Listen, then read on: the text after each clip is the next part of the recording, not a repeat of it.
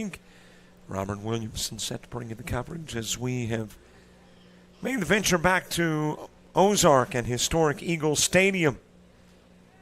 So over the course of the fall, Headland, Wicksburg, and Eagle Stadium. I believe 1 weekend at Headland, maybe 3 at Wicksburg, 2 here in Ozark at Eagle Stadium. 2-0 the count as the Rangers and Guardians tangle in 15U baseball. And by now you probably know the routine. We don't have lineup cards, just have rosters. And taking a look at the gentleman who is stepping in the box, that is Briggs Mendheim. He'll swing, he'll miss.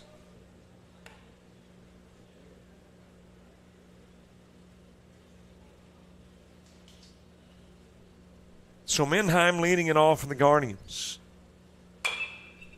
As that one is wrapped foul.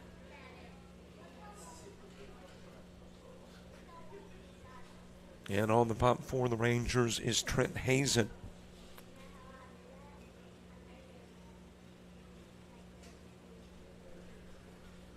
I'll get you through the opening game. Charlie Scruggs is here for the rest of the day. Got to make a venture over to Enterprise. There is a Gulf South Volleyball Championship taking place. As it is backhanded it short, the throw over to first from Trip Cox in time. And out will go Briggs Mendheim. So a 6-3 put out, accounting for out number 1.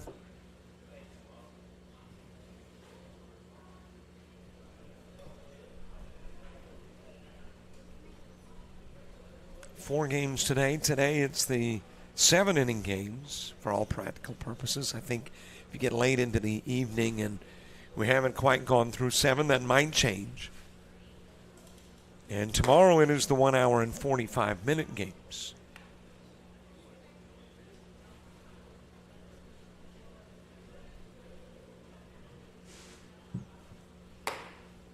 Swing and a miss. Do not have a 41 on the Guardians roster. So the mystery man at the plate here with 1 away. In the top of the first, baseball just underway. Back to the screen, foul.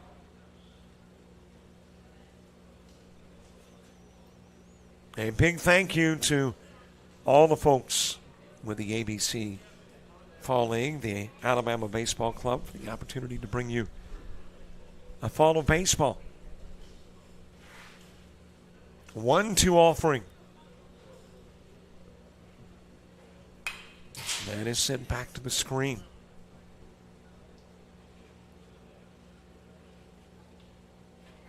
Well, I know some people, so maybe we can find out who 41 is, at least before the game is done. I have a feeling it won't happen before the at-bat is finished.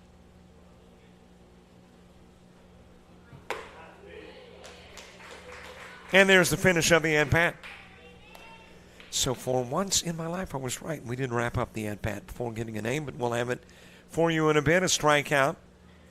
2 gone. Aiden Weed next.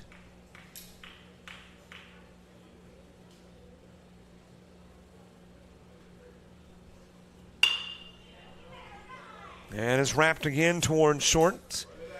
Cox this time whips it over to first. It is there in time, and 3 up, 3 down in the top part of the inning.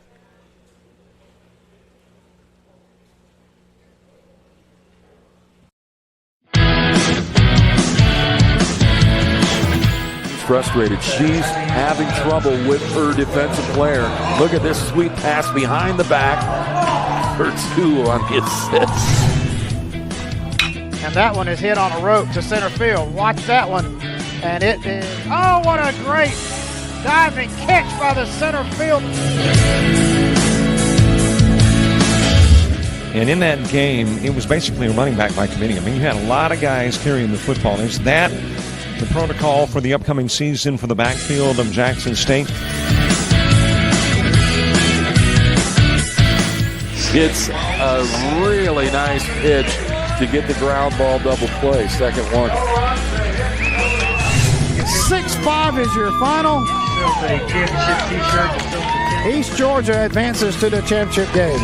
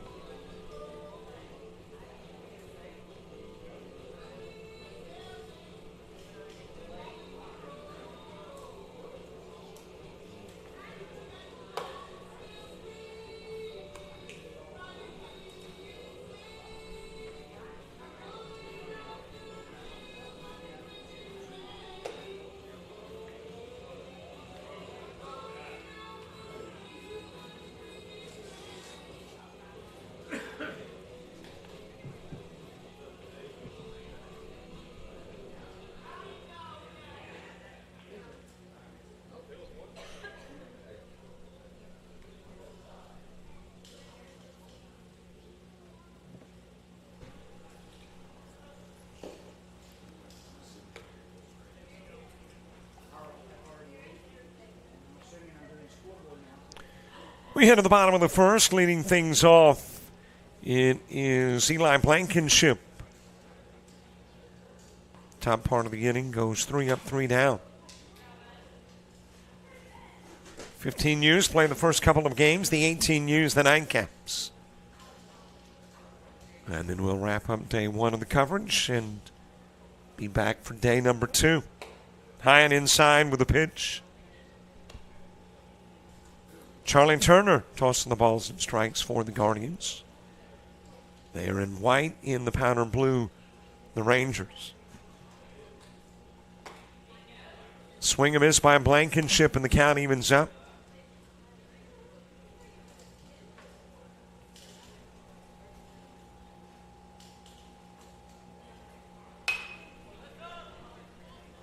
Popped up on the infield. Catch made at third, and Blankenship is out number 1. That is Ellis Williams with the catch.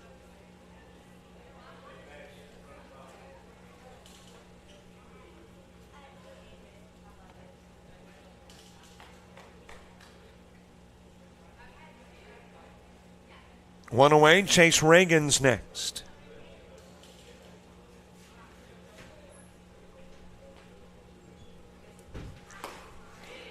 Well, I see they've got the grill, and I smell they've got the grill cranked up.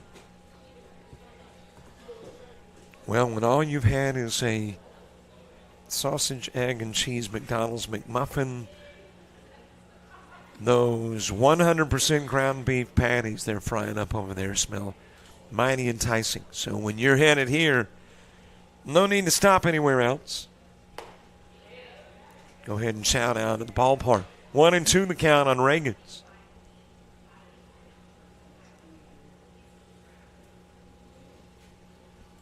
It is a Saturday full of sports. Got baseball here as this one is sent towards right field.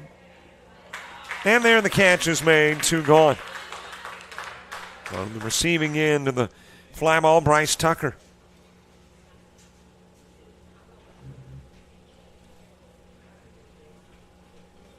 So 2 away for Noah McCormick. A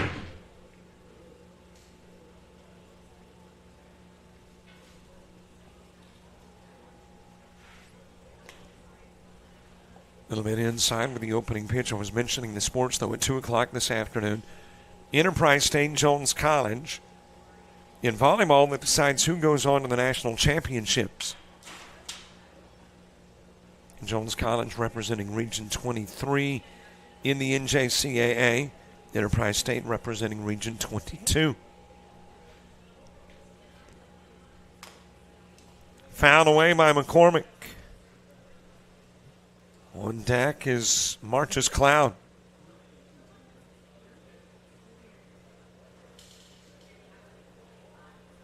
And also at 2 o'clock this afternoon, women's basketball. Coastal Alabama North, Coastal Alabama South. Jaron Bates on the call for that 2 p.m. tip.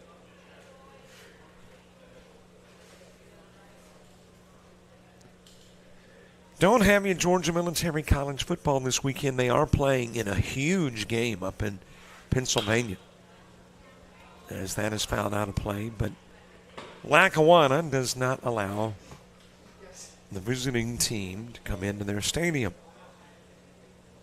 Not because they're ornery, it's because they sell subscriptions to their coverage to raise money for the athletic program. So we are not in Scranton, PA today. Count even at 2 on McCormick. That is popped in the direction of left field. Could drop in. Nope, it's foul. Just about a yardstick on the wrong side of the foul line. Of course, that's the wrong side if you are McCormick. It is the right side if you are the Guardians. And the count stays even at 2.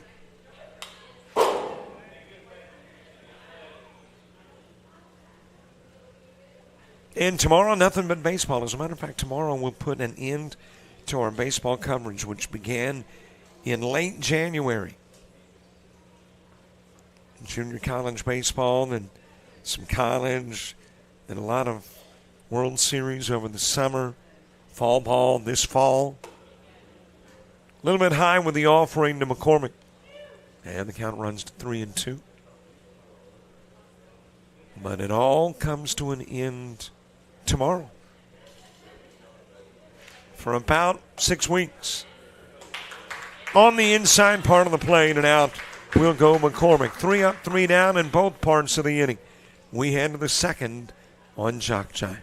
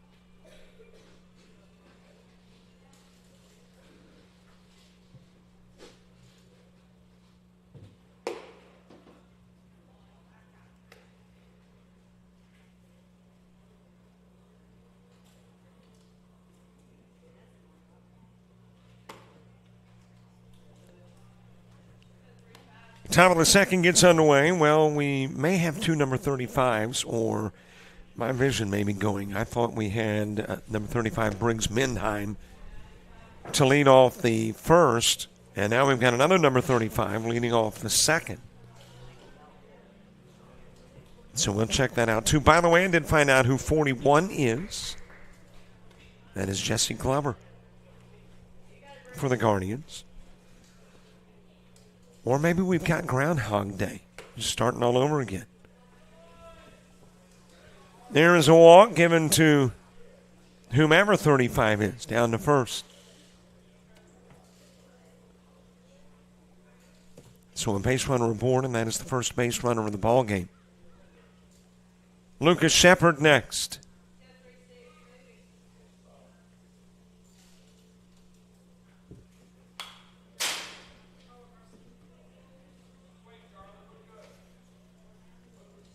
Of course, it is altogether possible I misread the number on the back of the jersey. So we'll see when we get back to the top of the order. Moving to the on-deck circle, Charlie Turner.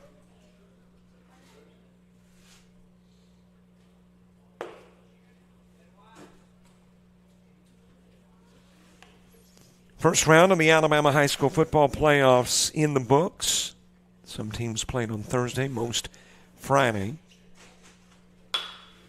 As this one is popped up by Shepard in the direction of right field, that will drop in as a base hit. So the game's first runner is followed by the game's first base hit.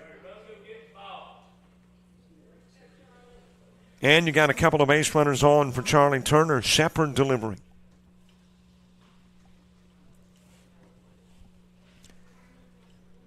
The team we cover, Bayside Academy, knocking off Hale County 36-6 on Thursday. So they will now take on Alabama Christian, who had an upset win over Glenwood. That was a 4-1. But 4-1, one lost, and now 4-2. Alabama Christian and Bayside Academy will battle next Friday.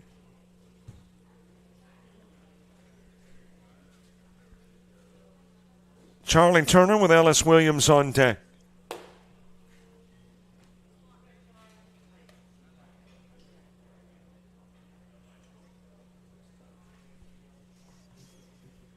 Bottom of the inning starts off with March's Cloud.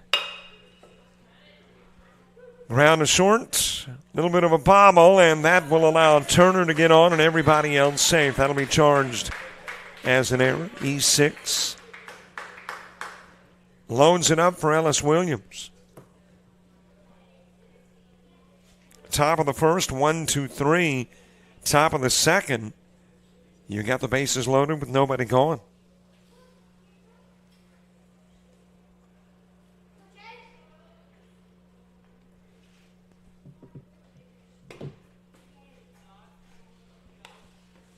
A little bit outside with the opening pitch to Ellis Williams.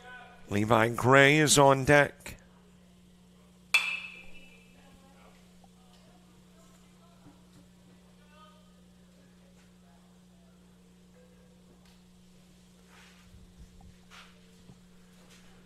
Overcast in Ozark. But according to the forecast, no rain. Let's hope that's true. Got some electronics out in the elements, and water and electronics are not particularly good friends. Swing and miss by Williams. 76 should warm to 81. It is 11 degrees warmer than it typically would be on the 9th of November. Fouled away by Williams. I know some folks are loving this. I'm ready for a little bit cooler weather. Winds out of the east-southeast at 8, gusting to 17. UV index 4, the air quality 44 and good. As that will be sent over the head of your center fielder, trying to track it down is Hayes Weber. Our mystery man wearing 35 in, Shepard's in. Here comes Charlie Turner. He's in too. Ellis Williams with a bases clearing double.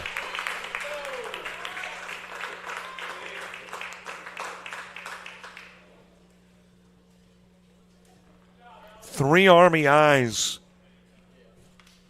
for Ellis Williams.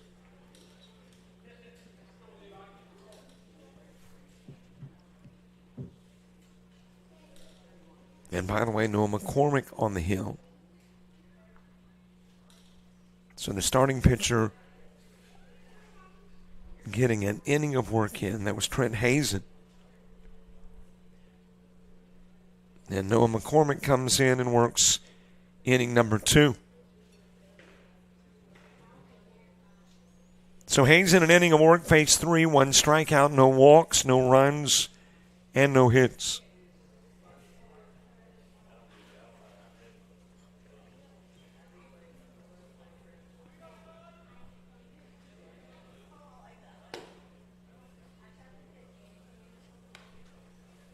Levi Gray batting with a base runner in scoring position.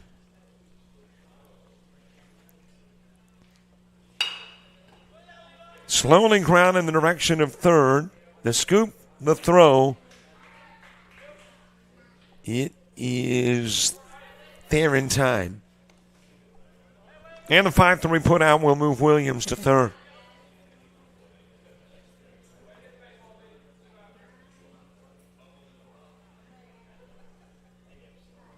A big thank you to the folks here in Ozark, the city, allowing us use of their facility and internet. That internet's pretty important when you're streaming.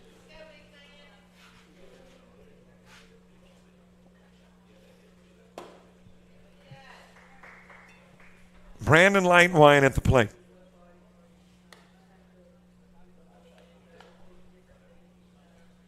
You can have everything else you need, the most sophisticated and expensive of equipment.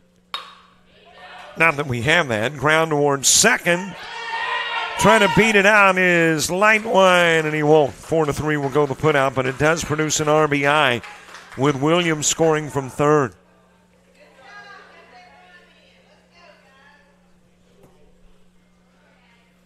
And it's a 4-zip game.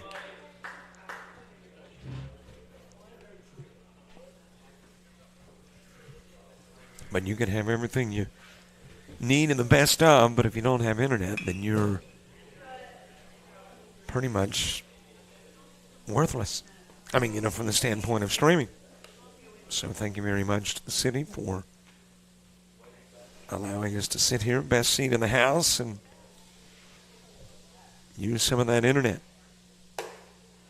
And as a matter of fact, the last time I was here, they allowed me to hang around and do a football game that was being played in Utah using their internet. So again, a big thanks to the city of Ozark. Outside with a pitch to Bryce Tucker.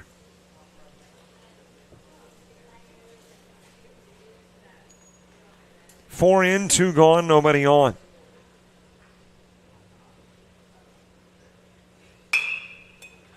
And we'll get fouled out of play.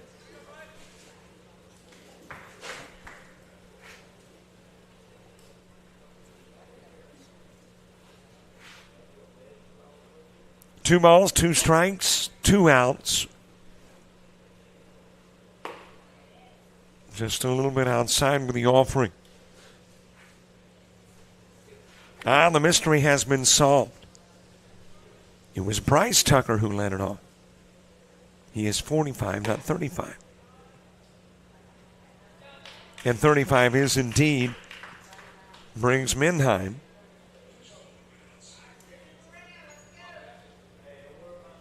So the mystery solved and the norm in place. It was your announcer that discombobulated a 4 for a 3.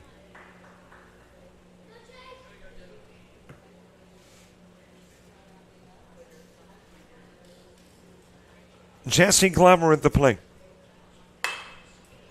Off the end of the stick to second. Throw over to first. It's there. Glover wraps into the 4-3. Left on is Tucker. But 4 runs plate. Mendheim, Shepard, Turner, and Williams. And the Guardians take a 4-zip lead into the bottom of the second.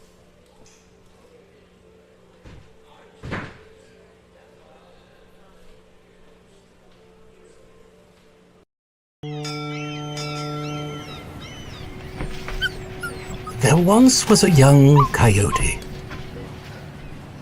You're fired. He found himself ill-suited for the jobs of the world. He struggled to compete in the corporate environment. Yeah, this isn't working out. And failed at the simplest of tasks. I think I'm gonna have to let you go. No matter how hard he tried, his coyote hands were just not meant for regular jobs. That guy is fired. Until one day, when he was hired for the perfect job. To become a mascot.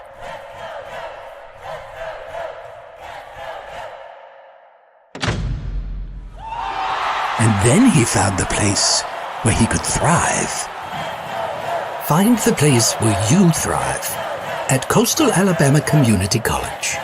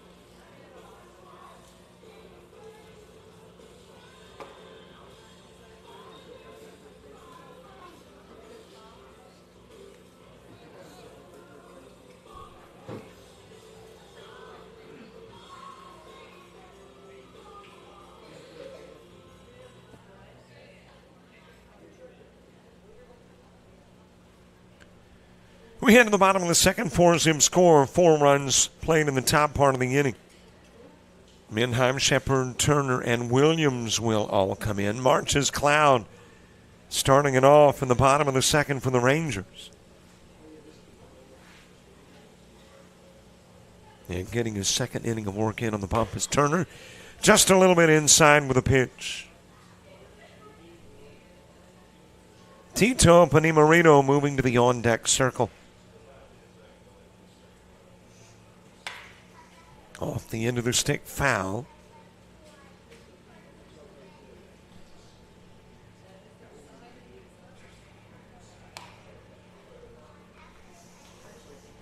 Big park, historic park here. The facility built back in the late 40s, but they've been playing baseball here for better than 100 years.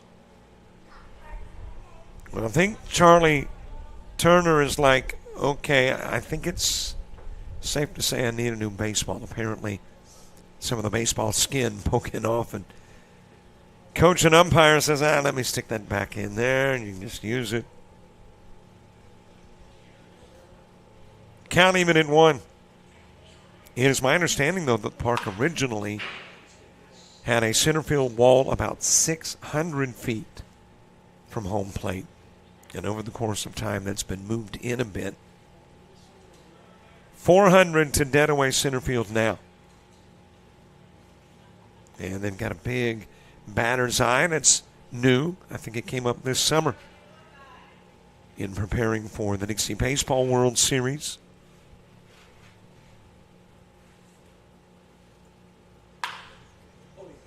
And is popped up by Cloud, but out of play to the left side.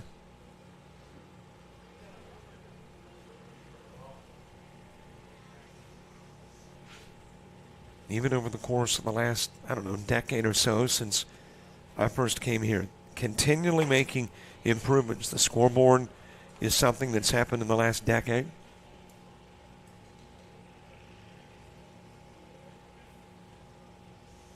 A lot of cosmetic work done here. That is popped up on the infield.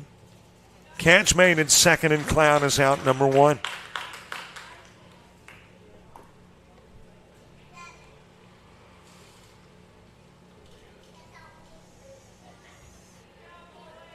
It is also my understanding that maybe back in the 50s, a St. Louis Cardinals World Series team played an exhibition game here. So when you say historic, it is quite accurate. Got a lot of history behind the stadium. Into the dirt with a pitch to Benny Marino.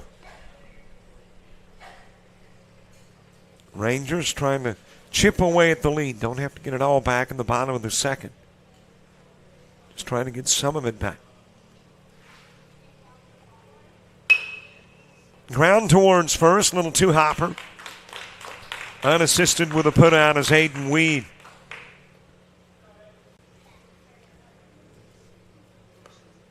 And there is 2 gone for Trent Hazen.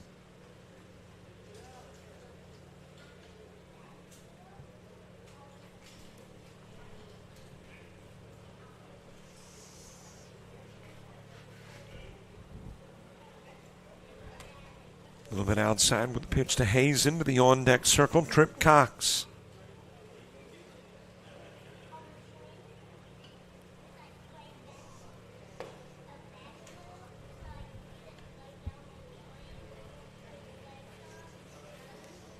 Bottom of the second, game goes 7. And I think that's regardless of whether you get a mercy, typically a mercy rule in place or not. Nice top at short. Throw over not quite in time. Able to beat it out was Hazen, but a good play at short. And Hazen will produce the Rangers' first base hit of the game. But kudos at short to Briggs Mendheim.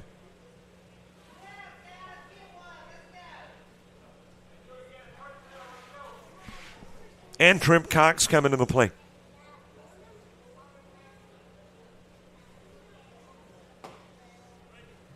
Strike delivered on the outside part. 2 gone, 1 on, bottom of the second. 3, 4, and 5 in the Guardian order when you get to the top of the third. Aiden Weed brings Mensheim and Lucas Shepard as that is floated into right field, and there the catch is made. Cox will fly out. 1 runner gets on. That runner is left on. 4 up, 3 down, 1 stranded. Still 4-zip Guardians as we go to the third.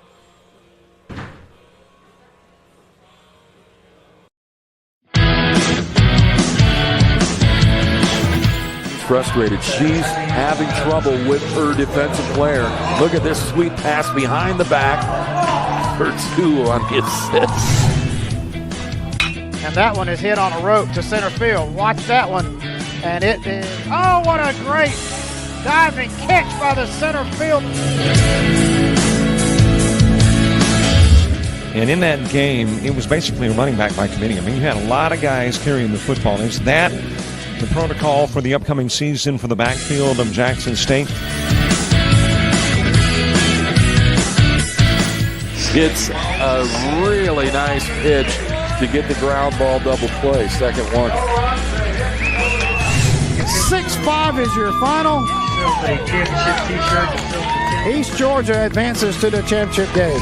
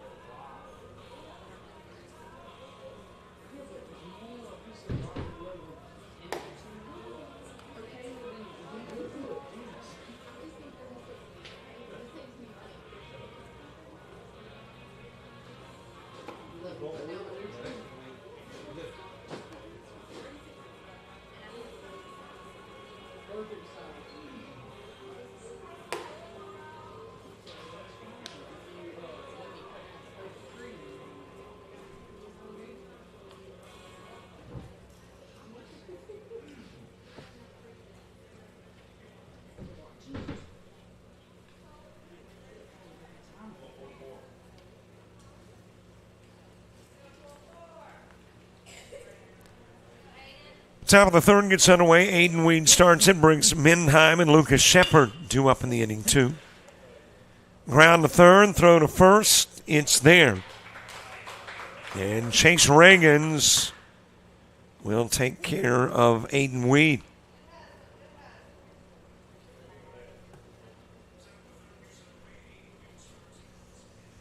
So one away, brings Mindheim next. Mindheim with a walk and a run scored in the second. Lucas Shepard moving to the on-deck circle.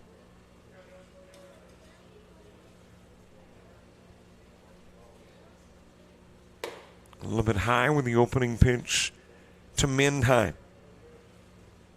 4-zip Guardian lead, all 4 runs plating in the second. And we've got a new pitcher. Pitcher is working an inning. Trent Hazen worked an inning. Phase 3, 1 strikeout, no walks, no hits, no runs. Then Noah McCormick came in and worked an inning. And he will face a total of 7.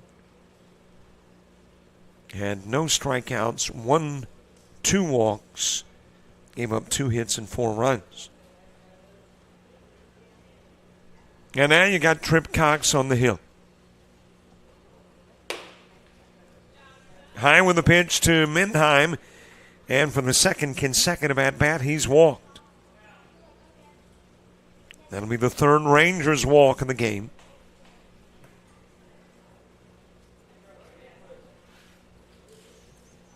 And it's got a base runner aboard for Lucas Shepard.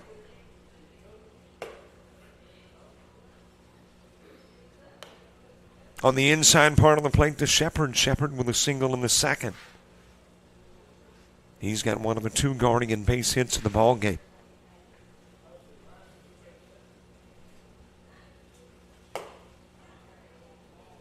On the outside part of the plate.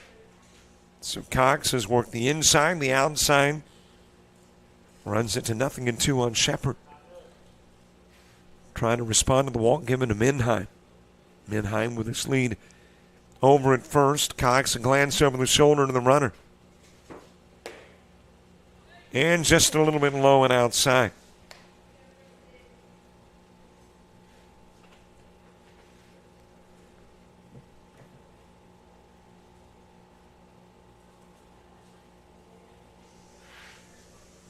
Braves and Reds, 15U at 11:45. 2:30 this afternoon, Guardians and Rangers, 18U. And then at 5:15, Braves and Reds in 18U baseball.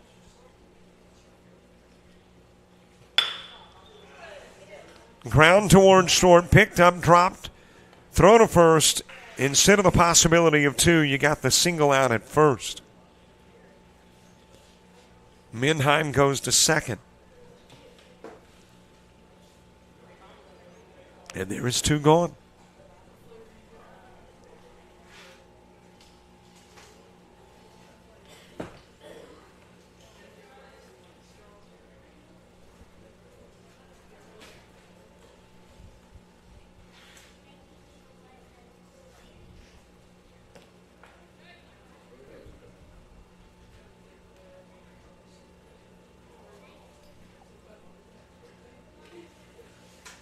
Charlie Turner reached on an E6, came in and scored a run. He was one of the 3 that came in on the Ellis Williams double that cleared the bases.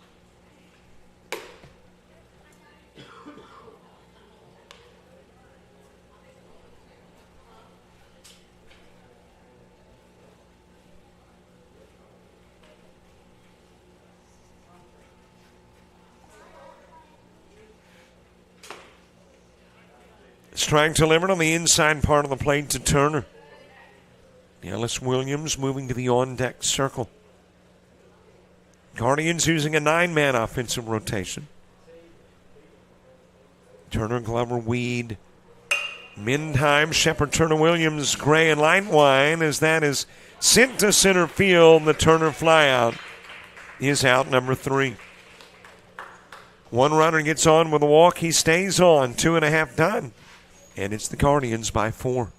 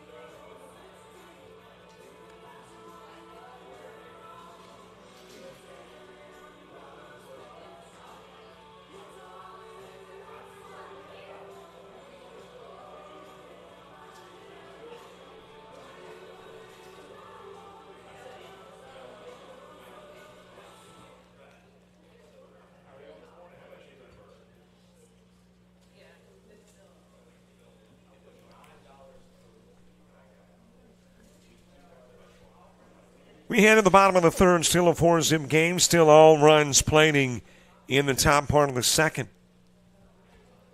Hayes Wemmer leading it off for the Rangers.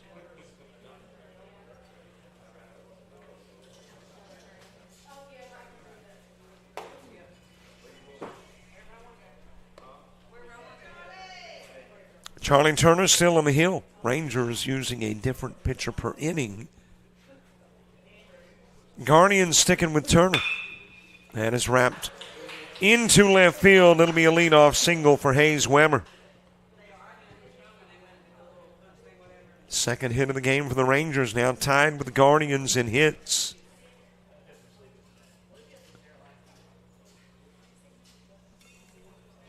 And the base runner aboard is Braxton Lowry makes his way to the plate.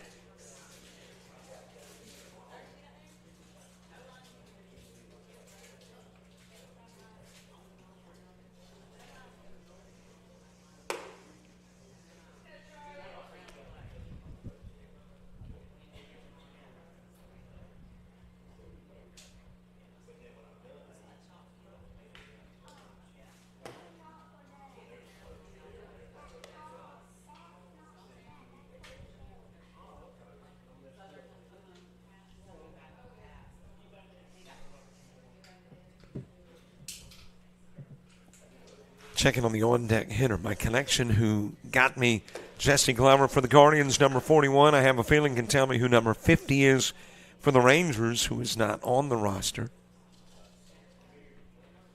And he has moved to the on-deck circle.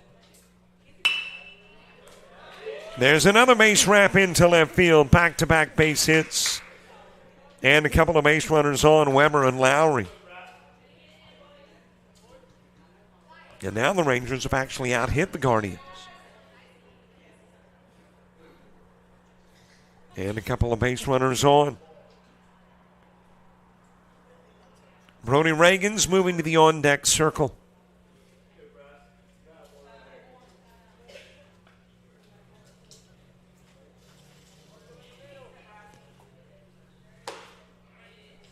Delivered on the outside part of the plate.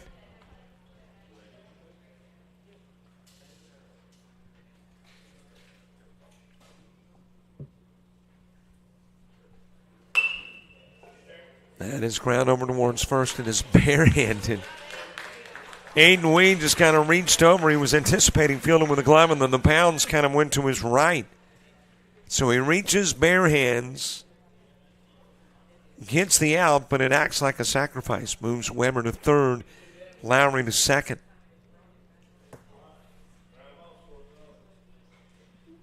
And a couple of RBI chances for Reagans.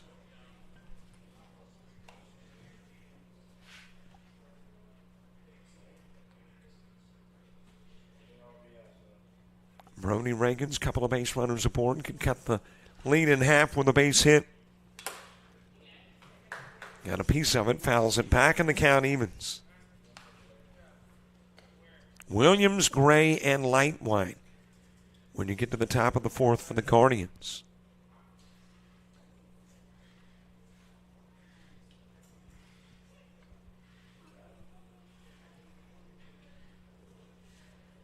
One offering. That is a foul ball towards left.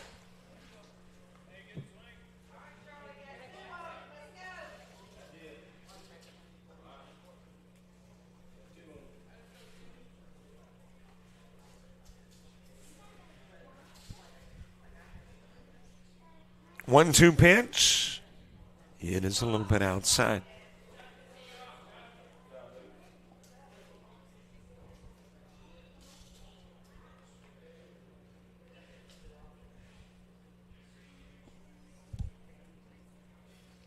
Two balls, two strikes, one away, two aboard, 4-zip game. Popped up right side, and that will drop. Shallow right field. That'll bring in Weber. Let's see if Lowry comes in as well. No, makes the big turn at third and holds there. But on the board of the Rangers, compliments of the Brody Reagan single.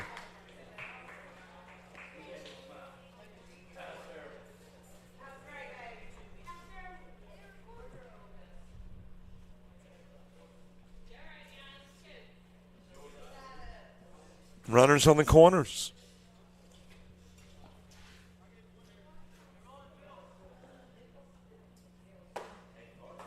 Swing and a miss by Eli Blankenship as we are back at the top of the order. So now we know how many are in the Rangers' offensive lineup. 11.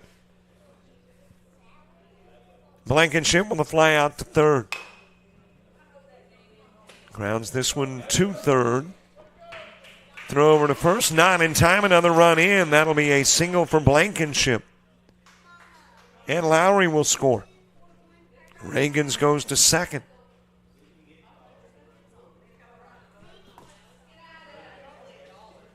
And the Rangers cut the lead in half.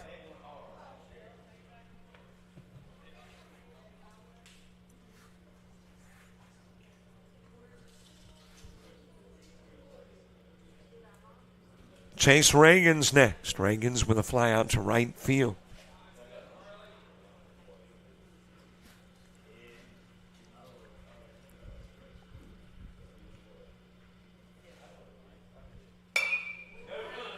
That could be another one of those little fluttering shots into right field. It is. It drops. Reagan's on with a base hit. That is hit number 5 in the inning, and the bases are loaded for the Rangers.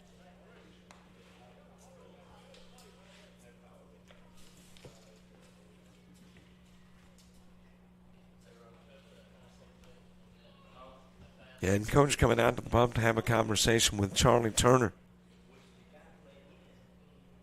Turner had given up a single hit in 2 innings and a total of 7 at-bats. But here in the third, he has given up 5 hits in 6 at-bats.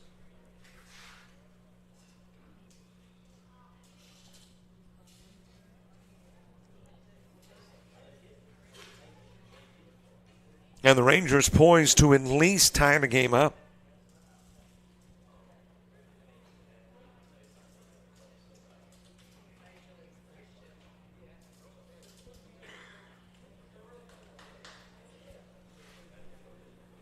And it's Bryson Lewis, by the way, that was wearing number 50. Thank you very much, Jessica.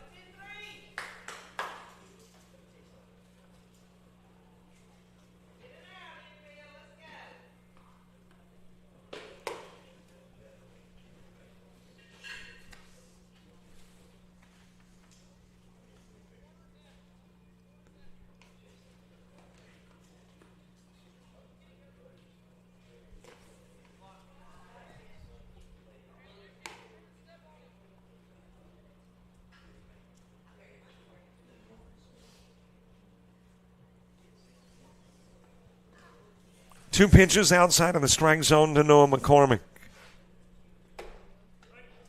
That will catch the outside part of the plate from Turner. That was a big pitch from Turner. Needed to get a strike. If you run the count to 3-0 with the bases full, then you got some pressure on you. That is dropped in as a base hit into right field. McCormick delivering, in comes Reagans, and then it will travel beyond Bryce Tucker and wind up bringing in another run.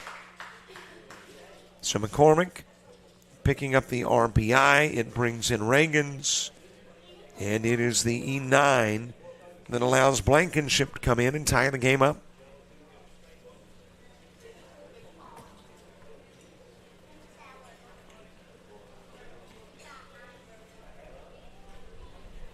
Four apiece with March's Cloud next.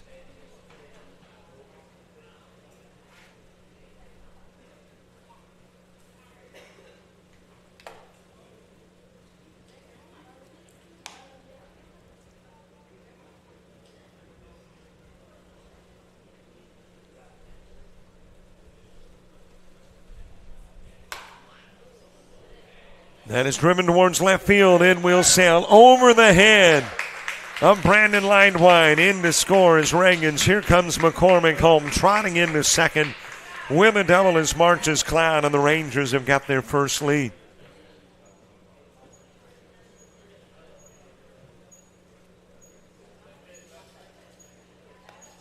That is hit number 7 in the inning.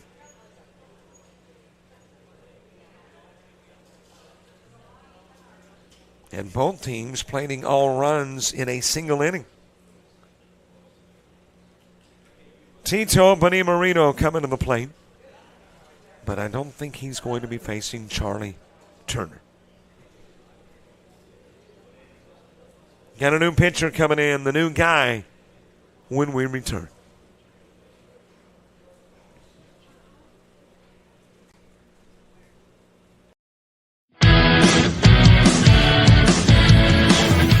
Frustrated. She's having trouble with her defensive player. Look at this sweet pass behind the back for 2 on the assist. And that one is hit on a rope to center field. Watch that one. And it is, oh, what a great diving catch by the center field. And in that game, it was basically a running back by committee. I mean, you had a lot of guys carrying the football. Is that the protocol for the upcoming season for the backfield of Jackson State?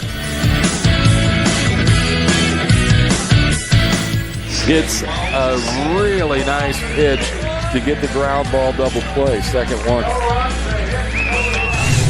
6-5 is your final. Silver championship t-shirt. East Georgia advances to the championship game.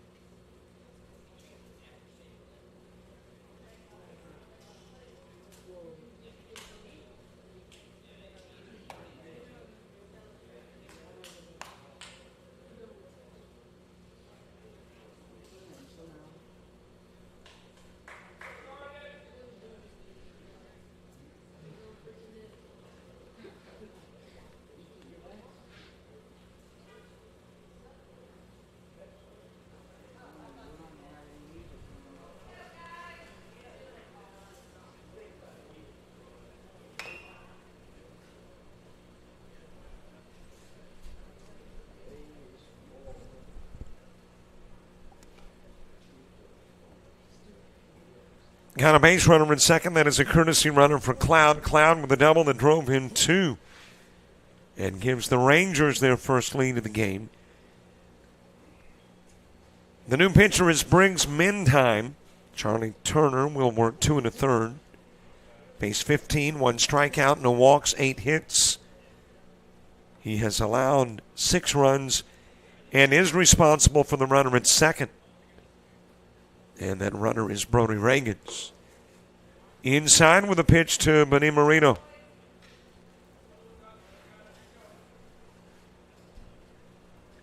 Trent Hazen on deck.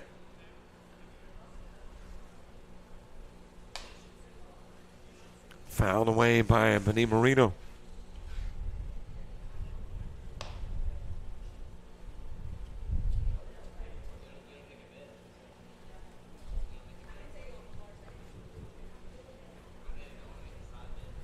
Two-two pitch. There is a swing, there is a miss, and Mendheim will register the second out of the inning, picking up his first K. 2 gone for Trent Hazen.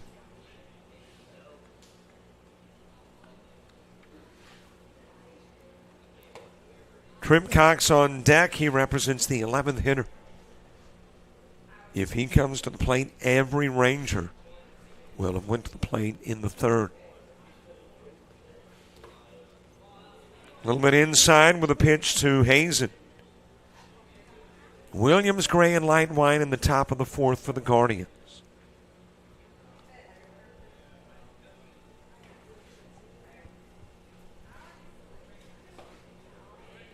Strike delivered on the outside part of the plate.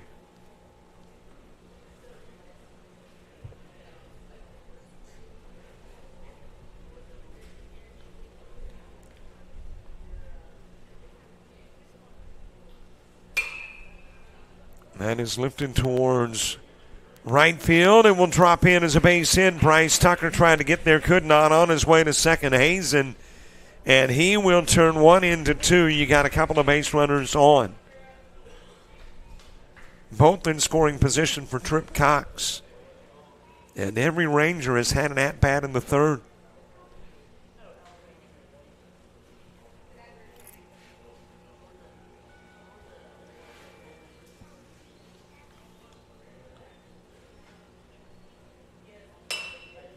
That is lifted towards right field, and what a nice catch. Going back and making the grab is Aiden Wee.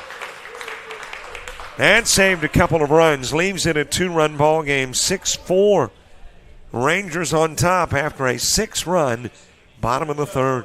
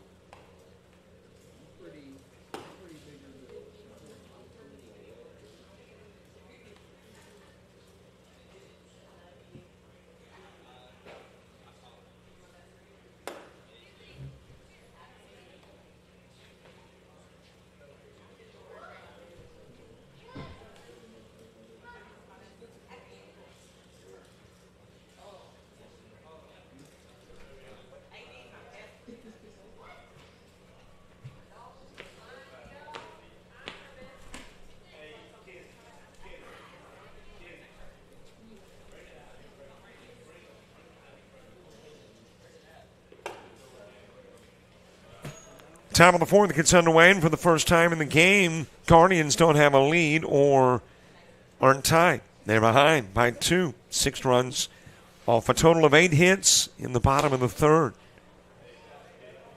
And the Rangers take a 2-run lead into the fourth inning. Ellis Williams, Levi Gray, Brandon Lightwine, 2 up in the inning. A little bit outside with a pitch. 2 balls, 1 strike.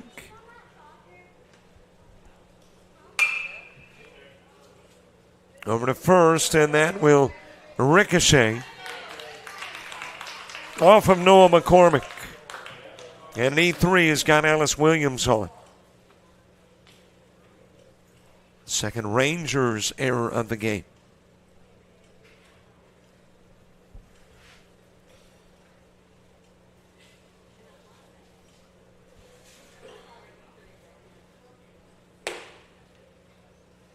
Just a little bit outside with the pitch, trying to bring it into the strike zone was Cloud. Levi Gray ground into a 5-3 in the second.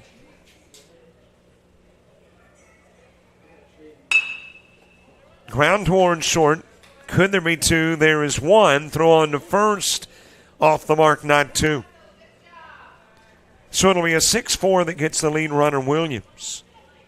And Gray on at first.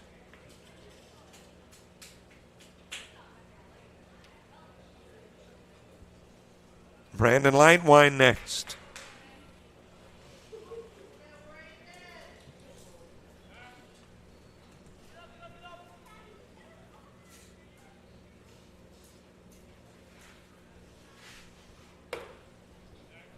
Down to first with the throw, able to get back safely is Gray.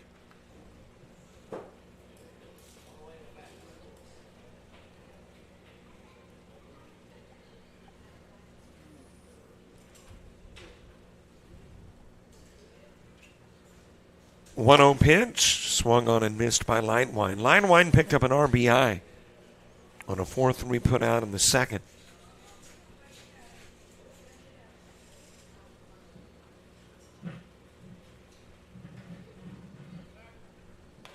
Able to get back safely at first, Gray.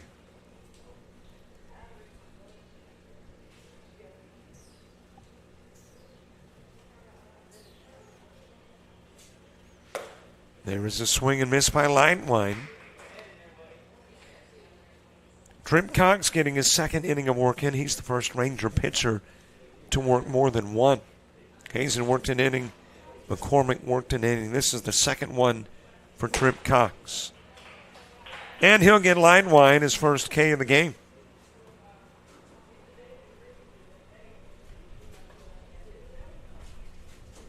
Two outs, and we're back to the top of the order.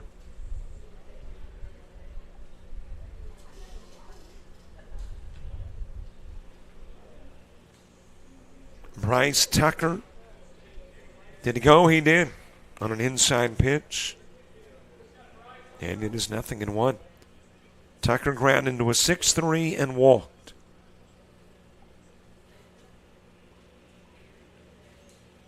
Got Gray on at first. And in an 0-2 hole is Tucker. Jesse Glover to the on-deck circle.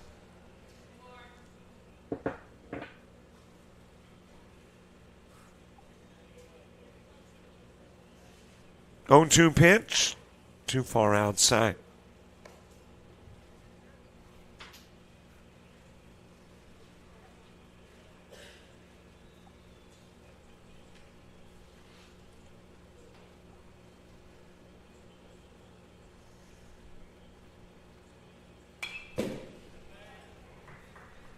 Tucker ground into the 6-3 as the first out in the first inning, walked in the second. Back to the plate here in the fourth.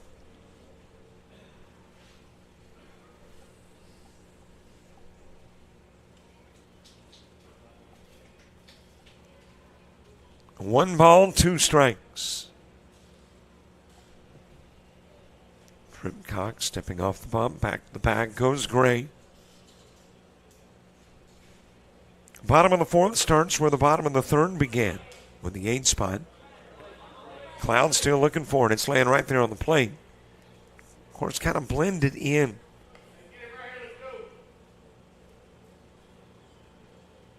Everything's got kind of an orange hue to it.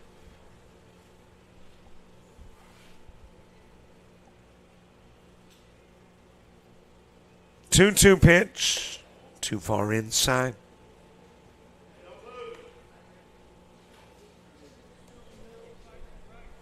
Bryce Tucker battling back from an 0-2 count.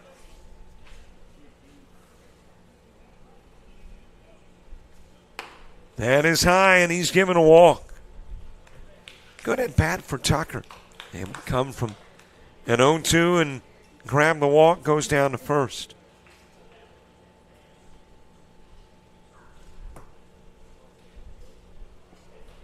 So a couple of base runners on for Jesse Glover.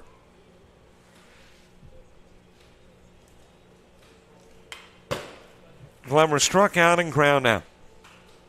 Fan in the first. Hit into a 4-3 in the second.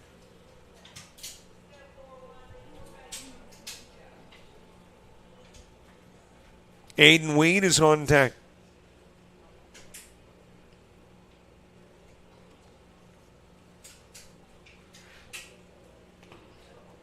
Into the dirt outside. Good job by Cloud. Kept it in front of him. Runners will hold. Rangers trying to maintain the lead and go to the bottom part of the inning.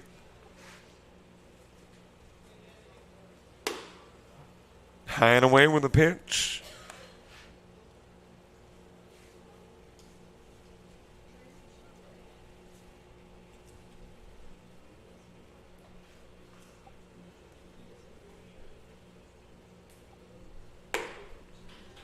Then got the inside part.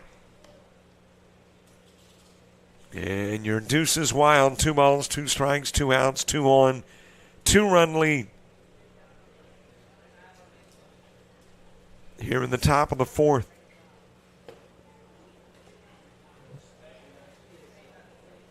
Trip Cox looking back at the umpire. Thought that might be a strikeout.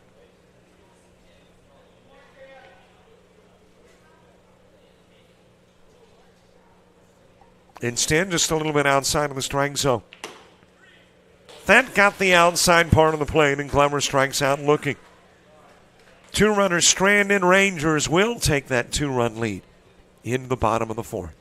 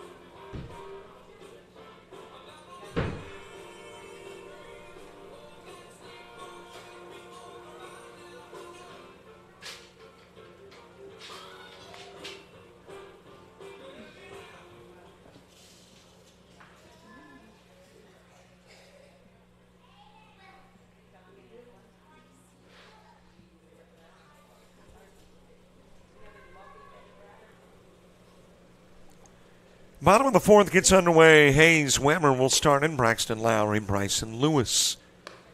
2 up in the inning, 2. 2-run Rangers lead. Got all 6 runs in the third. Guardians got all 4 runs in the second. As that one is fouled away by Wemmer. Wemmer with a single and a run scored in the third.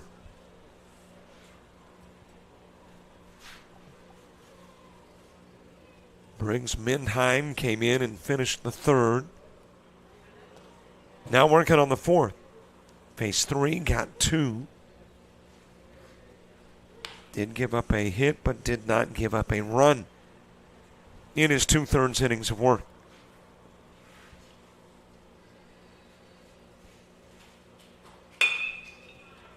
And is sent towards center field and over to make the catch. Jesse Glover, and out will go Wemmer. Glover got a nice break on the ball, able to go to his right and make the catch.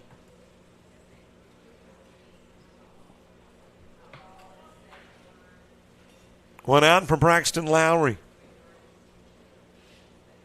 So we can give you the final numbers on Turner. He'll work 2 1/3, face 15. 1 strikeout, no walks, 8 hits, and 6 runs allowed. And turned it over to Mindheim.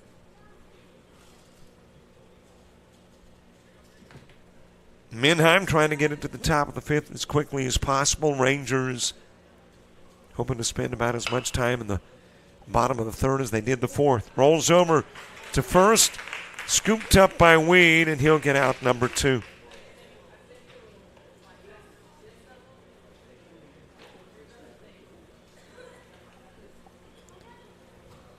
Two outs for Bryson Lewis.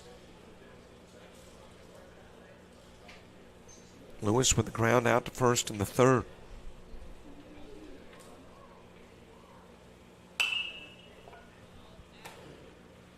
In foul territory on top of the roof.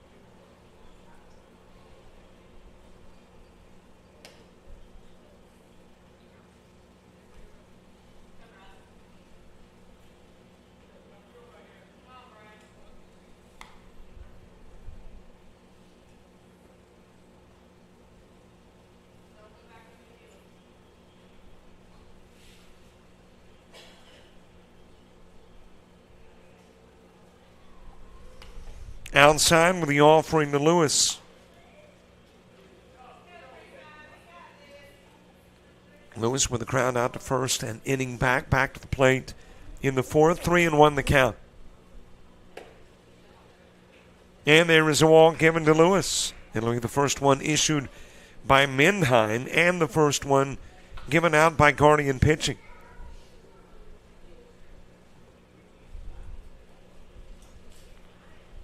And you got a base runner on. Brody Reagan's grounding it slowly to 3rd, and it is airmailed over towards first.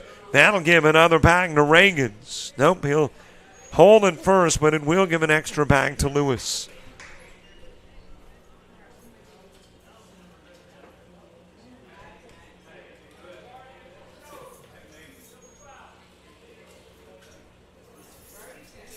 Back to the top of the order, Eli Blankenship next.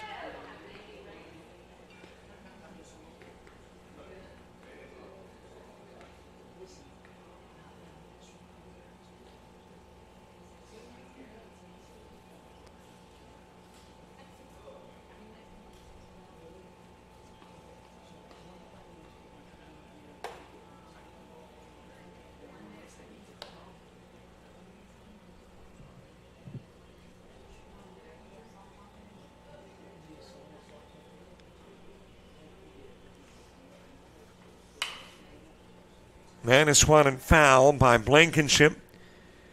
Blankenship with a fly out to third and a single. 1 for 2 in the game with an RBI and a walk.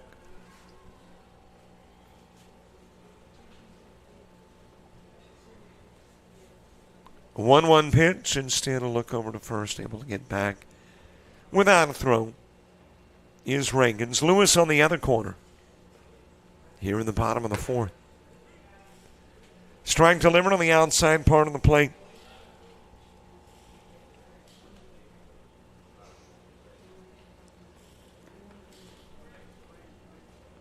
One-two offering that is a little too far outside of the strike zone.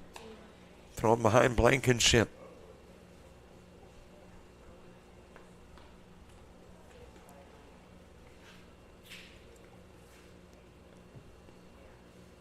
Two-two pitch. Fouled away. Aiden Weed brings Mendheim, Lucas Shepard. When you get to the top of the fifth, the Guardians.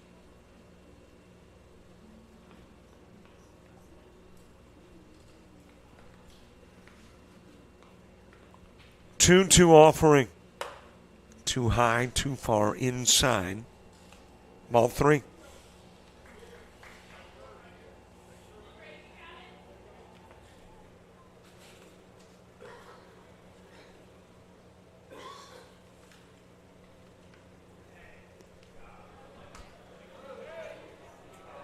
Wilmington Reagan's caught in a rundown. Weed tagging out the runner.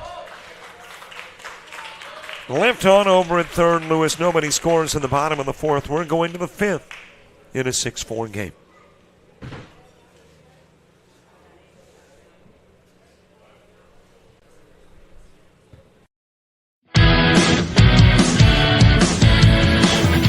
Frustrated. She's having trouble with her defensive player. Look at this sweet pass behind the back for 2 on the assist. And that one is hit on a rope to center field. Watch that one. And it is, oh, what a great diving catch by the center field. And in that game, it was basically a running back by committee. I mean, you had a lot of guys carrying the football. Is that the protocol for the upcoming season for the backfield of Jackson State? It's a really nice pitch to get the ground ball double play. Second one. 6-5 is your final. A championship t-shirt. East Georgia advances to the championship game.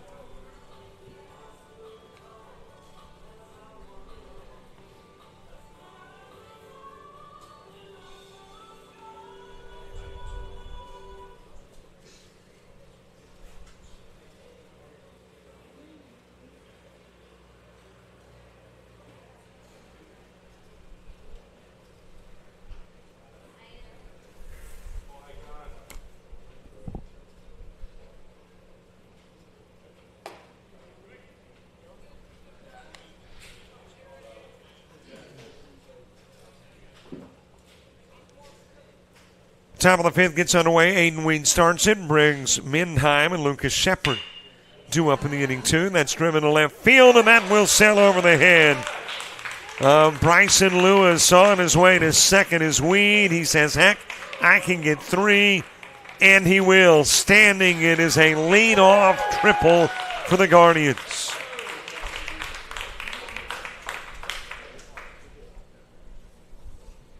So a big start to the fifth for the Guardians. 90 feet away as that fifth run of the game brings Mendheim to the plate. Lucas Shepard to the on-deck circle.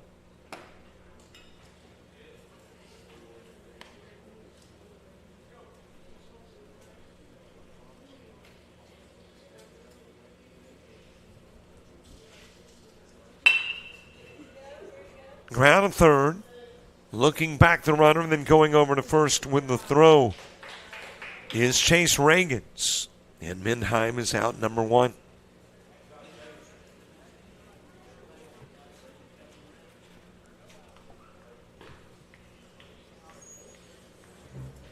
One out for Charlie Turner.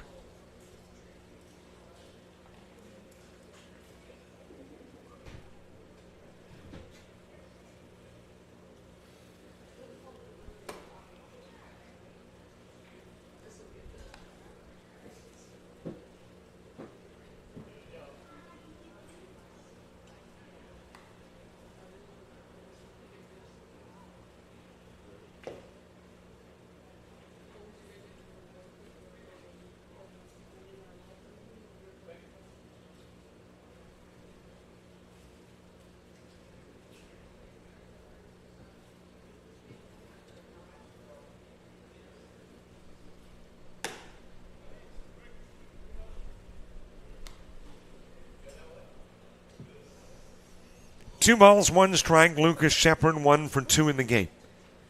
And a single in the second, ground into a 6-3 in the third. Charlie Turner to the on-deck circle. And Trip Cox now working on his third inning on the bump. Came into the game, worked the third, the fourth, now out there for the fifth. 3-1 pitch. On the outside part of the plate, 3-2.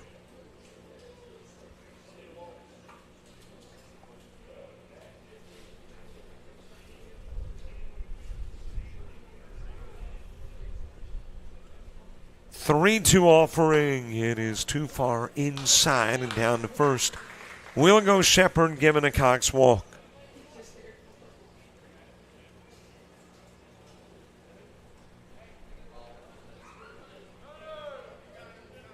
So a couple of base runners aboard for Charlie Turner. Turner reached on an error and flew out to center field. Getting a courtesy runner is Shepard.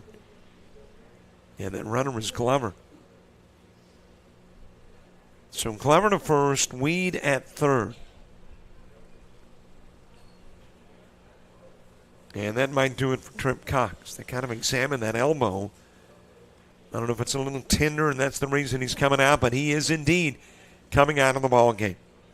2 on, 1 gone, top of the fifth. The new pitcher when we return.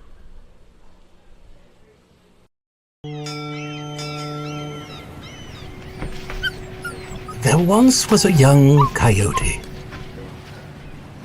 You're fired. He found himself ill-suited for the jobs of the world. He struggled to compete in the corporate environment. Yeah, this isn't working out. And failed at the simplest of tasks. I think I'm gonna have to let you go. No matter how hard he tried, his coyote hands were just not meant for regular jobs. That guy is fired.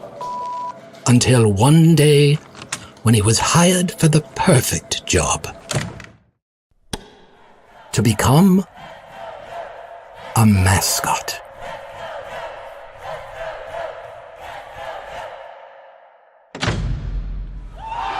And then he found the place where he could thrive. Find the place where you thrive at Coastal Alabama Community College.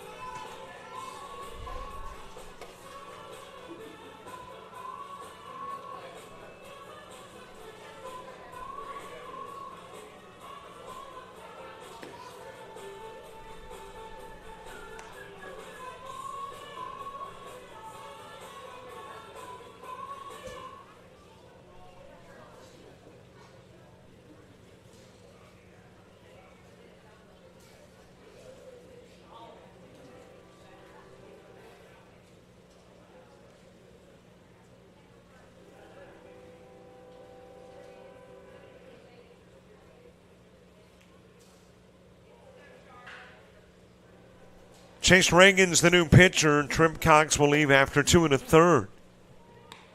And immediately with the first pitch, runner goes, throw down to second. Reagans gets in safely. Lewis will come home from third. I checked that. Weed comes home from third.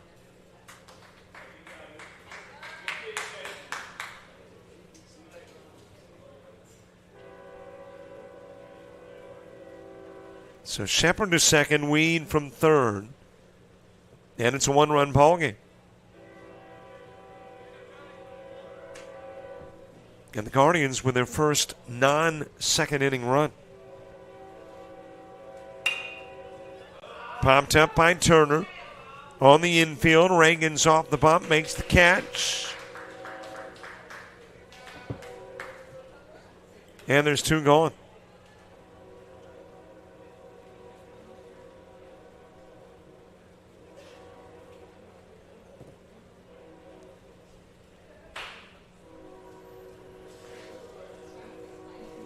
Ellis Williams had double and reached on an error.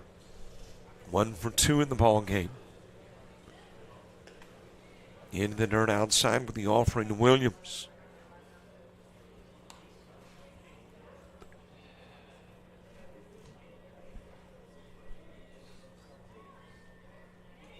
Levi Gray on deck. Top of the order when you get to the bottom of the 5th for the Rangers. That is well hit towards left field, and that is going to sail over the head of Bryson Lewis. Rolls to the warning track. Shepard has tied the game at 6. Williams on his way to third. It is a triple and the second one of the inning. So Ellis Williams will tie it up.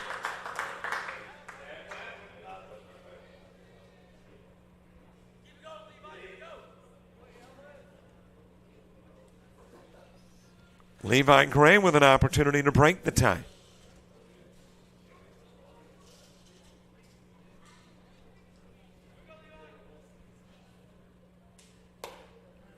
A little high and inside with a pitch.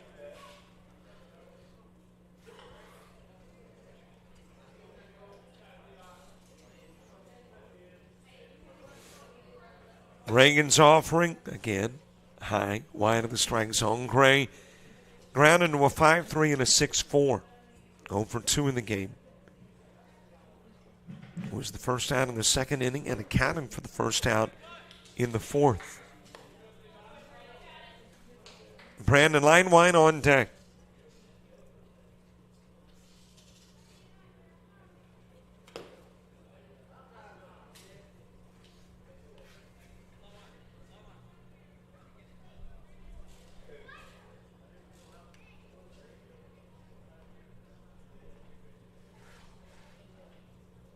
Three-one offering. It is strike 2 on the outside part of the plate.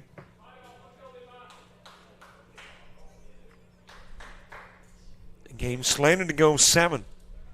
But if it were tied after 7, we'd play a little extra.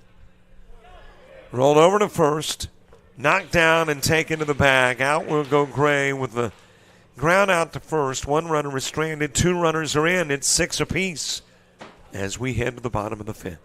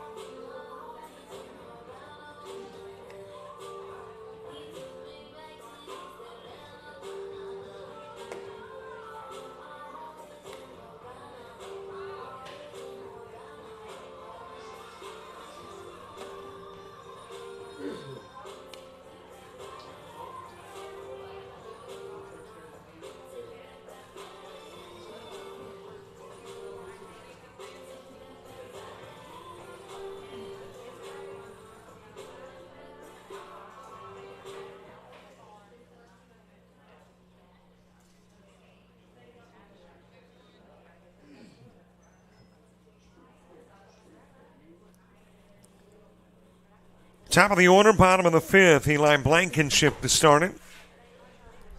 Chase Reagans and Noah McCormick, 2 up in the inning, 2. Guardians tie it up with a couple of runs in the top of the fifth. A little bit outside with a pitch.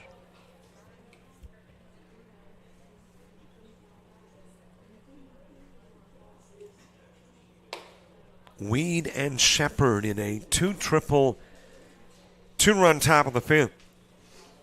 And we are knotted up at 6 here in the bottom part of the inning. Little high with a pitch to Blankenship. He is 1 for 2 in the game. A fly out to third and a single. Chops at it, count even 2 each.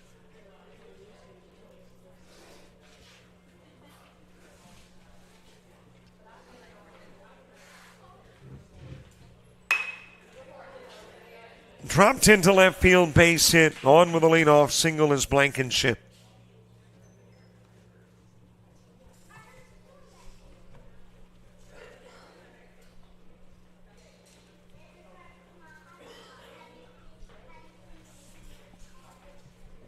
So a base runner on. Chase Reagans to the plate. Reagans 1 for 2.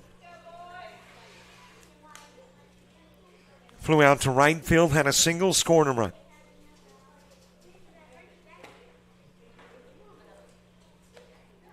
Low and away with the pitch to Reagans. Go ahead, run on at first with nobody gone.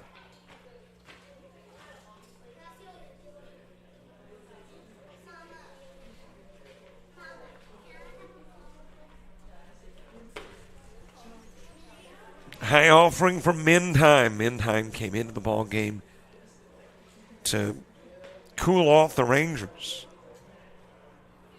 And he did. Came into the ball game in the third. Phase 3, got 2. Shut him down after a 6-run inning. Kept them scoreless in the fourth, and now here we are in the fifth. Big cut, no contact from Reagans.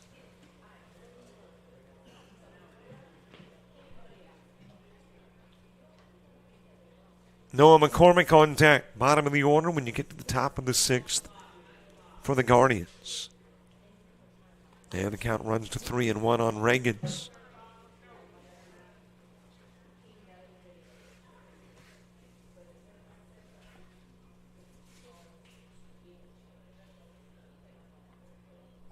Three-one pitch, too far outside. And a single and a walk, have a couple of base runners on with nobody out. Noah McCormick to the plate. That hit, by the way, that led off the inning. The 10th of the game. Rangers into double digits.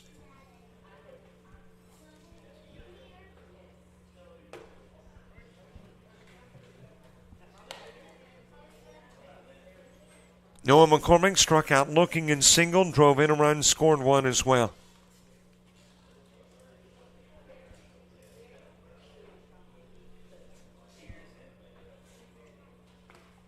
A little bit inside with the pitch. Marches Cloud on deck. Rangers trying to get the lead back, gave it up with the 2-run top part of the inning, high and away with the offering.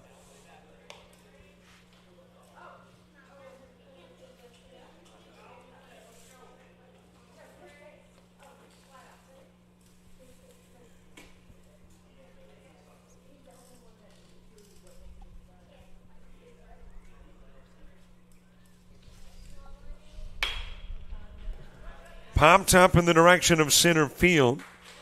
Runners will hold as the catch is made by Jesse Glover.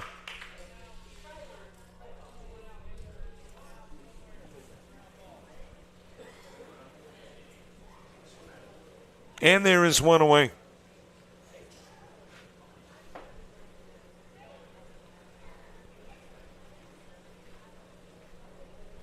Marches Cloud, 1 for 2, a 2 RBI double in the third.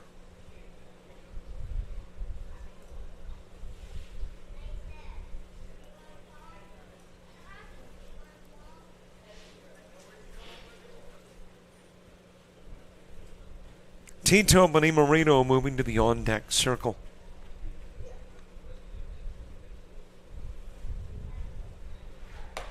Outside with a pitch to Cloud.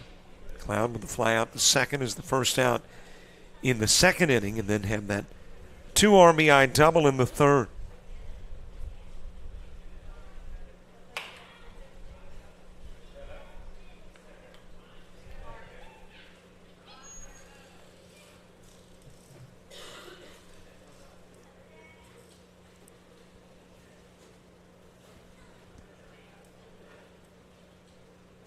One pitch. Then a shot over towards right field. That will skim underneath the mid of Bryce Tucker. It will roll halfway to the warning track. That's got at least one in. On his way to third, Reagans. Another double, his second of the game, and Cloud picking up his third RBI as the Rangers will reclaim the lead. Now a 7-6 game.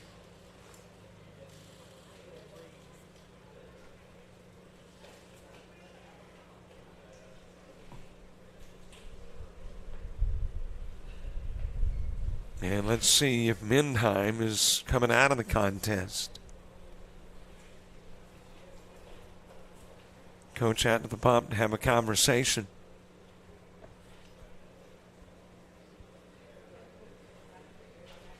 Tito Bonimarino moving to the batter's box. To the on-deck circle goes Trent Hazen. And the discussion continuing, and it looks like Mendheim stays. Gives up the single to Blankenship, the walk to Reagans. And a double to Cloud. Couple of base runners on, lead back into the hands of the Rangers. And at least for the moment, Mendheim stays in the game, facing Bonimarino.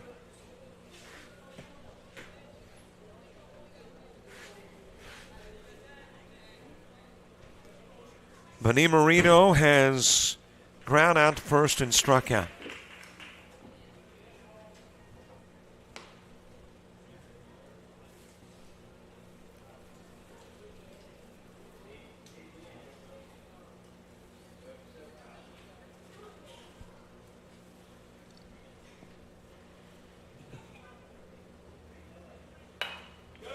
Ground over to first. Weed's got it. And instead of going to the bag, comes home with the throw and gets the out of the lead runner, Reagans. So Weed was thinking about getting the out at first and saw Reagans break for the plate. And instead of the unassisted put out, it's a 3-2. Still a couple of runners on now on the corners and 2 gone.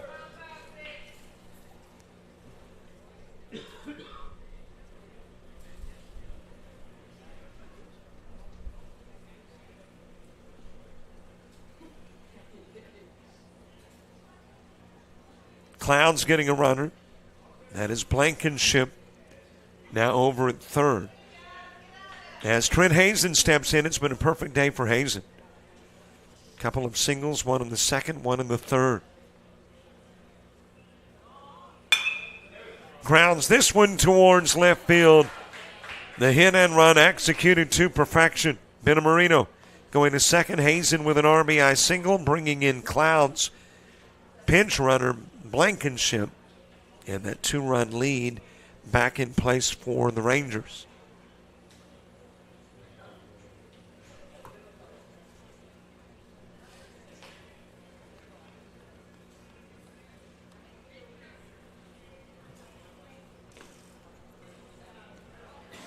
Outside with the pitch to Trip Cox.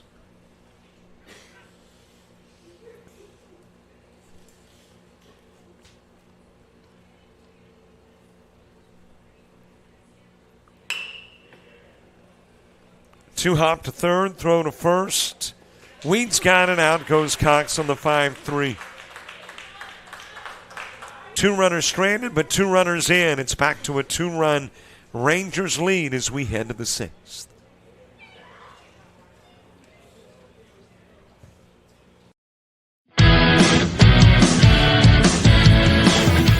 frustrated. She's having trouble with her defensive player. Look at this sweet pass behind the back. Her 2 on the assist.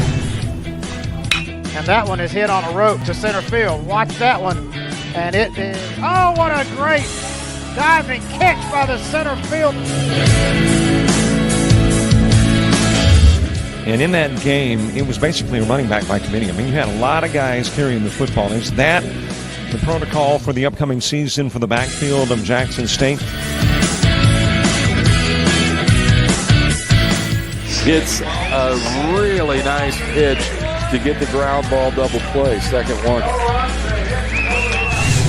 6-5 is your final. Sells a championship t-shirt that sells the team. East Georgia advances to the championship game.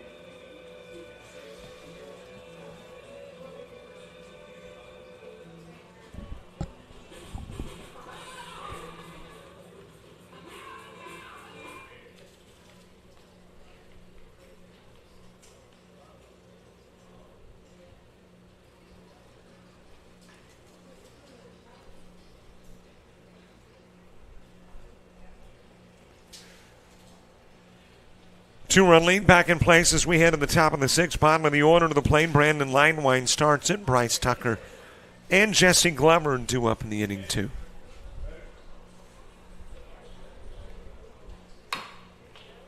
That is popped up. And Benny Marino will make the catch at third.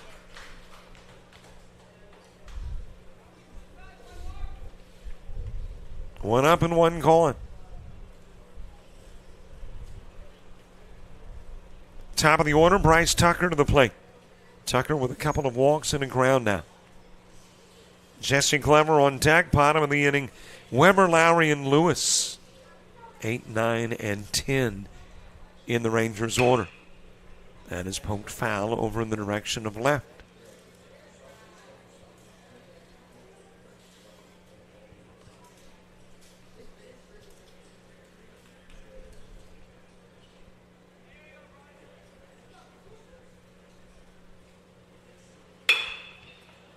Ground to Benny Marino through the wicket, and on is Tucker. Sweeney Five's got Tucker aboard. Jesse Glover coming to the plate.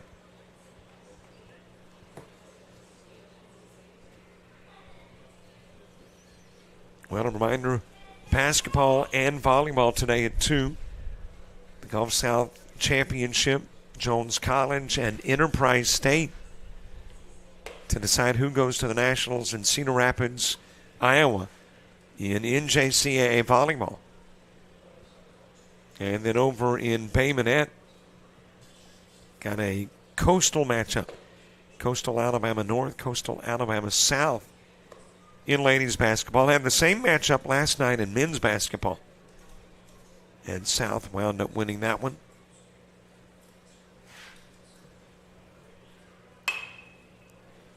Popped up by Glover.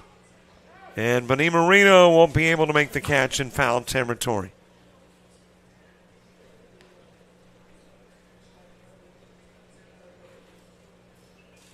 So Glover heading back to the plate. Back to first will go Tucker.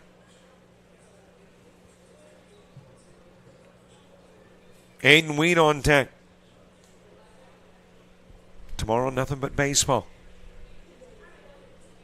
right here at historic Eagle Stadium. I think we got Monday off and Tuesday basketball again. And as a matter of fact, our baseball done after this weekend.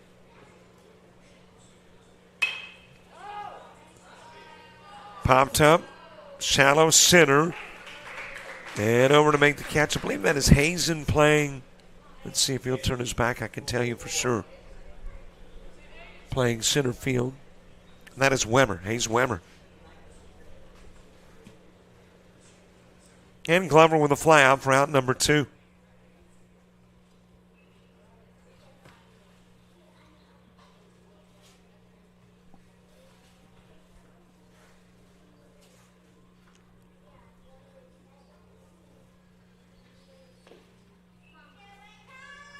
Low and away with the pitch to Aiden Weed. Weed's had a very nice day. 1-4-3 at the plate with the triple. And then made a nice catch to save a couple of runs over at first. On the outside part of the plate, and the count evens up.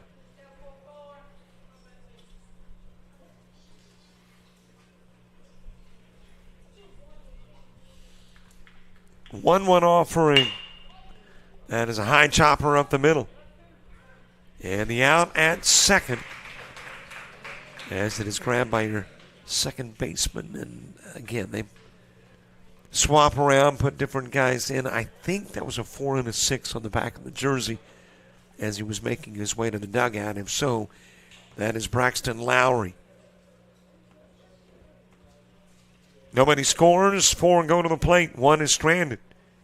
And we head to the bottom of the 6th with the bottom of the order due up for the Rangers.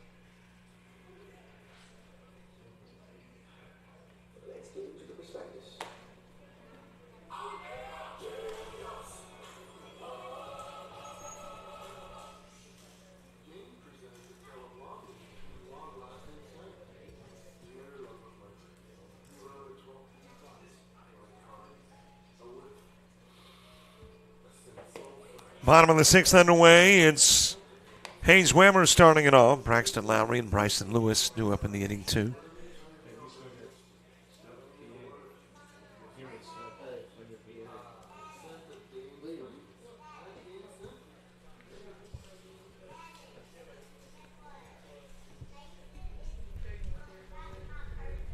Wemmer 1 for 2 in the ball game. He singled and popped out in the center field. Braxton Lowry and Bryson Lewis due up in the inning, too.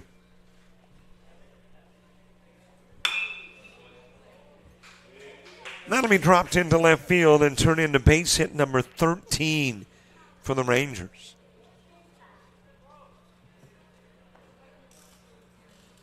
And a base runner aboard here in the bottom of the sixth.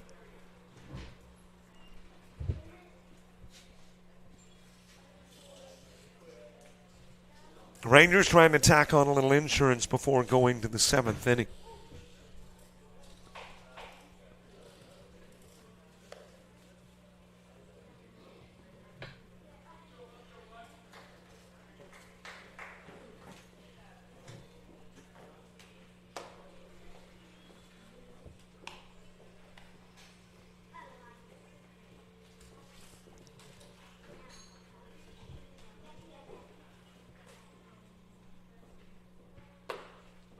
Strike delivered on the outside part of the plate to Lowry. Lowry with a single as part of that 9-hit third inning. And then crowned out to first as the second out of the fourth inning. Trot down to second by Wemmer without a throw.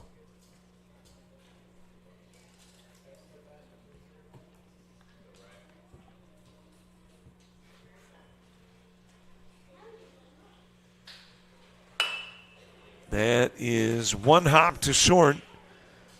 Throw over to first. It is in time to get Lowry on the 6-3, and there's one away. Wemmer goes to third. He's there with one gone. 90 feet away from becoming the 9th run of the game.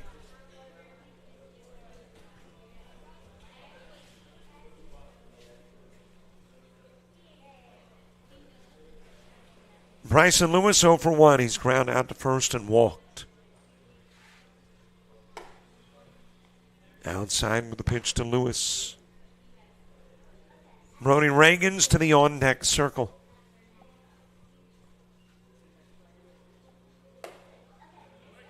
Strike delivered on the outside part of the plate.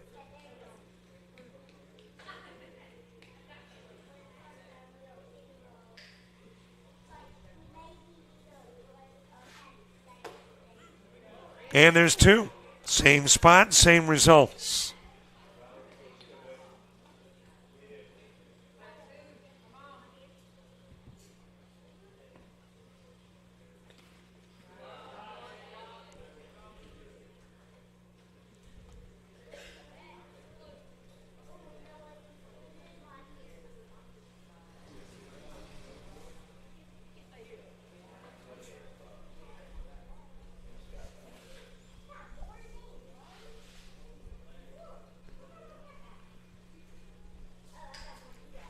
Two balls, two strikes. And that is fouled away towards the dugout on the third base side. Brody Reagans to the on-deck circle. When you get to the 7th inning, it'll be the mid part of the order. Mindheim, Shepard, and Turner all due up for the Guardians. And that'll get out of play.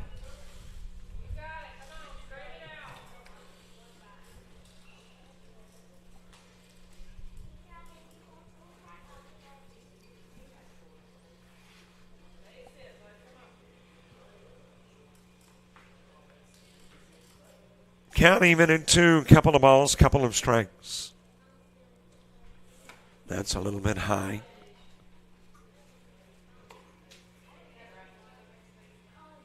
Count runs full.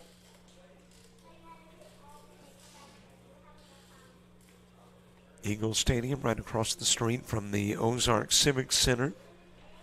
I know in years gone by, used to host concerts over there. I'm assuming the same is true. Fouled away by Lewis.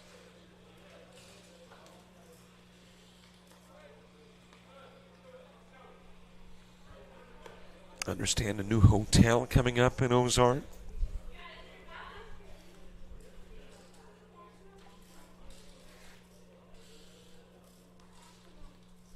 Three-two offering. And it's fouled away by Lewis. And the battle continues between Lewis and Mannheim.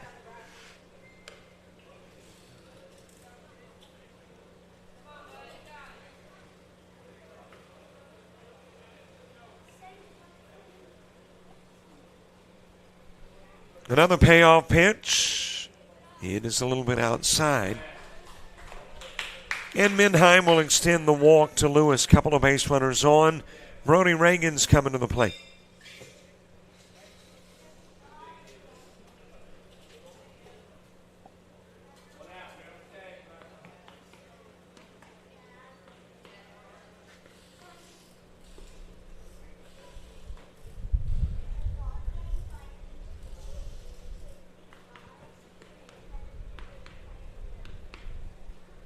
Inside with a pitch to Reagans.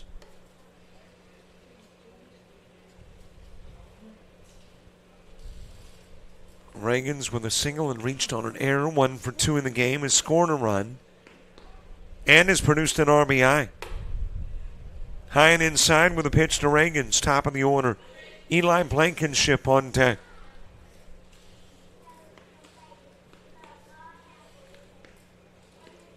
Rangers trying to build a little more comfort before going to the 7th. In foul territory. What a catch. Able to go over and grab it while sliding to his knees.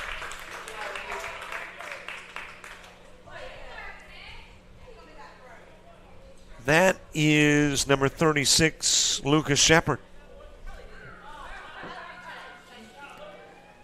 And great Shepard catch.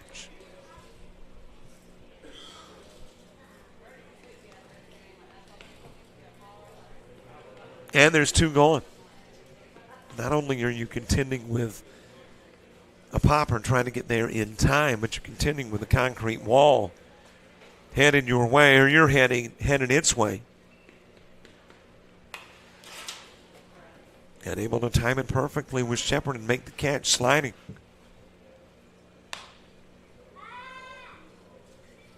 We have seen several nice defensive plays today. Weed over at first, Shepard behind the plate. Top of the order, Eli Blankenship. He will float that one foul over towards the dugout at first.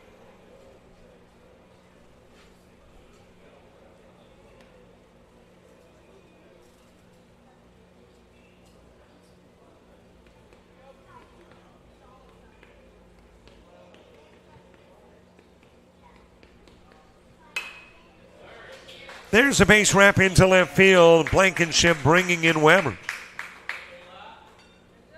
And the Rangers will get something out of the bottom of the 6th. Blankenship picking up his 2nd RBI.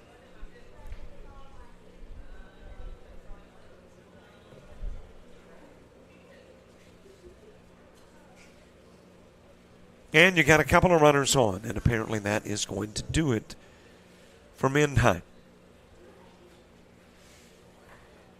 Given the rest of the day off, at least on the bump. A new guy coming in when we return.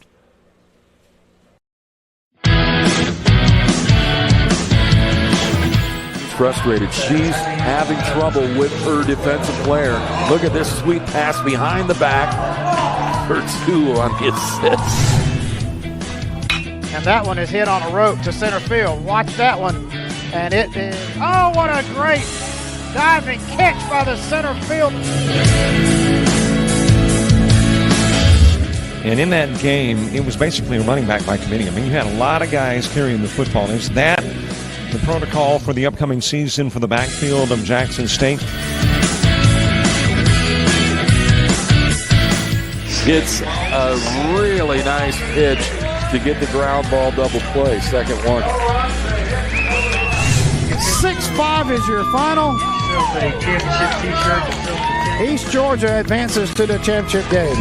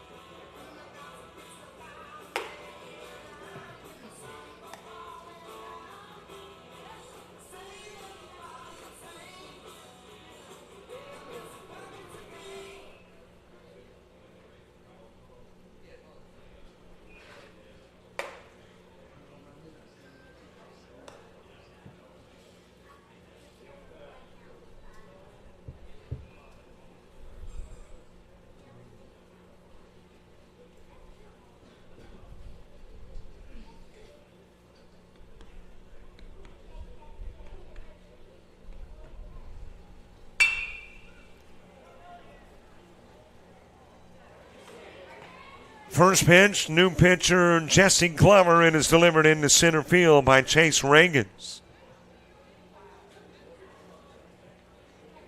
And the bases are loaded. Lewis to third, Blankenship at second, Reagans on at first. Noah McCormick to the plate. The Mannheim numbers 3 in the third innings of work. 19 faced, 1 strikeout, 3 walks, 6 hits. He has allowed 3 runs, but he's responsible for 2 of the 3 currently on. So could be charged with more. Outside with the pitch from Glover.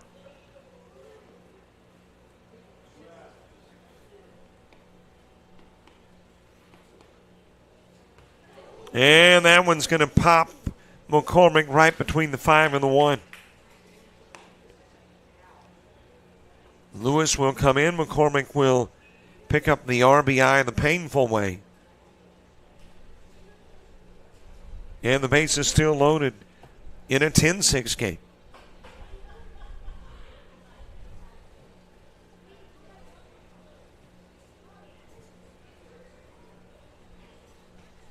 March's Clown coming to the plate.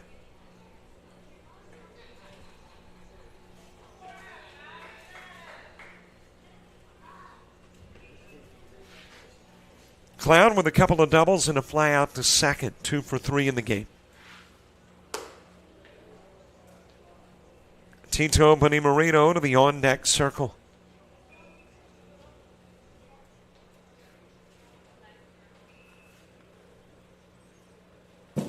And that's a pitch that's a little bit wild, but Shepard able to track it down before runners move up.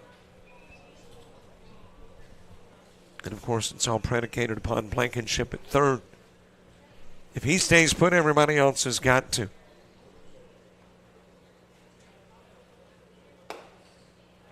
The inside with a pitch, 3-0.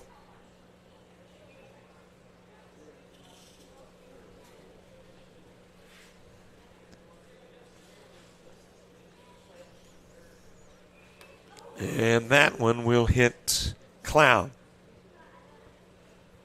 So he'll go to first as a hit batsman and produce another run. Blankenship scoring from third.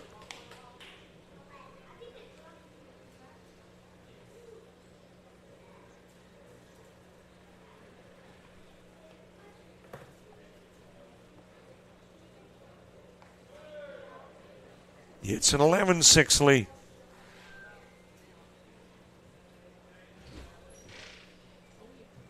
And a runner coming in for Cloud at first. That is Blankenship, who has already gotten on and scored in the inning. Swing and a miss by Bonimarino. Bonimarino 0 for 3 in the game. Grounding out to first, striking out and grounding into a 3-2.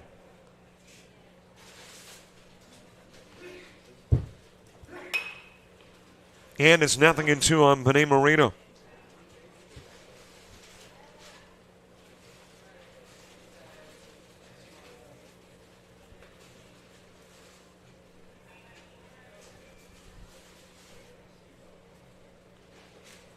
0-2 pitch. Trent Hazen on deck. Fouled away.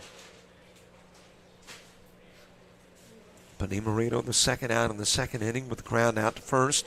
Second out in the third inning with the strikeout and accounted for out number 2 in the fifth. Grounding into the 3-2, and now we'll strike out looking to put it into the bottom of the sixth. We go to the seventh. The lead is 5. And if we're going to the bottom of the seventh, Guardians have got to plate that many.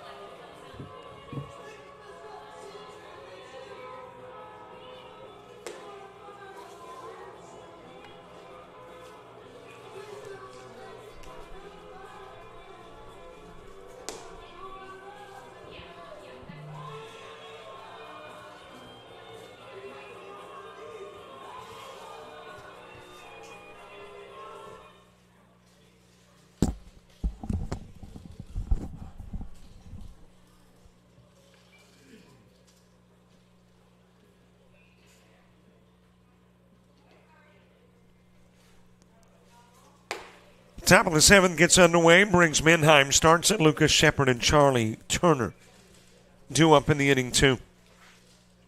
Rangers tack on 3 more, lead by 5. Going to the 7th.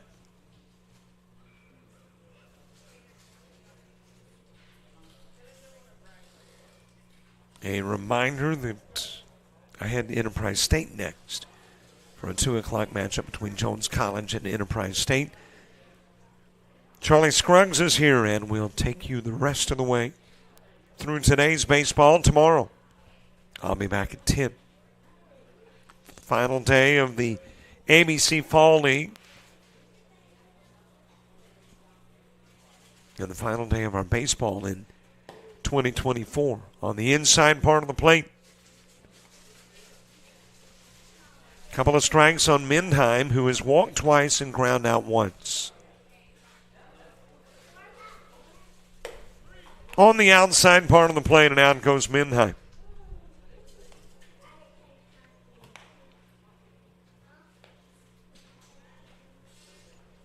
So there is one away. Lucas Shepard coming to the plate. Shepard 1 for 2. He singled, walked, scored twice. And that very nice defensive play behind the plate. Outside with the Reagan's pitch.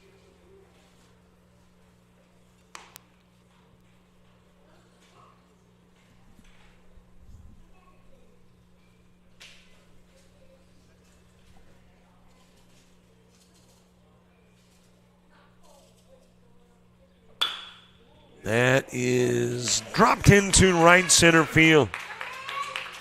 And Shepard going to try to turn it into 2 and will. 1 out double for Shepard.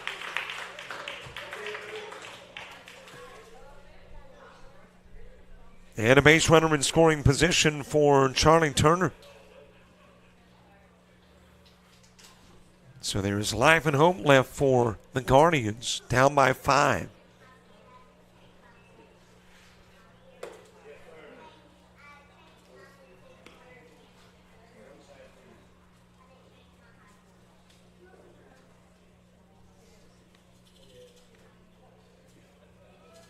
Turner's reached on an error and popped out twice. Ellis Williams on deck.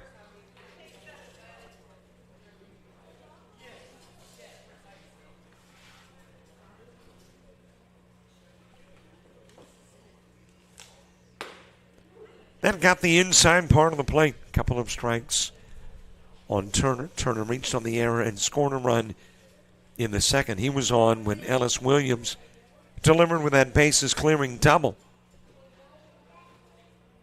And then popped out to center field in the third to the pitcher in the fifth.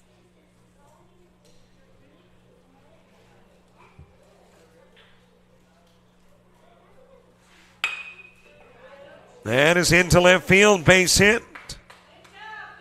And runners on the corners as Charlie Turner delivers with a single.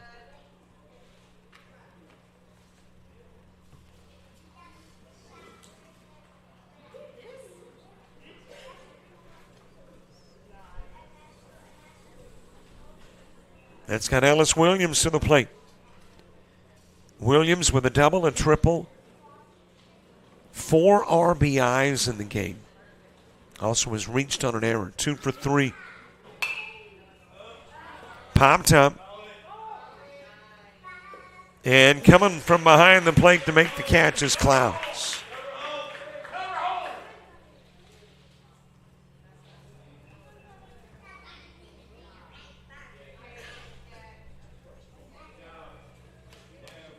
So 2 away. Guardians are going to have to try to rally with 2 gone.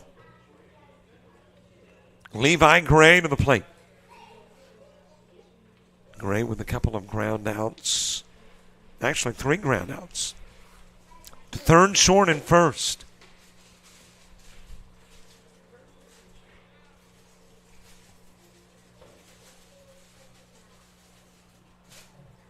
Reagan's given the old 5-3. Everybody staying put. Gray with the ground out to third in the second, to short in the fourth, to first in the fifth.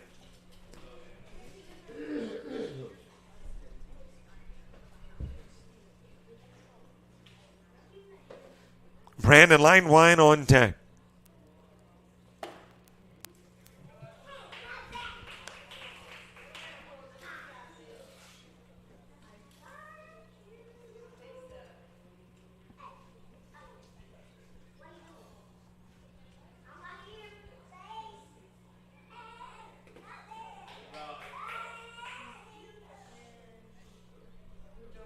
And a couple of strikes on Gray. 1 ball, couple of strikes. 2 on and 2 gone. Yeah, the Guardians down to their last strike.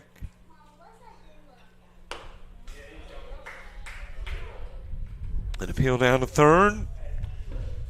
And Blue says he did not go. Count even at 2 on Gray. Sun trying to burn off the clouds on a Saturday morning here in Ozark. Not too far away from a Saturday afternoon. Strike 3 on the inside part of the plate. And that should be your ball game. So this one will go final. And the opening game of 4 today is a win for the Rangers by an 11-6 final. And there are your numbers for the Guardians. 6 hits, leaving 8 stranded, committing a couple of errors, getting 4 runs in the second and 2 runs in the fifth. For the Rangers, 15 hits, 9 left on, 3 errors, 6 third-inning runs, 2 in the fifth, 3 in the sixth, and your first game in the books. Charlie Scruggs is going to take it the rest of the way. See you tomorrow morning, and of course, don't forget, volleyball at Enterprise State at 2. Jarrett Bates with basketball at Coastal Alabama South at 2. All right here on JockJive. We keep the link open and the cameras live. So no need to do anything but come back at about 11:45 for Game 2 of your 4-game slate.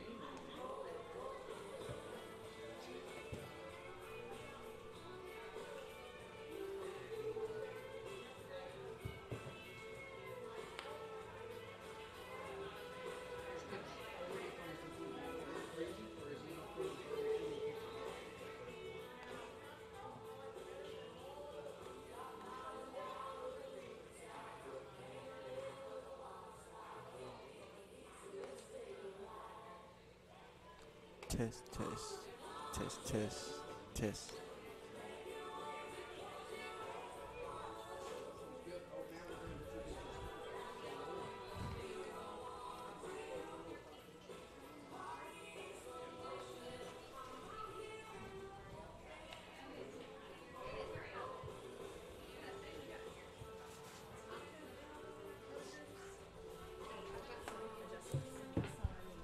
I'm sorry.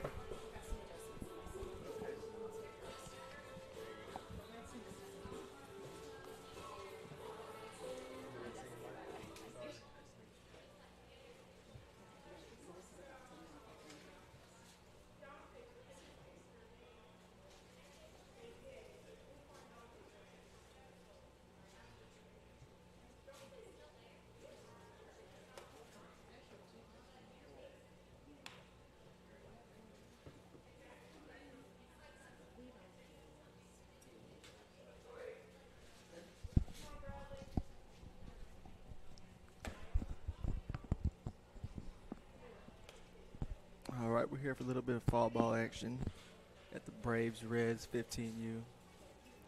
Leadoff batter. It's down up 2-0.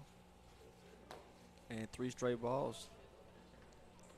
Trying to find a way on here on this beautiful Saturday afternoon here in Ozark, Alabama.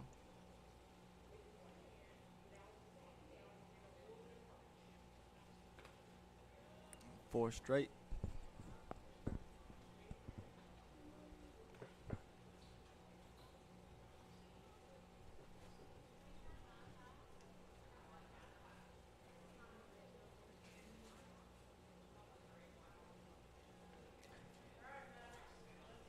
Leadoff man does the job now. Number 9, Maddox Petty steps to the plate. He takes one in there for a strike.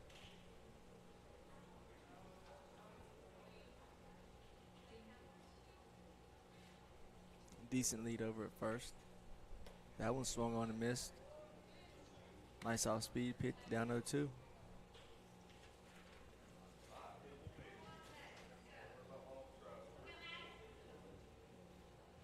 There's a long look over to first. Shortened his lead by half a step. And strike 3, batter out. So nice comeback there from the pitcher. That's number 16 on the bump. That's Miles Johnson. After a 4-pitch walk, comes back and gets a 3-pitch strikeout for out number 1.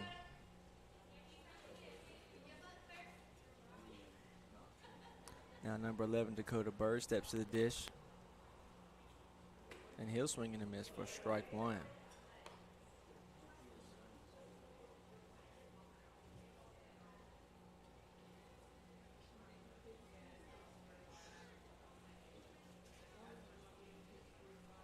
Pitcher comes set, fires, and that ball is laced to center field. And it'll fall in for a base hit. As the center fielder came in and drew back a little bit and let that one fall in for a base hit. They're playing on it's an old minor league field. Now they use it for college. Funny enough, I actually played my final college game here when I was a member of the Coastal Alabama North Eagles back in 2019. So real big outfit here for these 15U players. A lot of grass to work with, and that one is a check swing. Nearly hit him inside for ball 1.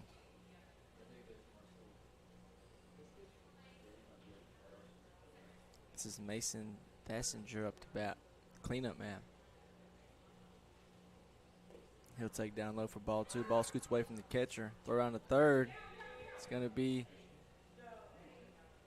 in time, but he's underneath the tag, so he's safe. A little hesitant there from the umpire. The ball beat him, but again, good slide and a high tag. And he's in there for a steal. Nice job by the first base runner moving up to second on that as well. That one's down low. So now runners on second and third as Miles Johnson tries to work out of this first inning jam. He's got 3-0 on the batter here. And he'll take a 4-pitch walk. So a couple walks here in the inning, a strikeout and a base hit. Now you're looking at the bases juiced.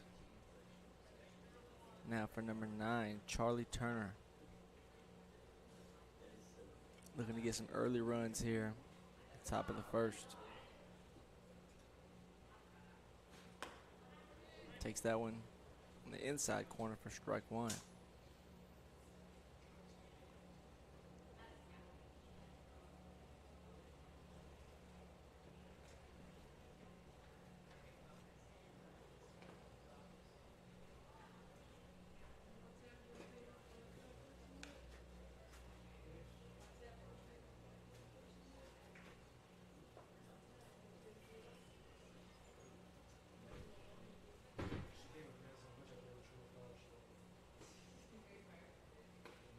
That one swung on and missed.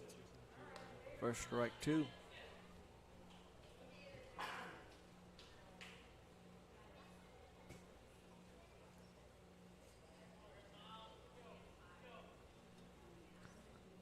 Johnson comes set, fires in there. That one's hit down to third base, tough hop, can't handle it.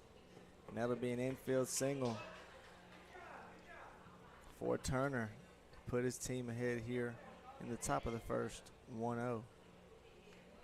So again, a hot shot down to third base, tried to backhand it, kicked off the heel of his glove, stayed on the infield, but runners moving on contact on that ground ball, able to score here. Make your score 1-0. Now number 14, Aiden Weed, steps up to the plate. And that one's high and away for ball one.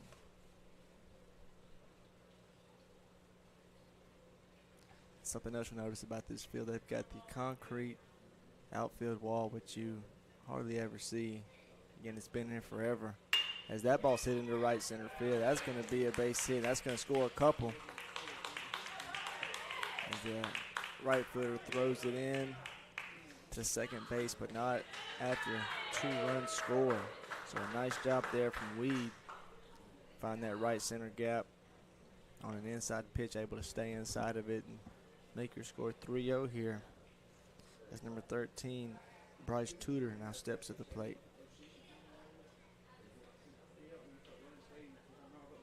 Runner at first goes, swung on and fouled off, so he'll have to go back.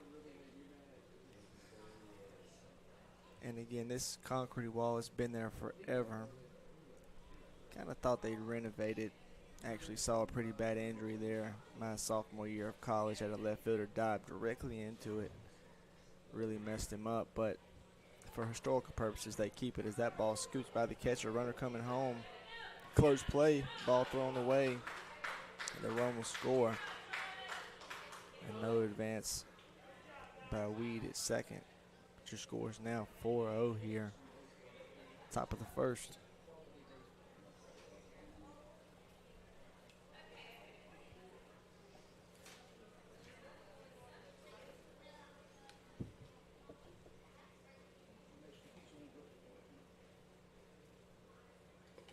That one swung on and missed. Gets by the catcher.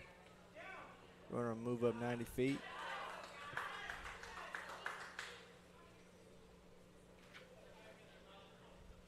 But your count is now 1-2. Johnson likes that curveball. See if he goes to it. Maybe elevate a fastball here. And it will be a fastball, but fouled off.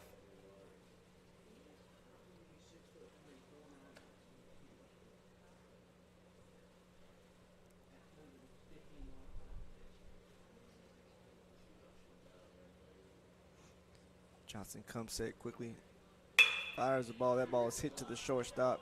He'll field it cleanly. Fire to first. 4 out, number 2. That'll bring another run in. So a really productive inning so far here in the top of the first for this Reds team. Able to tack on 5. And a chance to do more. See if Trip Cox can start a 2-out rally here.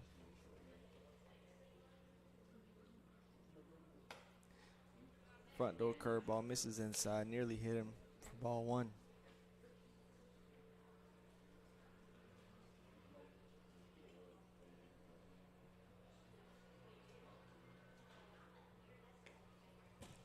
That one skips up there. Run the count 2-0.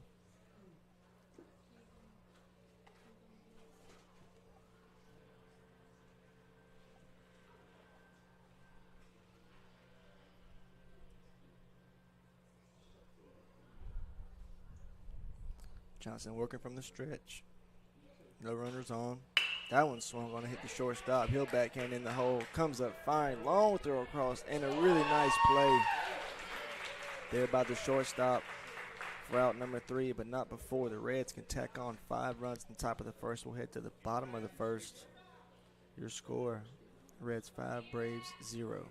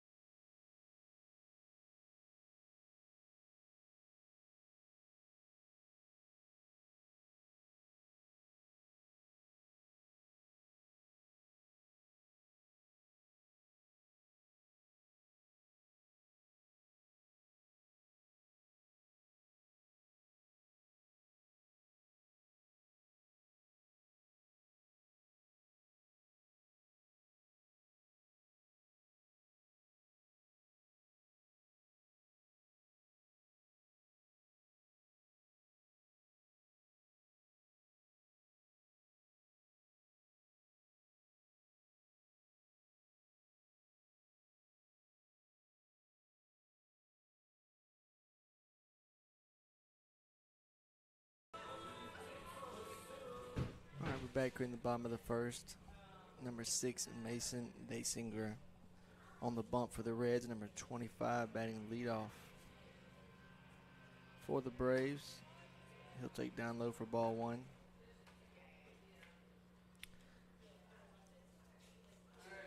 I don't have a 25 on this roster, but he is your leadoff man.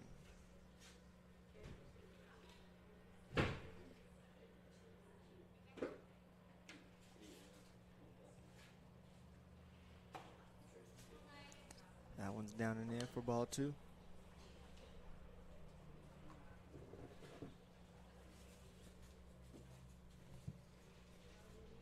Winding the pitch. That ball's hit to first base. It's going to be a fair ball off his glove. See if he can win the race. And he will. Sliding attempt there by the base runner. Little soft line drive off the glove, but able to handle it for out number 1. That'll bring the pitcher, number 16, Miles Johnson, to the dish. Looking to help himself here. After shelling out 5 runs in the top of that first, he swings at a curveball, misses for strike 1.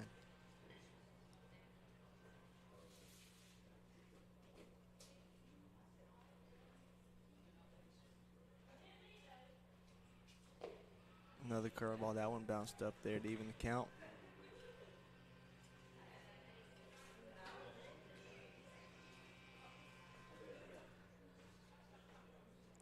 Dasinger working quickly. That one's going to be over the head of the batter. Nearly hit him. Run your count 3-0.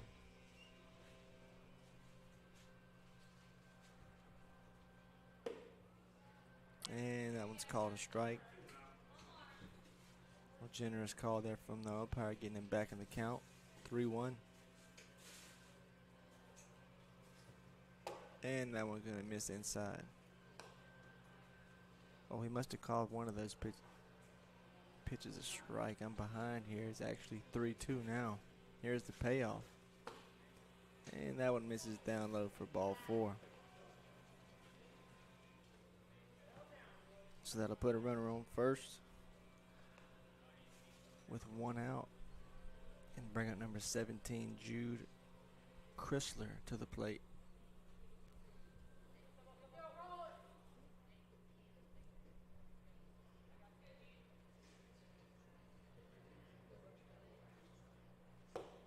First one taken down low for ball 1.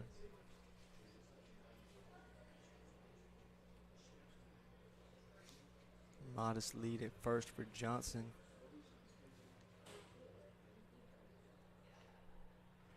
That curveball's down low. Nice job by the catcher blocking it up. He'll throw it down to second.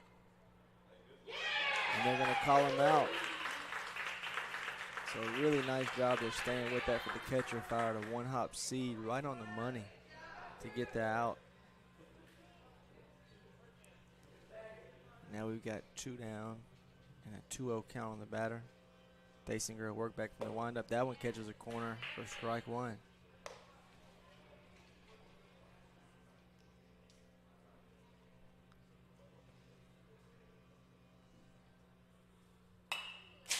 Same pitch. This one fouled straight back though to even the count up at 2-2.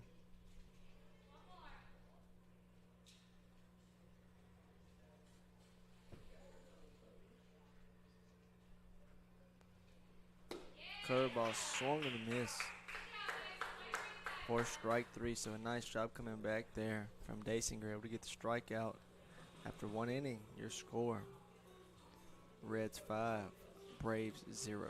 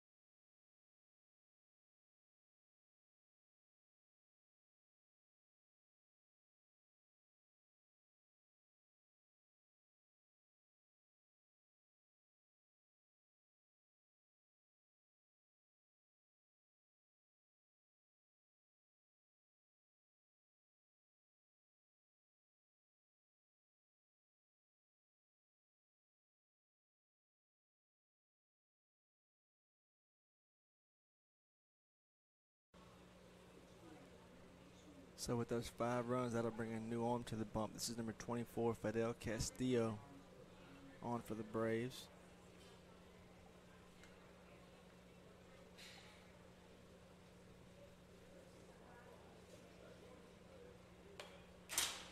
And that first pitch is fouled straight back This is number 3.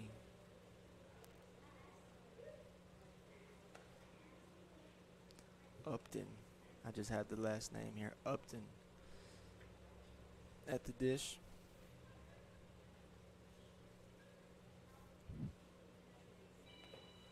He'll take ball, download to even the count.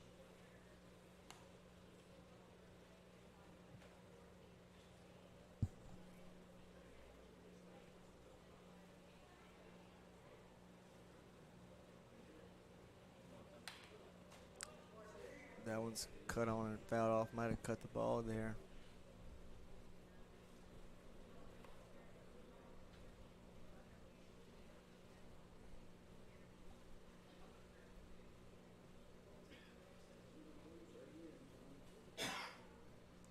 Here's the windup, and the 1-2 is skipped up there again to even the count at 2-2. Big kid Castillo on the mound, sporting the high socks.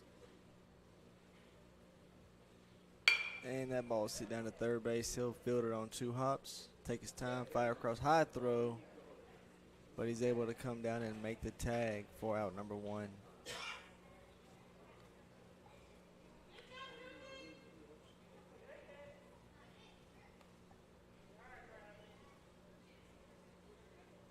Now number 8, Bradley Mitchell, will try his luck at the plate. Second time hitting today.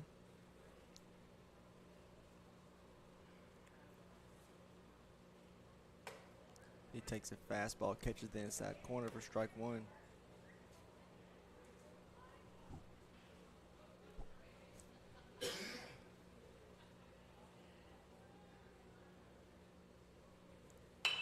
And that one's going to be fouled off to the left side.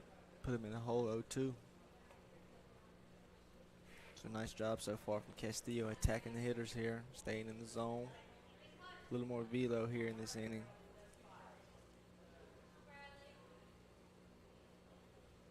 And that was going to be popped up. Who wants it? Castillo calls for it. He makes the catch in foul territory for a quick out number 2.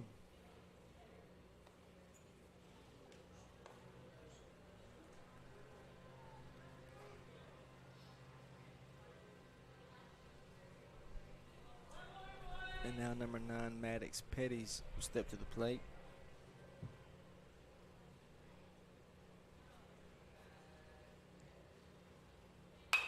And he pops one up. See if Castillo wants this one. It'll be the third baseman instead. He squeezes it for out number 3. So a quick top of the second. We'll head to the bottom of the second. Your score still 5-0 Reds.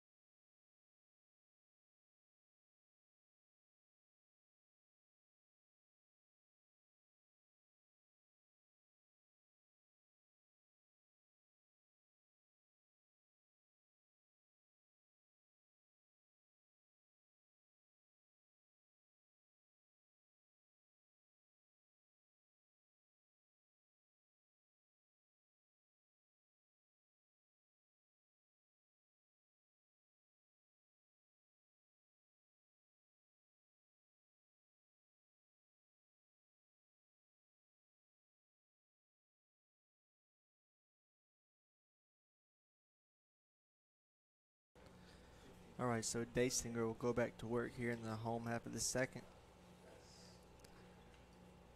Looking to get a repeat of the bottom of the first.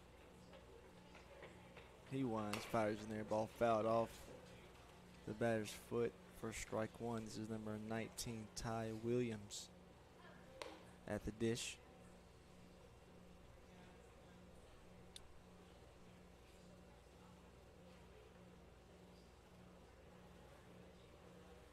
He takes a fastball, just missed inside for ball one.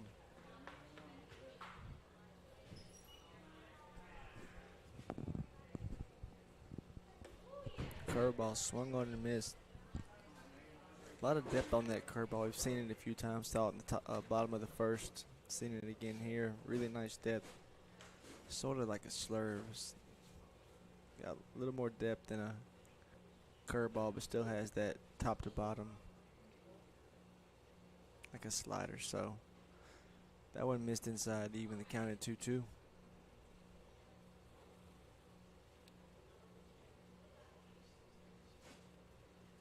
And that one misses high to run the count full. So Williams looking to find a way on here.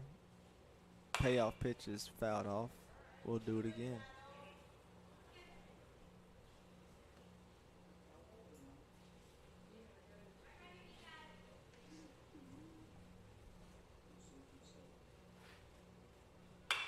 That ball's fouled off to the left side, so Williams has pretty much seen everything he's got here. It's just a matter of finding the one he likes, putting it in play after a few foul balls.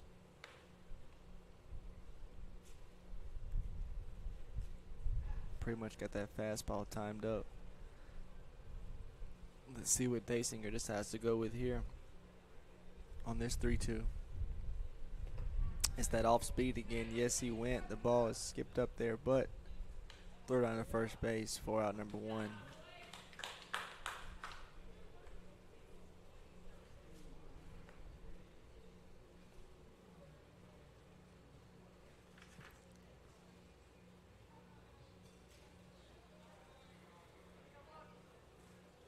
So now the lefty will step to the plate. This is number 20. Ethan Hurst takes high for ball one.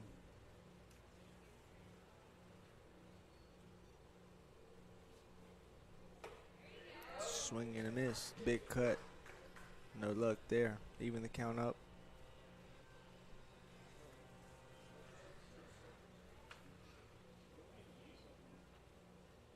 And that fastball catches the outside corner for strike two. Nice pitch there.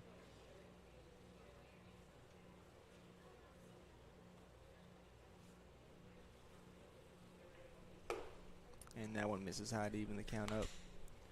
2-2.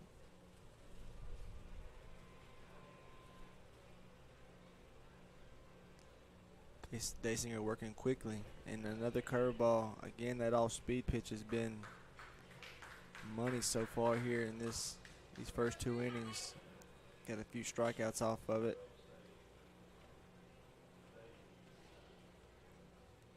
And he's keeping it in the zone just long enough to get these batters to bite on it. Got to respect the fastball, but you could tell he really trusts that off speed. As he's thrown it in any count, and that one's cut on and missed for strike one.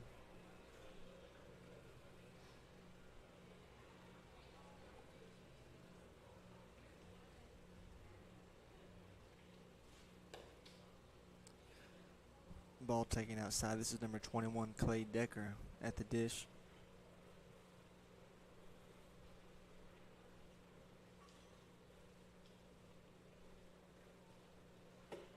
Curveball catches the inside corner for strike two.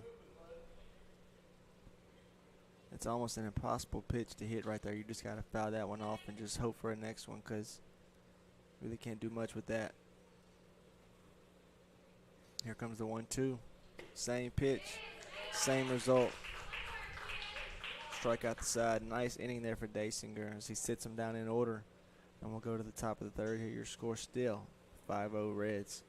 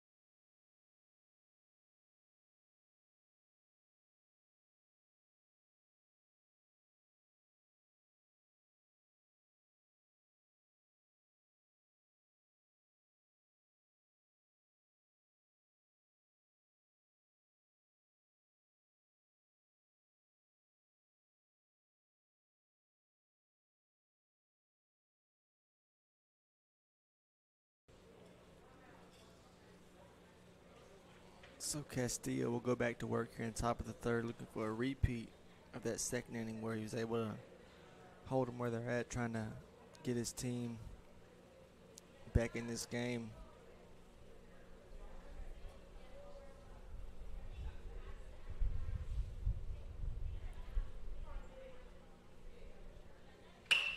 That ball's cut on and hit in the gap to left center field, and it's going to fall in for a hit. Little miscommunication there from the center fielder and left fielder. That ball hung in the air for a long time. Was able to fall in for a base hit, though.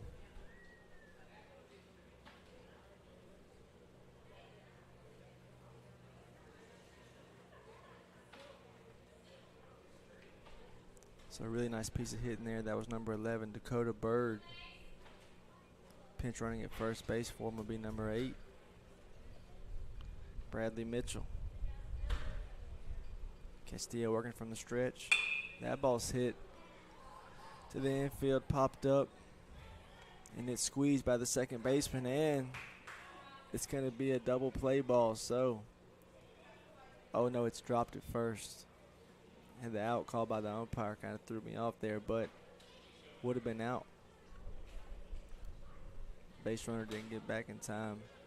Just like that, we got one out, one on.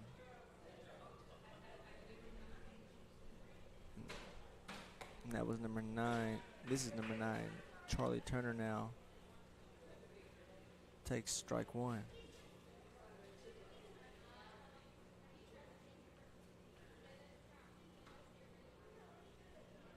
Pickoff try to first. He must have stepped off there. Or they're not going to call balks out here. This is foul ball. And that one's hit into shallow right field. Right fielder comes on. He'll squeeze it for out number 2. So quick 2 outs here. And now number 14, Aiden Weed, who hit that right center field gap shot his last time up, scored 2. Seeing if he can get a 2-out rally here going.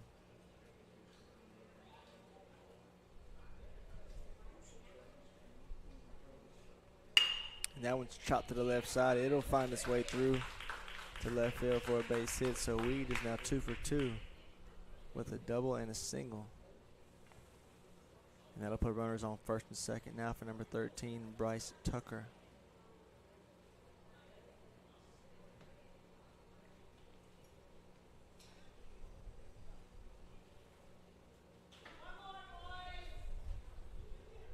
Castillo comes set. And that one catches the inside corner for strike 1. Nice pitch.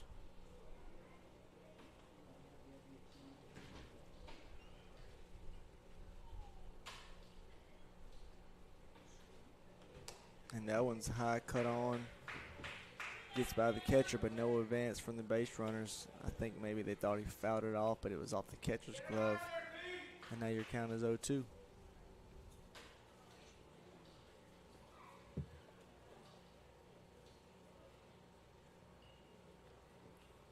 0-2 on the way, and that one misses down and away. Looked like a changeup right there. And your count is now 1-2.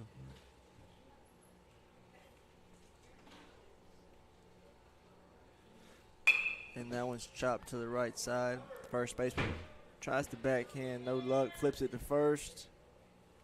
And they're going to call him safe at first. So he had an out call from the field umpire and then a safe call from the first base coach over there. We're going to go with the first base coach there.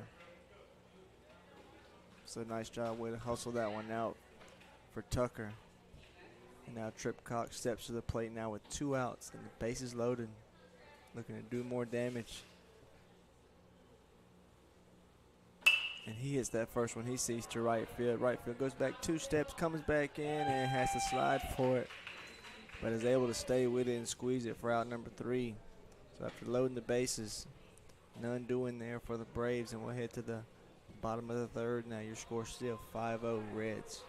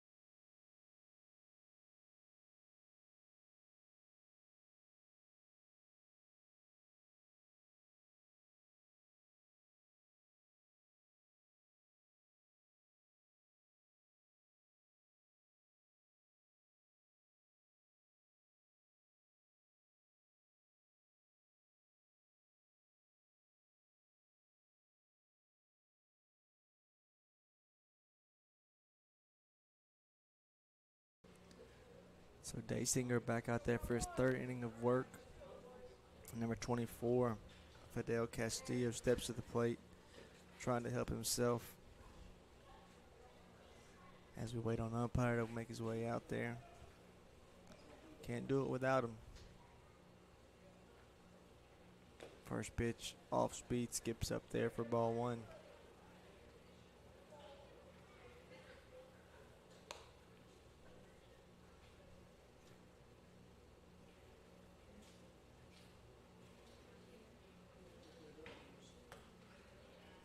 Another one down low for ball two. Good hitters count here for Castillo. Look for him to try and do damage right here. And he hits the 2-0 right up the middle, nearly picks the umpire off. But a leadoff single for Castillo, able to time up that 2-0 fastball and send it right back through the box for a leadoff hit. Now number 26, Aiden Morris will try his luck here.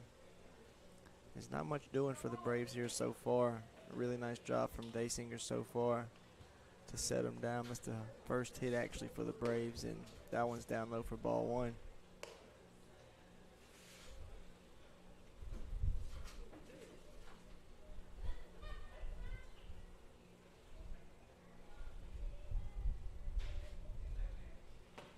That curveball is cut on and missed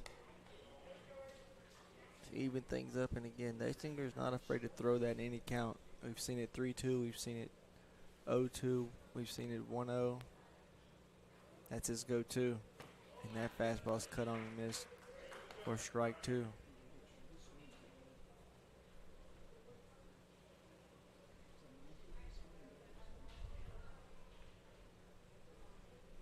Big lead over at first base from Castillo.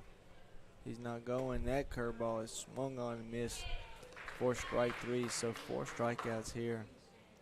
Might be 5 strikeouts. I think it's 5. He struck out the side last inning. So 5 Ks here for Daysinger, able to come back and get a big out there for out number 1. Now number 27, Barrett Upton, will step to the plate. Tall, lanky kid here. He takes that one. That off speed down and away for ball one.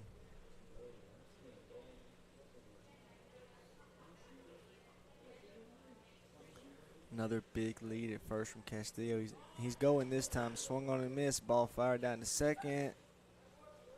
And he's just in there safely. So a nice catch and throw, but a good jump after a nice lead. And he's able to get in there safely at second. But your count is now 1-1.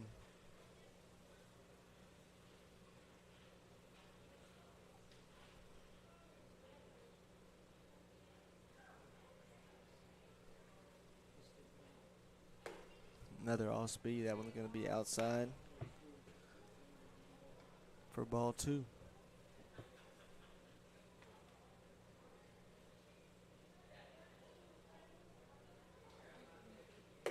And that fastball rides up and in. Cut on and miss for strike two.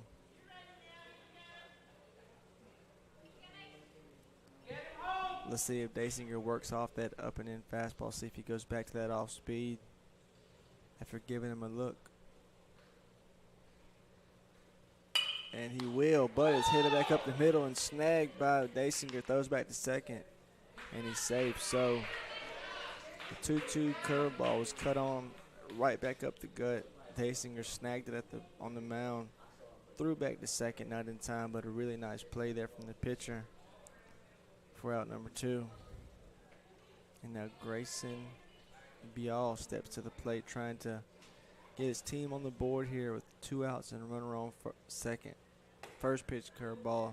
It's high, swung on, big cut for strike 1.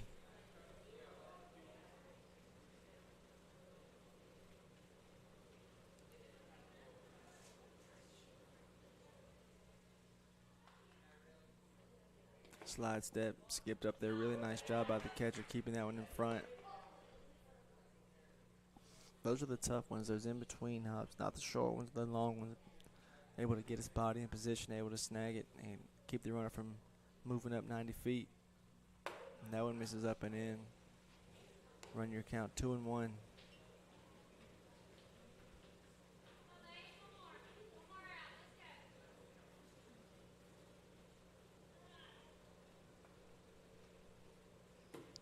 And that all speed misses.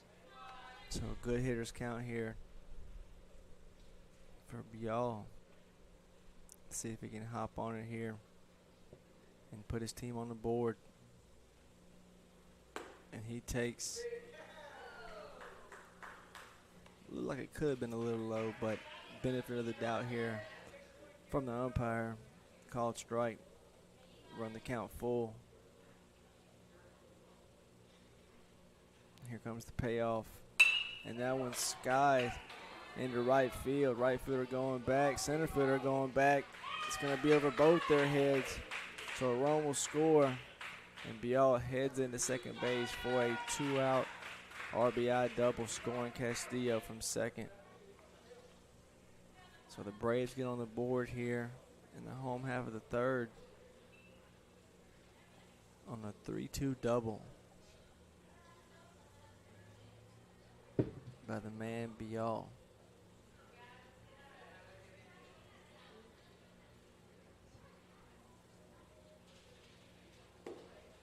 That curveball's taken down and away for ball one. This is number 25 again. Again, don't have his name here on this roster, but he's trying to trade places with Bial out there. He'll hit that one to right field as well. Right fielder comes in a couple steps, and he squeezes that for out number 3, and we'll head to the top of the fourth. The Braves get on the board. Your score still 5-1 Reds.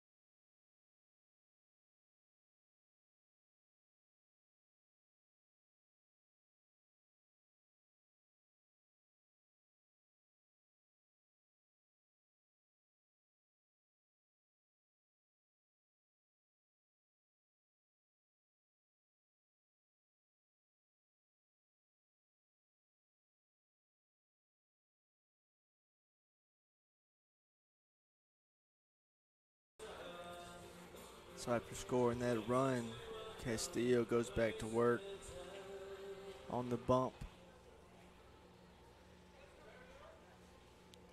as he looks to hold the Reds where they're at once again so he can get his team to creep back into this thing as he fires one in there. Swung on and missed for strike one. This is number 3, Upton, at the plate. Cut on a miss for strike 2.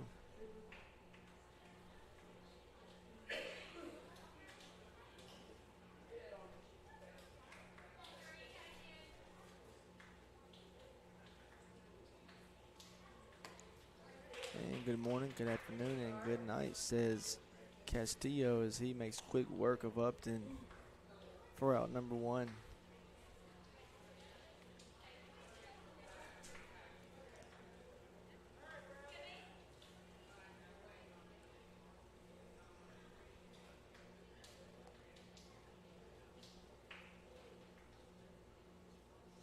He winds and fires. That ball's hit to second base. It'll be fielded. And Mitchell will be out number 2. So 2 quick outs here in the top of the 4th, and now number 9, Maddox Pettis,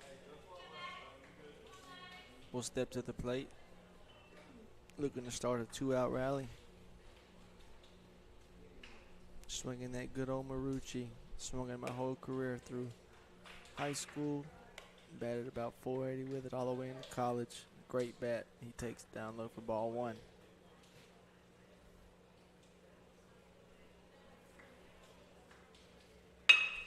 That one swung on a hit to the left side. Shortstop dives for it. Can't make a play. Would have been a tough play anyway. Probably would have beat it out. And he'll find his way on first base for a 2-out base runner. And the catcher will shed his gear, step to the plate. This is going to be number 11, Dakota Bird.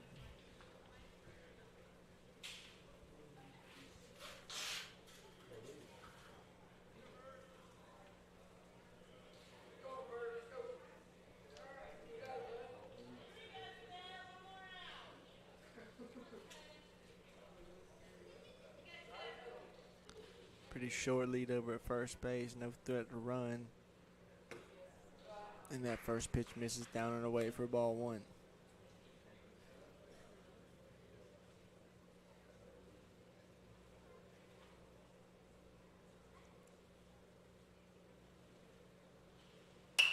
That one's slashed to the right side. It'll be foul though. Even things up at 1-1. A little tardy on that fastball from Castillo as he looks to shut down the Reds here in the top of this 4th. And that fastball misses high and away for ball 2.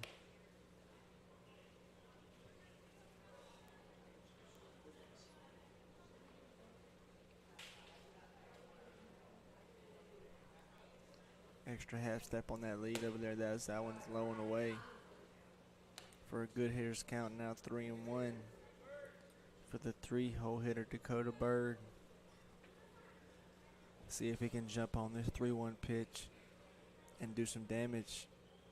And he'll take ball 4 as it skips up there. So after 2 quick outs, 2 base runners now, and a chance to score some more, extend that lead. And this will be the pitcher trying to help himself here, Mason Daysinger, as we get another pinch runner at first base. That's number 8, Bradley Mitchell.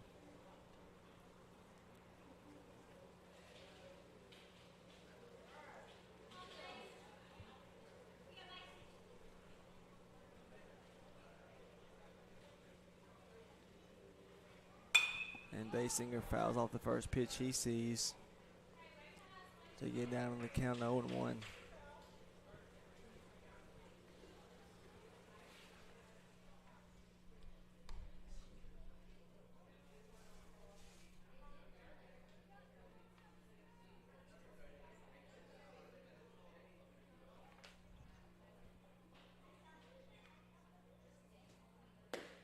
And that one's taken down low for ball 1.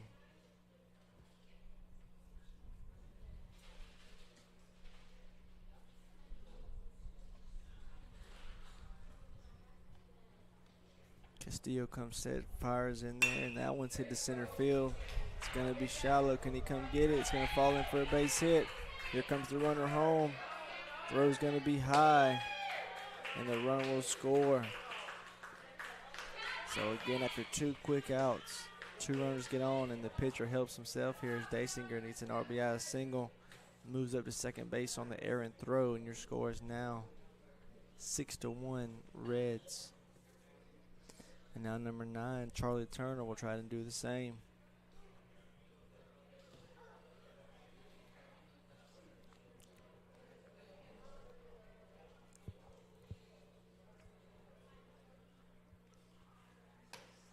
And he swings at the first pitch inside. No luck there. Down 0-1.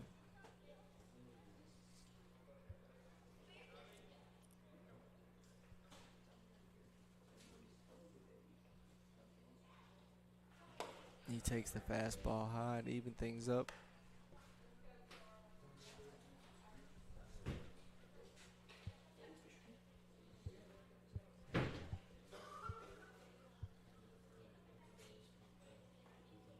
That one's taken right down the gut for strike 2.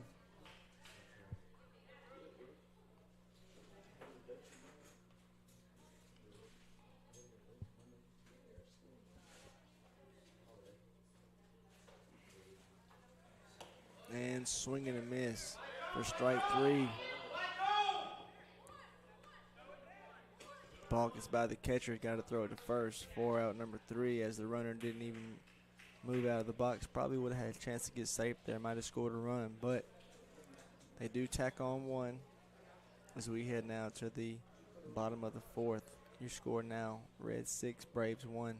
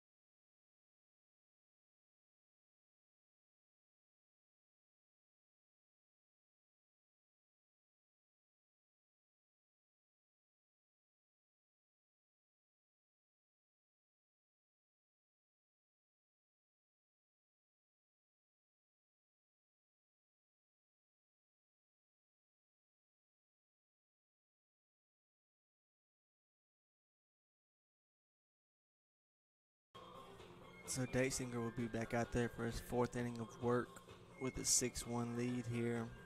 He's been rolling, gave up that 1 run last inning. Got about a half dozen strikeouts. Looked really nice so far. And that one's hit foul off to the left side.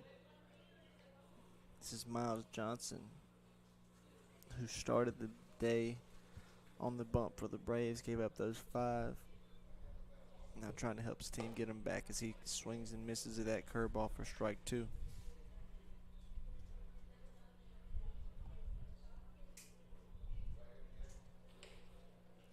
Chokes up a little, gets more in his legs, and swing and a miss for strike 3. Again, that off-speed pitch has been working for Daysinger all day.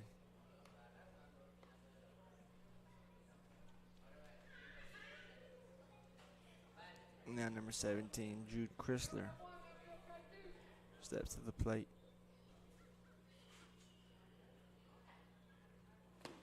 He takes that first pitch down and away for ball 1.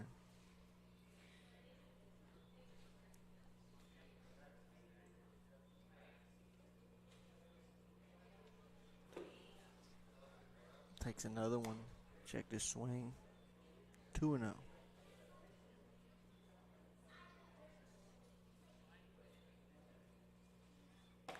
So 3 straight balls here. Run the count 3-0. Let's see if Chrysler gets the green light here with his team down 5. And he'll take one at the belt for strike 1. Generous call, trying to get him back in the count. Again, this is fall ball, trying to get these kids some work. Not a whole lot to be done on the walk. We'll see if he can capitalize on it. And he hits that one foul to the right side. And your count is now 3-2. Able to get back in it. See the batter kind of shaking his head, still not happy about that 3-0 call. But he's got a fight here now, 3-2. And he hits that curveball, one hop, third base, retreats on it and gets under his glove as he tried to play the long hop there. And the ball just got underneath his glove. Probably scored that a hit. So a 1-out base runner here for the Braves, and now number 19, Ty Williams, steps to the plate.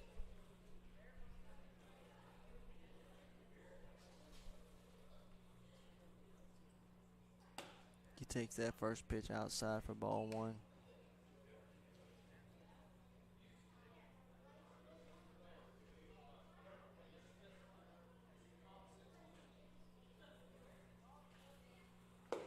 And that curveball is at the knees. Catches the bottom of the zone to even things up at 1-1.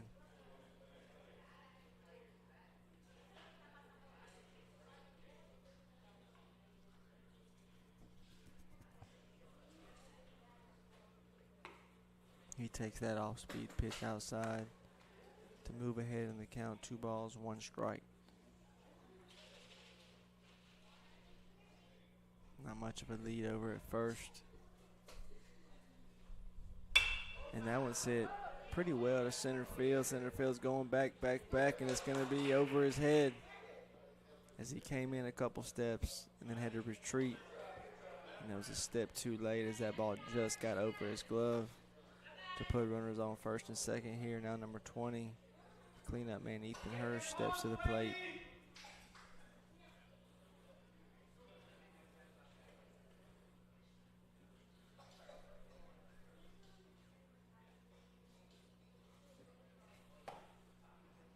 As he kind of half-heartedly swung at that backdoor curveball for strike 1.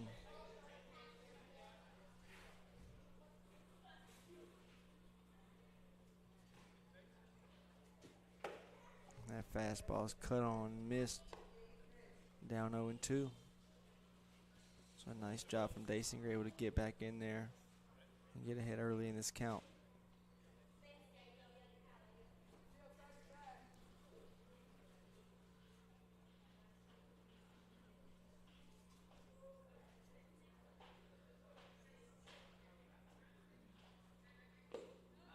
Curveball, did he check his swing? No, he didn't go.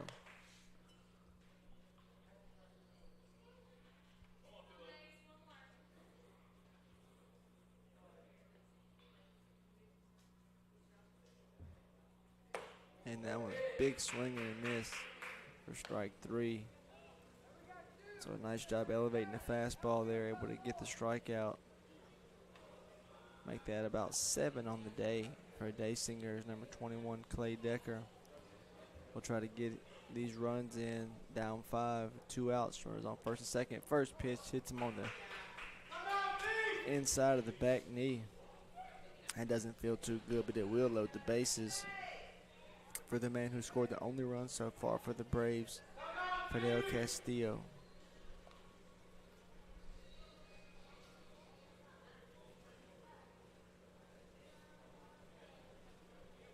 Nasinger will work back out of the windup.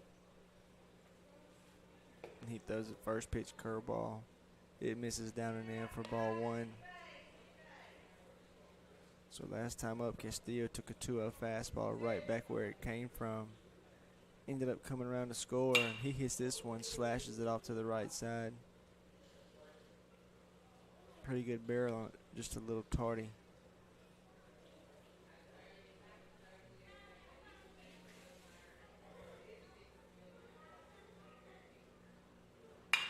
That one's up the middle again. It's going to squirt through for a base hit.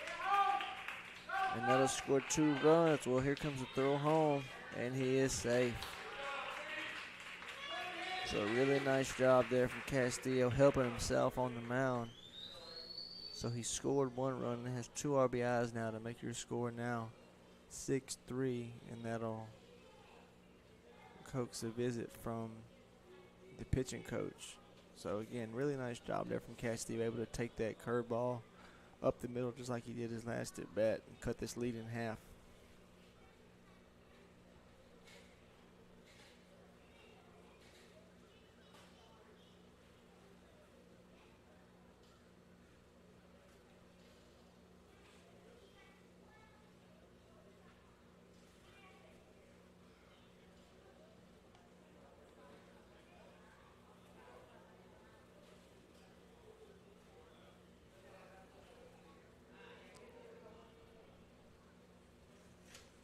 Now number 26, Aiden Moore steps to the plate, and Dasinger back out of the stretch trying to work his way out of this 4th inning jam as he swings and misses at that first pitch curveball for strike 1.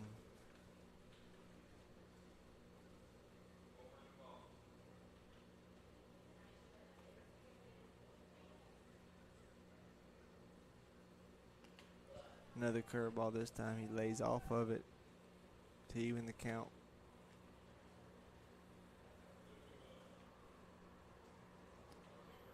Morris all over the plate. Choked up a little bit. Back in the box trying to see this thing long as he can. And that curveball is going to be in there front door for strike 2. Really tough pitch to work with. All you can do is just foul that one off and hope for a better one. Here comes the 1-2. Taken high for ball 2. Nice take there. Even the count up. Deuces wild. 2 on. 2 out. 2-2 count.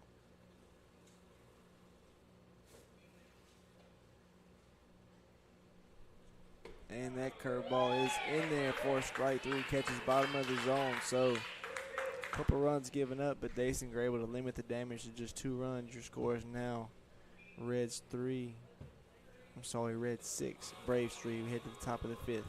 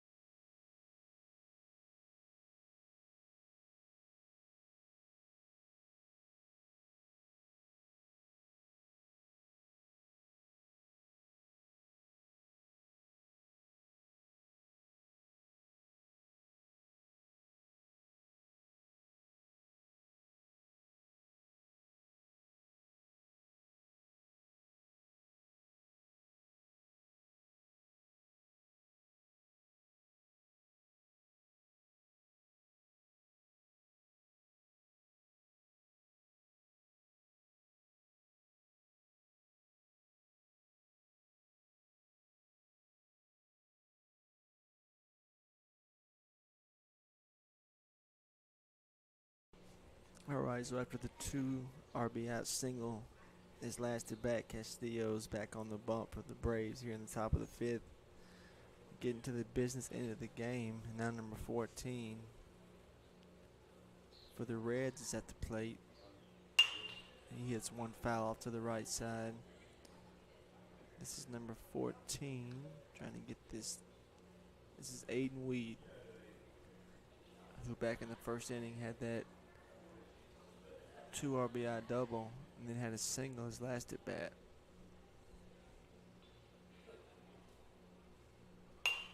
And that one's popped up back our way to make the count 0-2.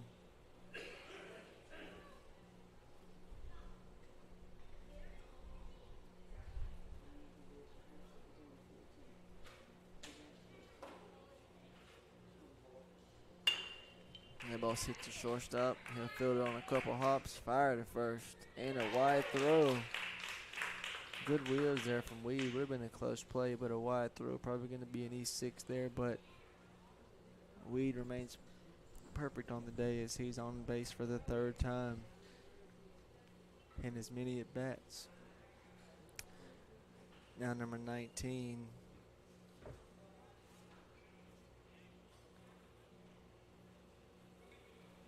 Or number 13 rather. Bryce Tucker is at the plate. And he'll take strike 1.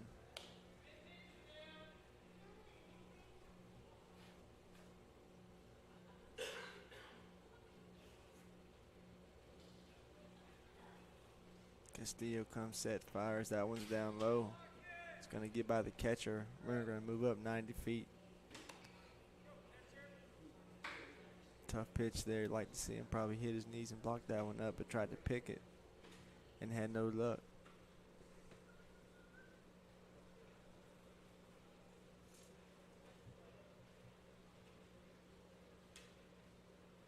That one's cut on and missed on the high fastball. Now he's down 1-2. See what Castillo goes with here.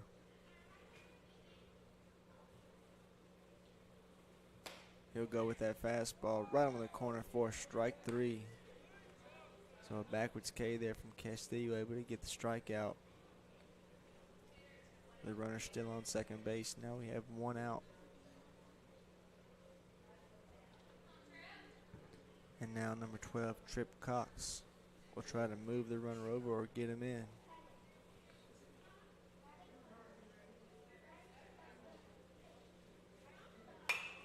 That ball's fouled straight back. Good cut.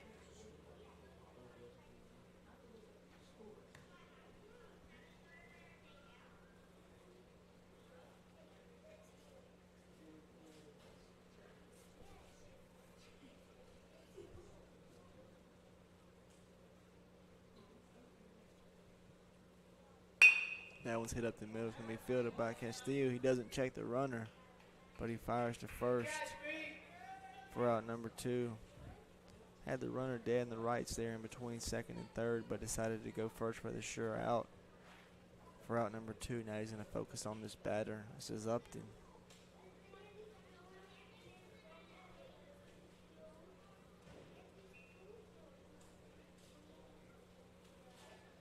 And that first pitch is skipped up there, gets by the catcher, but the runner doesn't advance home.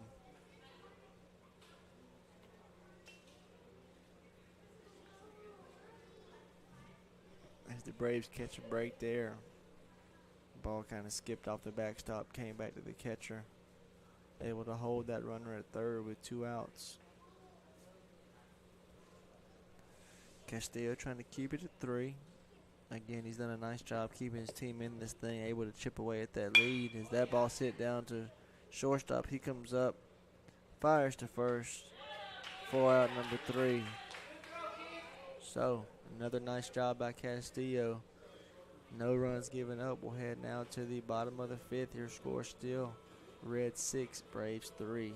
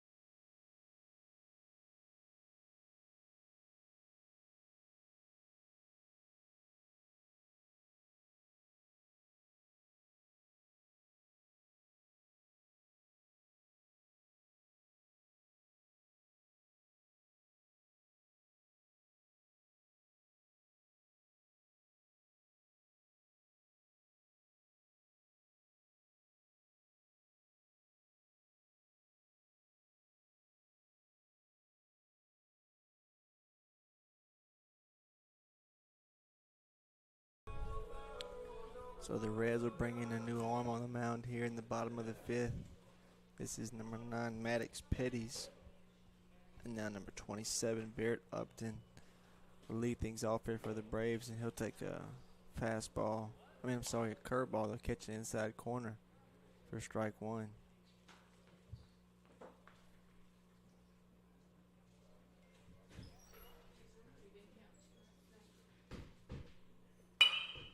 That one's hit to second base.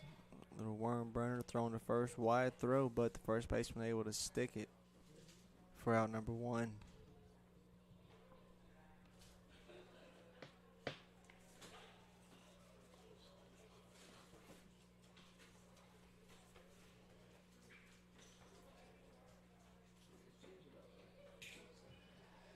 Now number 28, Grayson Bial, stepped to the plate. He hit a double over the center fielder's head his last time up.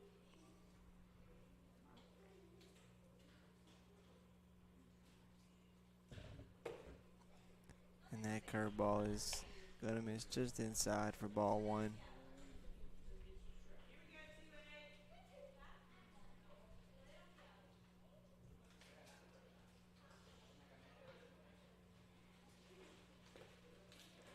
And that curveball bounces up there, 2-0.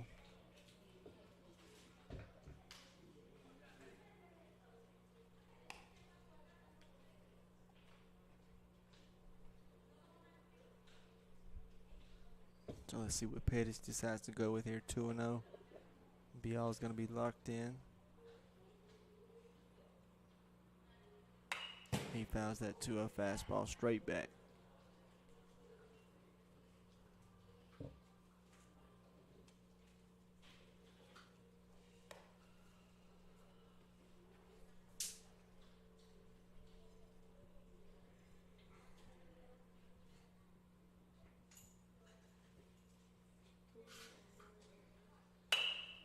That one's off the thumbs, hit up to the shortstop. He's going to call for it, go out and make the nice grab, ranging out there into shallow left field. Able to squeeze it for out number 2. And now number 25 comes up to the plate, trying to start a 2-out rally.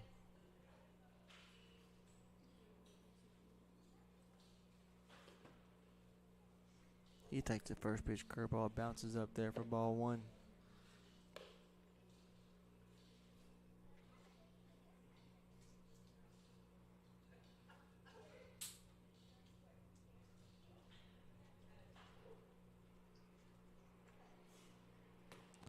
Another curveball, this time swung on and missed. Even things up at 1-1.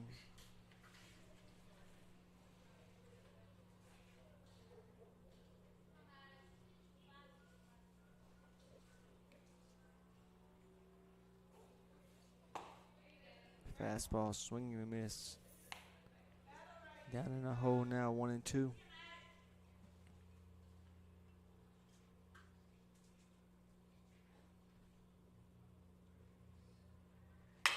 And that one's hit off the cap to center field. Shortstop calls for it again, makes another nice play in shallow center field, able to go squeeze it. So 2 nice plays there from the shortstop, and a quick bottom of the 5th will head now to the top of the 6th. 6-3 Reds.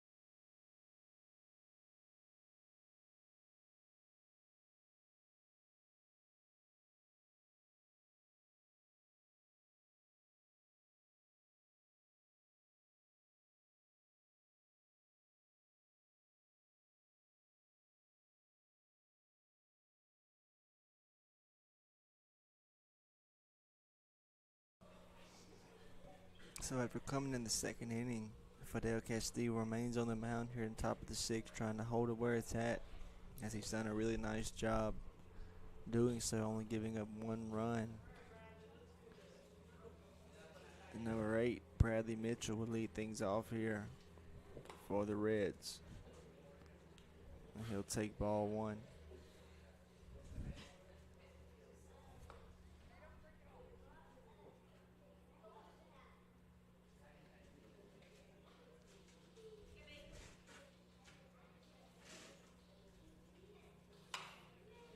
That one's fouled off.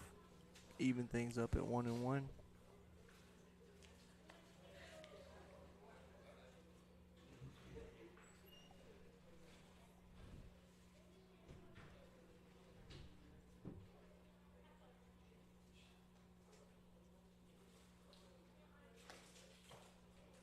And that one misses down and away. Put Mitchell ahead here, 2-1. Not much going since that first inning for the Reds. They've scored 1 in the 4th. All 5 of those runs came in the first inning. Keeping the Braves in it as that one's hit the shortstop, fields it on a hot bare, hands it. Nice play, high throw, but able to get the tag down on him as the first baseman on that shoulder. So a nice job there from the first baseman to get out number 1.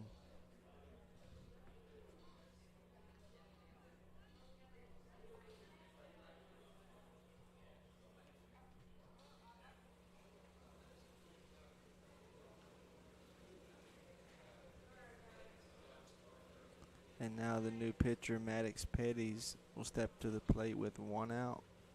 And he hits the first one he sees in the left center field. Nice piece of hitting. It's going to be down for a base hit. Center fielder went a long way for it. Nearly made the play. If his glove was a half-inch bigger, he probably makes that play. But a 1-out single for the pitcher, Petties. And now number 11, Dakota Bird, will step up to the plate.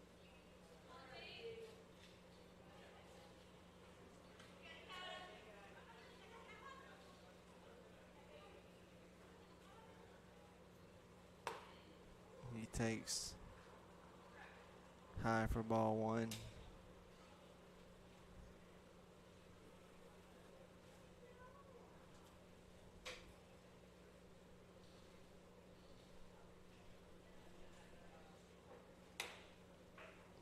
Takes another fastball high for ball 2.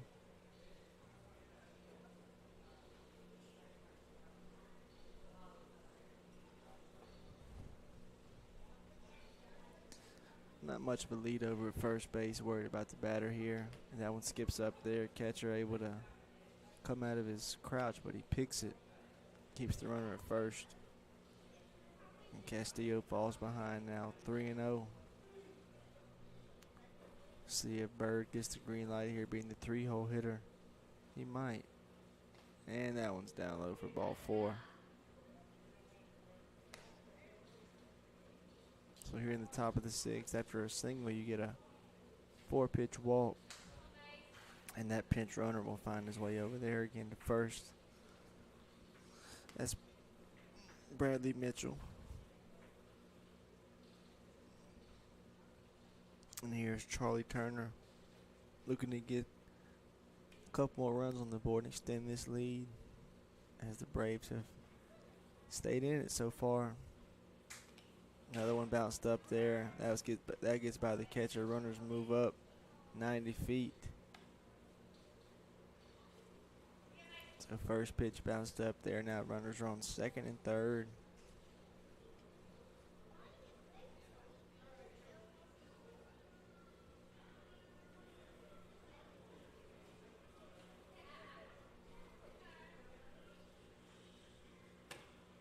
That one misses down and away.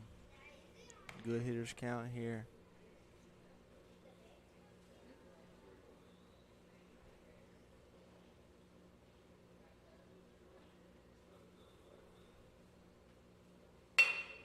And he chops that one to the right side. That'll score a run. It's going to be a foot race to first base, but first base wins it.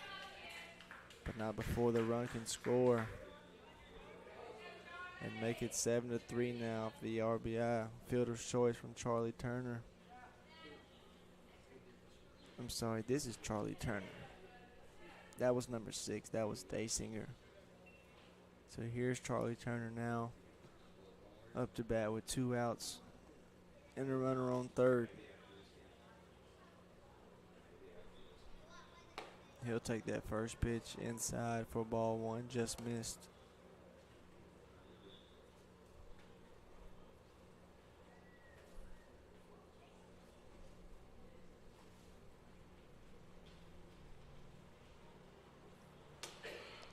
Right there at the top of the zone, right down the gut for strike 1.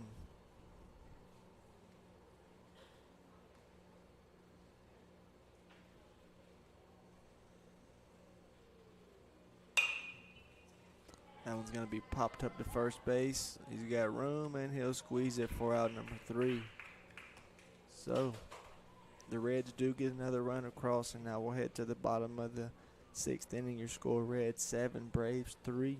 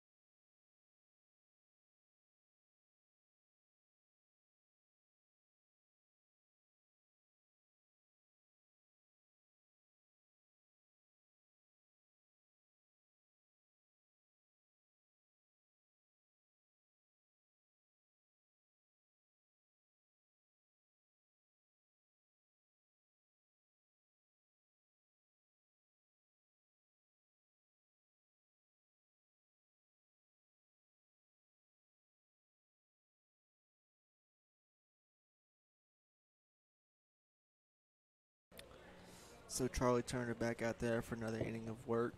Now number 16, Miles Johnson, will lead things off,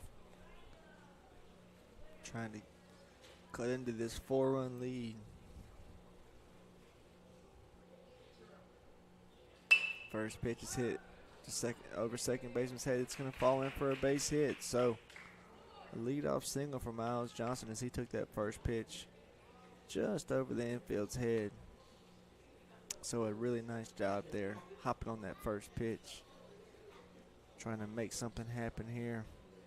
He's already got his leadoff over there. Batter's not even in the box yet. Miles is ready to go. Here's Jude Chrysler.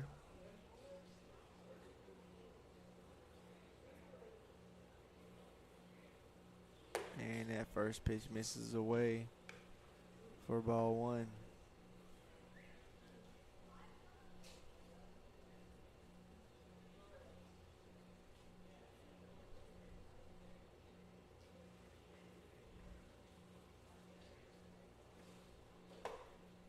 that two-seamer's cut on to even things up at 1-1. Was able to get that one up into the hands of Chrysler. Not much he can do with that.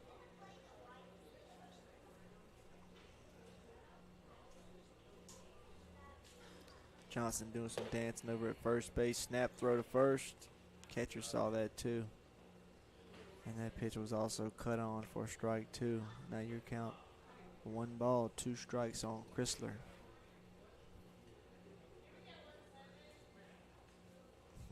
Pitcher getting a little tired of Johnson over there. And Happy Feet, let's see if he goes here on 1-2. Not much of a lead.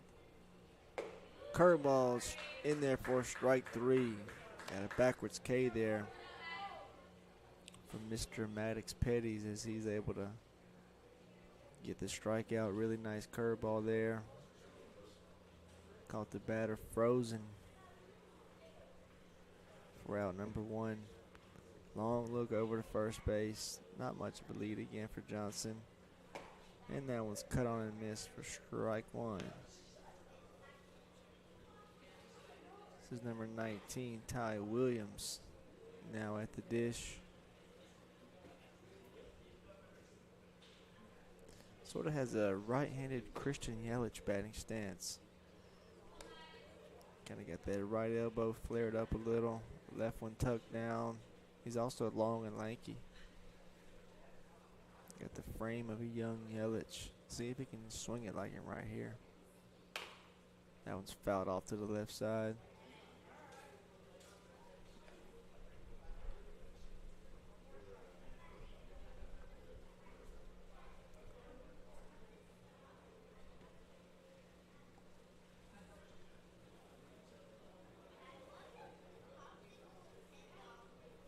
And that curveball is just low. Really nice 2-strike pitch there. Couldn't get the chase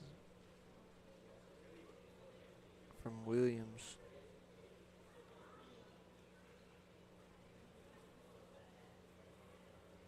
And that curveball is in there for strike 3. So back-to-back backwards Ks from Mr. Petties.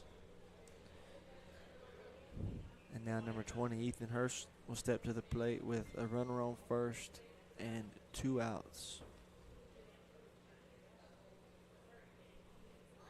Big leg kick, another curveball, swung and miss, strike 1.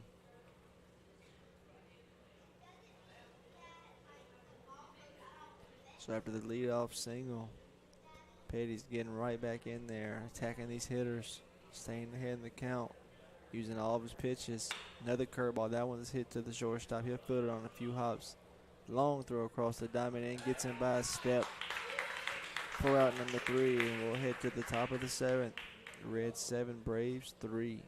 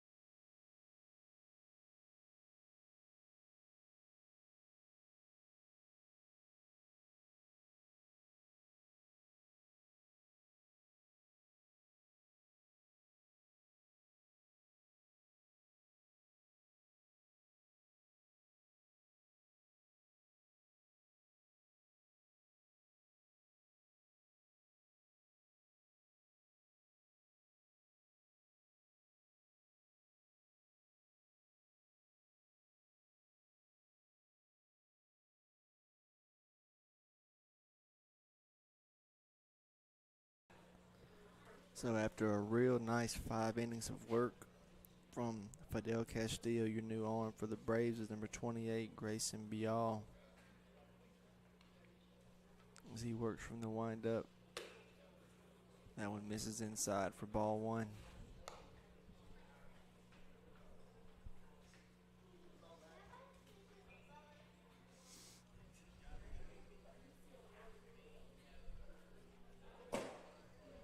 That one upstairs. Probably would have been a strike on Shaquille O'Neal, but a little too high here for the batter.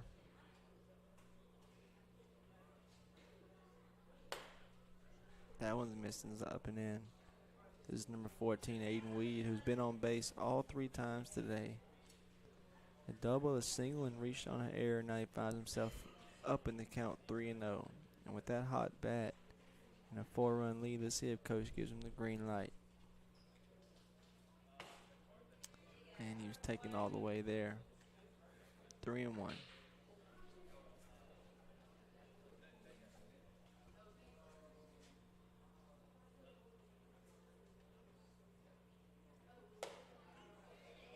That one catches a corner for strike 2.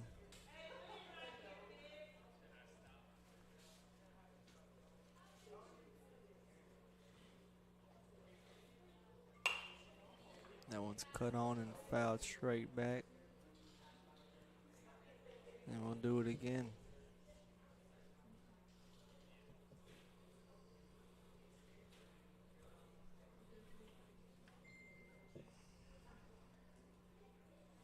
Here comes the payoff. And that one's catches corner for strike 3. So the perfect day ends for Mr. Weed. And now Bryce Tucker will step to the plate with 1 on, nobody out. And Bial strikes out the first batter he sees.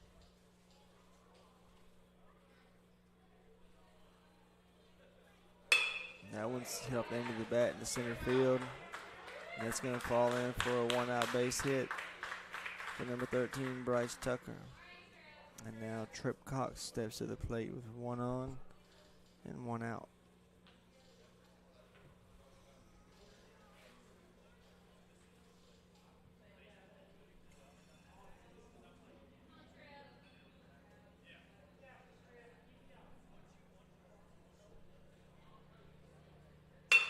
And that one's hit up the middle. It's going to be under the glove of the shortstop. It's kind of caught him between there. Tried to catch it in the air in the last second like he was going to field it on the ground. And it caused the ball to go right under his glove. And both runners will be safe. So now number 3, Upton, is back up to bat with runners on first and second.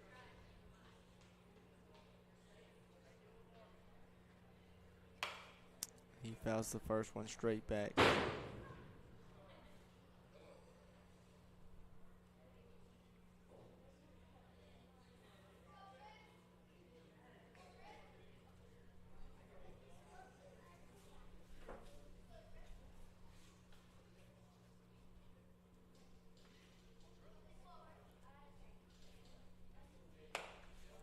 Takes the ball in, up and in, even the count at 1-1.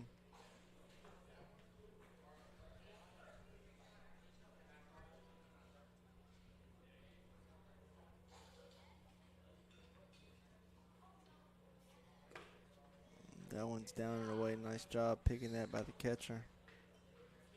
Able to keep the runner from advancing. 2-1.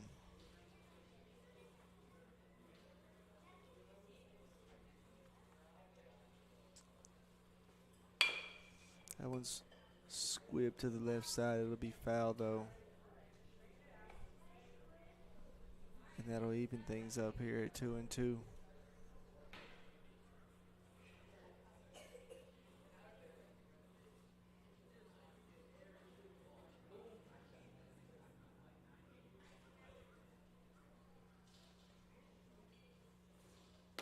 And he checked the swing. Good take there on the off-speed pitch. and fill things up here 3-2. With the top of the order looming. That 3-2 is down and away for ball 4, so that'll load the bases here in the top of the 7th and bring number 8, Bradley Mitchell, back to the plate with the bases loaded, looking to tack on to this 4-run lead here late in the game.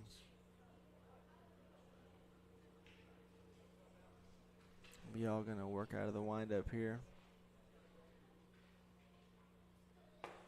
And he fires one down low for ball 1.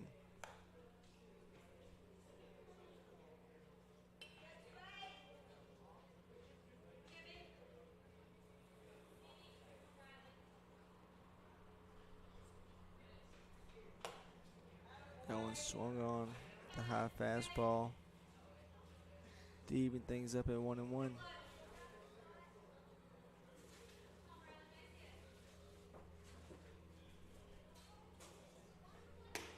That one's high, ball 2.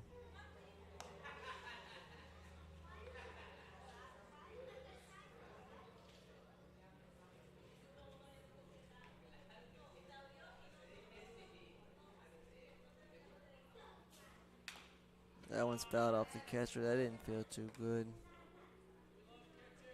I'm gonna give him a minute here. Count 2-2.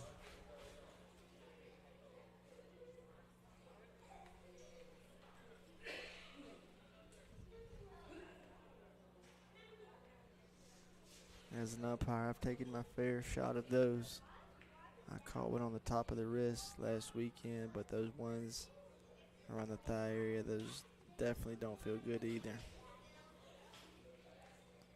On a foul ball, the speed picks up anywhere between 5 and 15 miles an hour. But you gotta get it right back in there.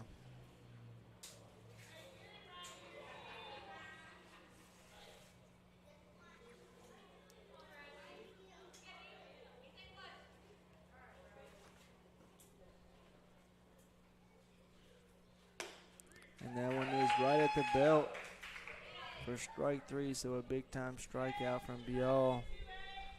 But not out of trouble yet, trying to wiggle his way out of this jam with no damage done.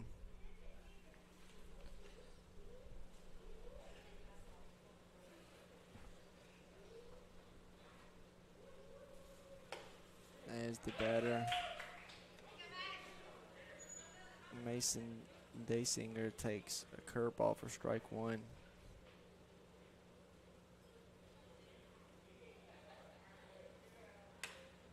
That fastball misses high and away.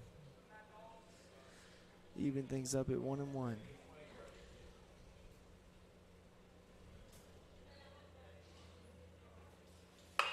That one's hit down to third base, and it's going to be just foul.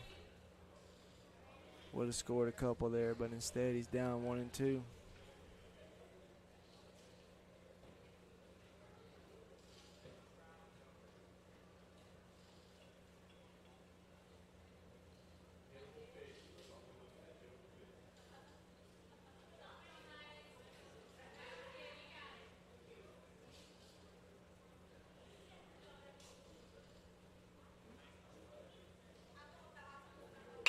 That one's chopped.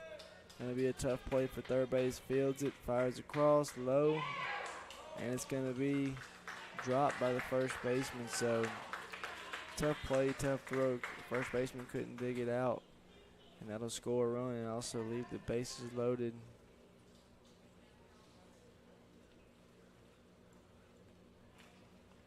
For number 11, Dakota Bird.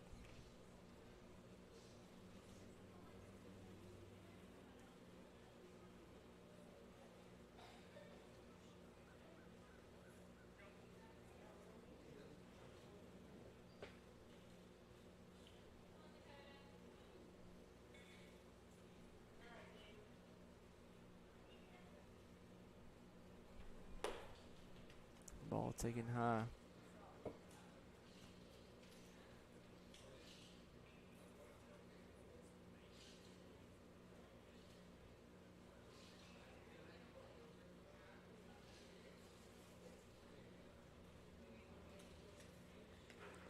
down, gets away from the catcher, but no advance by the runners.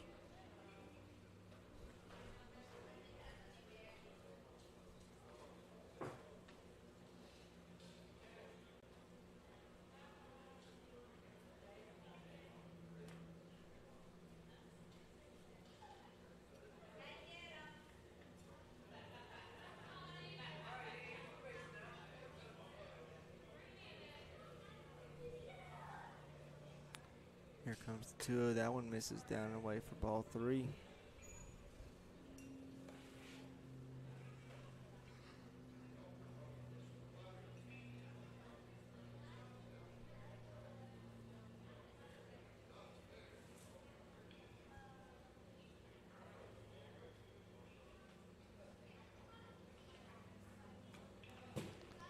And that'll be ball 4. So a run walked in here. Make your score 9-3 Reds.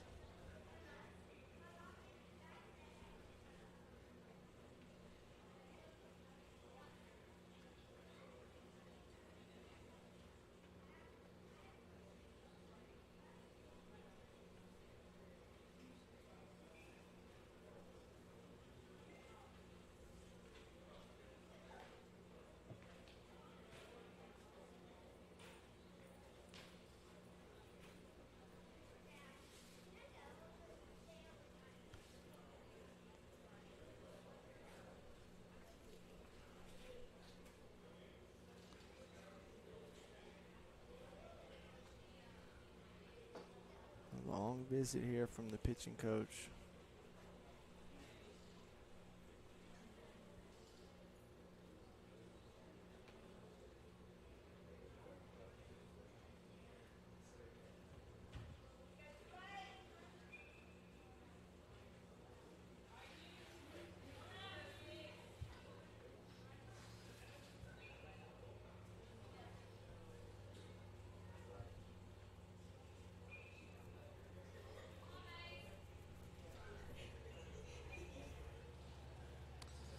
So now Daysinger will try to do some more damage. He takes a curveball inside for ball 1.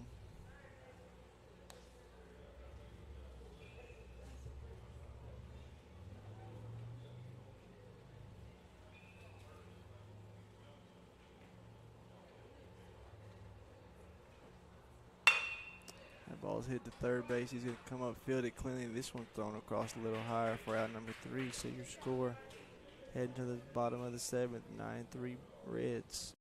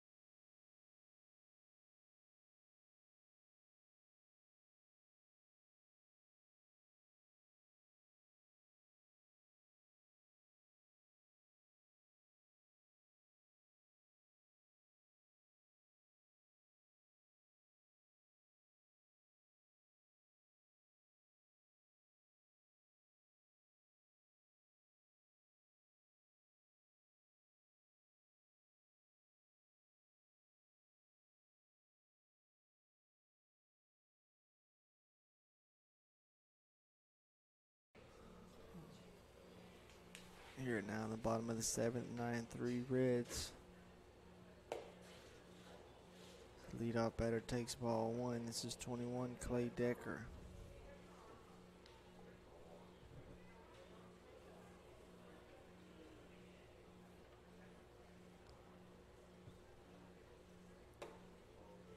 He'll take another high for ball 2.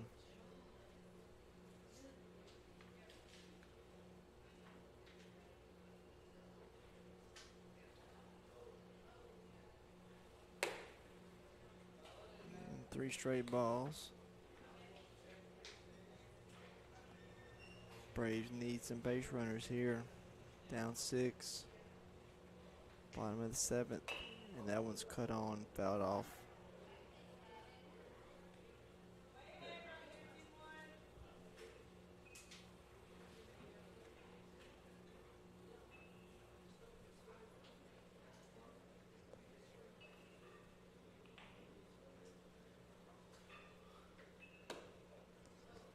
And that one's taken outside for ball 4. So a leadoff walk here. We'll bring up the man who has accounted for all 3 runs today, Fidel Castillo. He scored the first and knocked the other 2 in with a 2-out, 2 RBI single back in the 4th inning.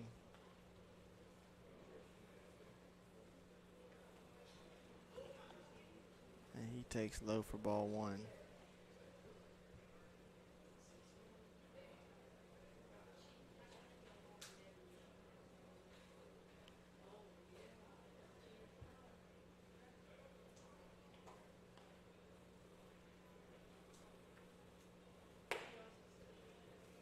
And that curveball misses high for ball 2.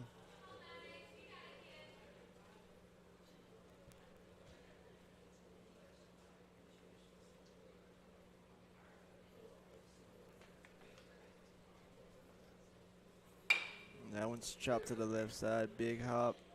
Third base goes to second for 1.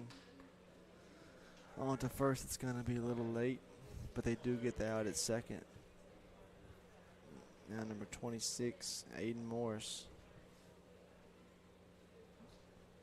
He's up to bat.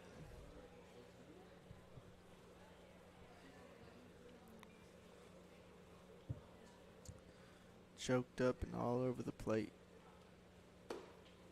He cuts on that. Curveball misses. Down 0-1.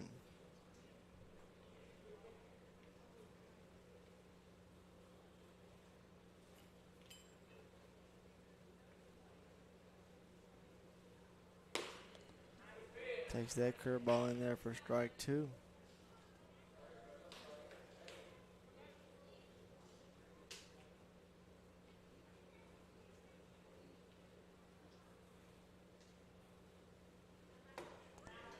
And that one falls in there for strike 3. So 3 straight curveballs equals a strikeout here.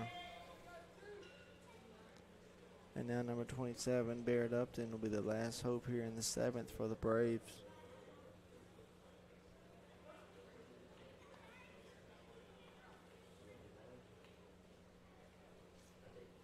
Big lead over at first. That one's cut on and hit to right field. He's camped under it and he'll squeeze it for out number 3.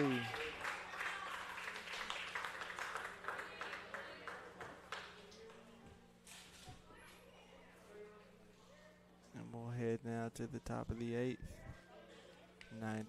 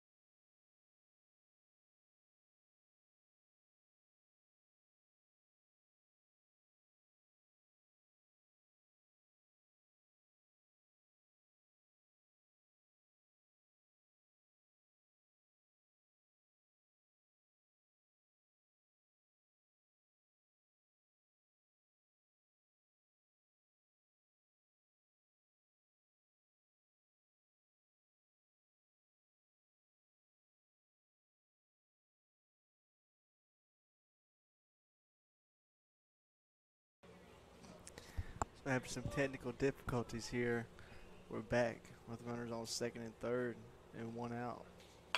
And that one's fouled off to the left side for strike one.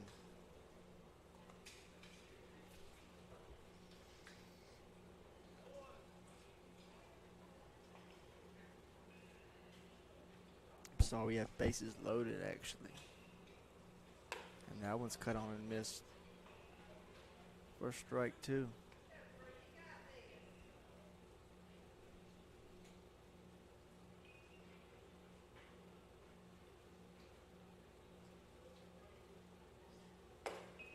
Strike three called as the fastball catches the bottom of the strike zone for out number two. Big out there.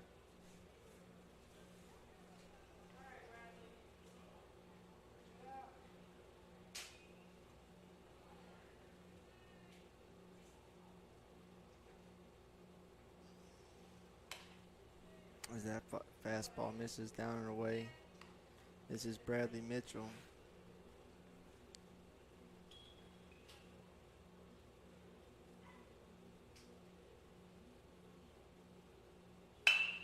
That one's hit to center field. It's going to fall in for a base hit. One run will score. And that'll be all, but that'll make your score now 10-3 here in the top of the eighth.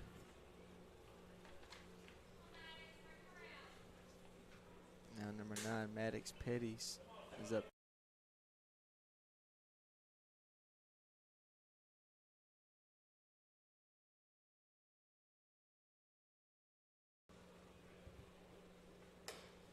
And that fastball misses away for ball one.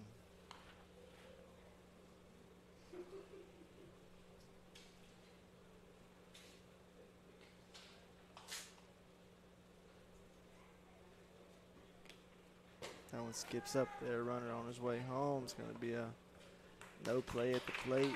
That run will come across to make it 11-3. Snap throw back to third. It gets away. And that'll score another one.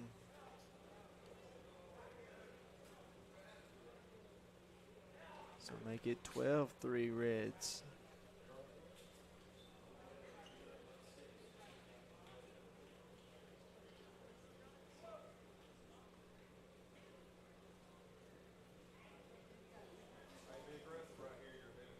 So wheels kind of falling off here for the Braves in this eighth inning. As that one's fouled off.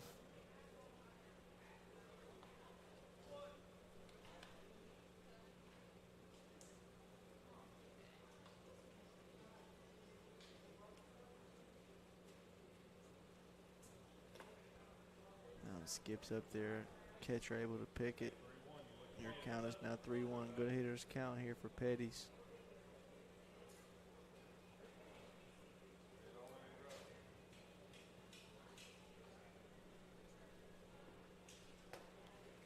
It's taken down low for ball four. Runner coming home. And it's not in time as another run will score. Make that 13-3.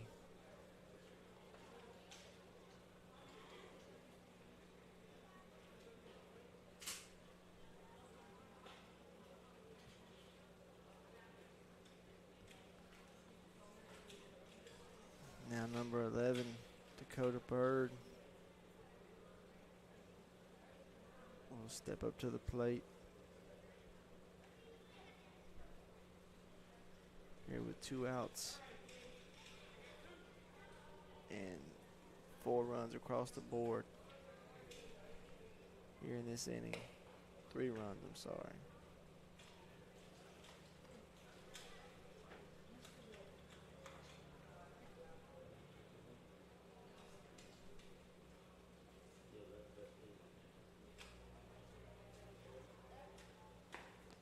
Pickoff attempted first. He gets it back in there safely.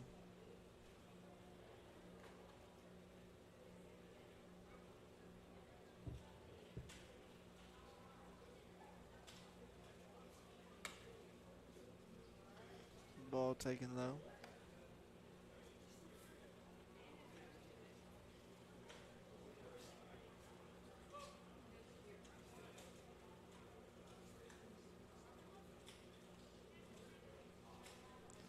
Pitcher comes set, and that one's in there for strike one.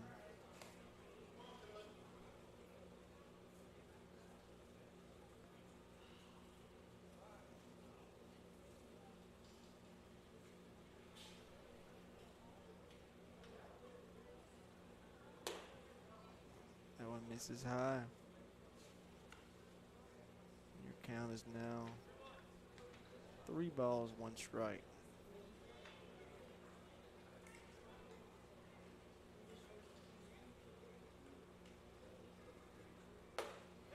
That one's in there for strike 2.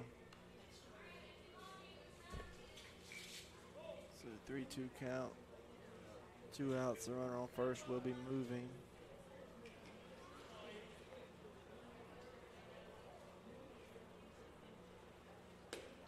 And he checked his swing. And they're saying he did swing, so that's going to be a strikeout. And we'll head now to the bottom of the 8th. Your score 13-3 Reds.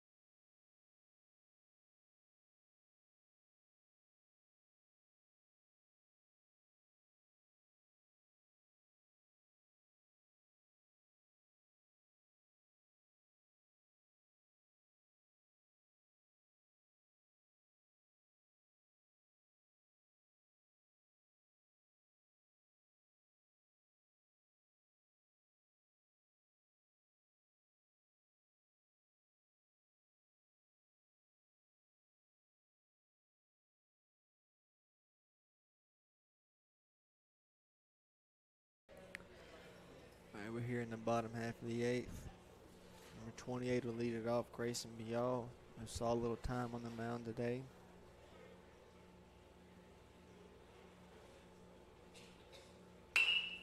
He hits that first one he sees down the third base line. It'll find its way fair for a leadoff single. This is number 9 still on the mound. Maddox Petty's been in there for a few innings. Now number 25 is up to bat. Still don't have that name on this roster.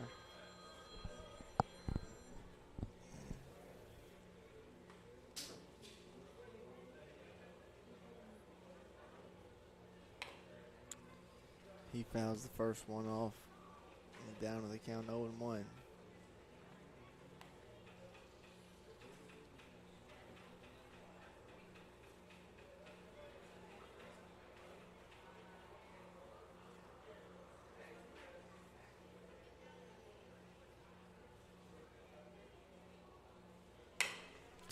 That one's going to be chopped in there. The shortstop's going to field it. Go to second for 1. No throw over to first, but they will get the 1 out. Now, top of the order, number 16, Miles Johnson up to bat.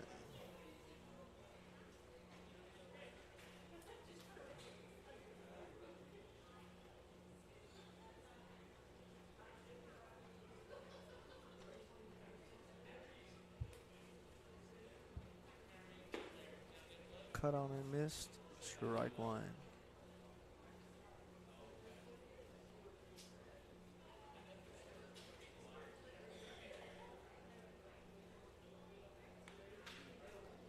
A decent lead over first base, but he's not going.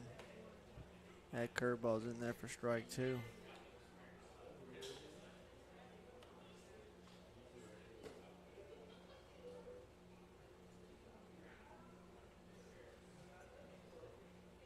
Batter gets a little closer to the plate, chokes up, down 0-2. And he hits that one to the right side. First base will go to second for one, back on to first, not in time. He was kind of in between there. The first baseman went to go back to first initially, decided to go to second. If he would have done it right off the bat, probably would have had a better chance at two, but they get the second out anyway. Now number 17 is up to bat. This is Jude Chrysler.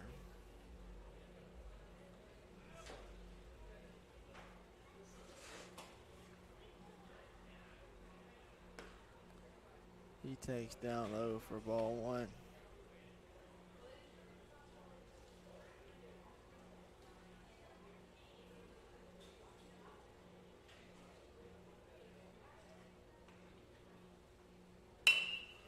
That ball's hit into left field. Shortstop goes out, and he can't make the play. We saw him make a couple plays like that a couple innings ago where he ranged out and was able to snag him, but that one just over his outstretched glove and falls in for a two-out base hit. And now number 19, Ty Williams, will hit with 2 on and 2 out.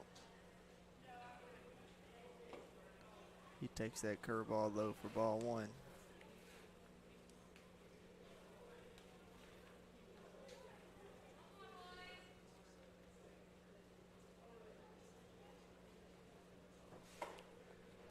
That curveball swung on and missed, even things up in 1-1.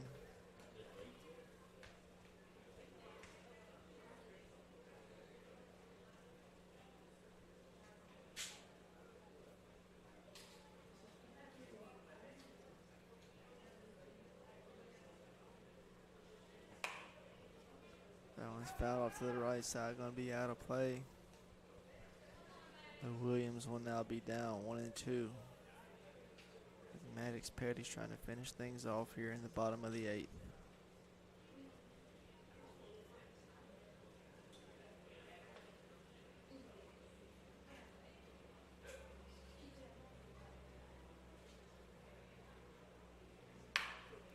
The ball's hit to third base. He bobbles it, tries to stay with it, and he's going to step on third for out number 3. And that'll be ball game. So your final score, Reds 13, Braves 3.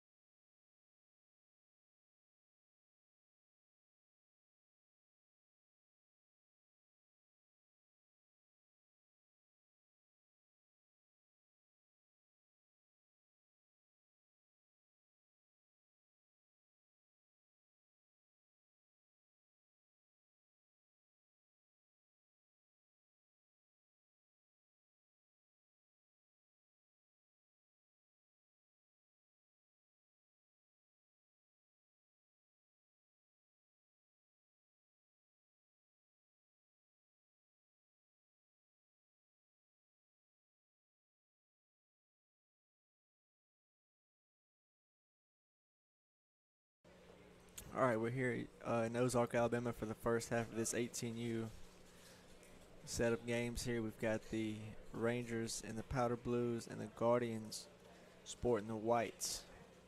And batting leadoff is number 36, Michael Perkins. He takes the first pitch on the corner for strike one.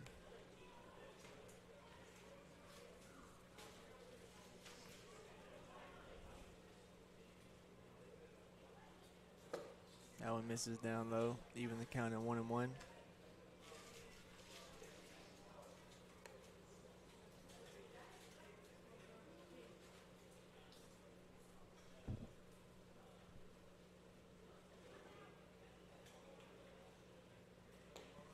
Takes that off speed, bounces up there. 2-1. Your pitcher on the mound is number 53, Camden Chen from Enterprise High School. Got a long, lanky delivery, really good arm action, really good depth on his off-speed pitch. But he finds himself behind here, 2-1.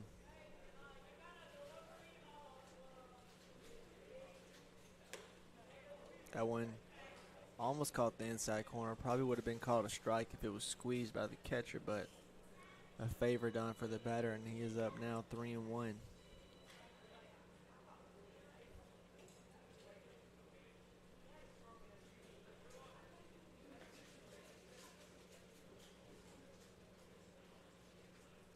That one's in there for strike two, split the plate. And now we got a full count. 3 balls, 2 strikes. Here comes the payoff. And it's going to be down and away for ball 4. So a nice at bat there for Perkins to lead the game off. Coax a leadoff walk.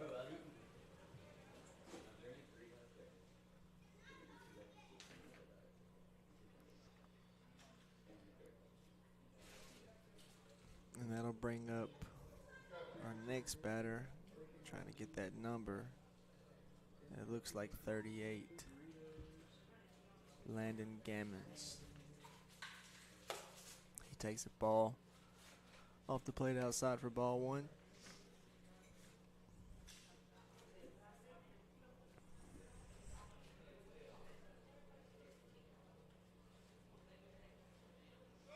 Perkins will take off.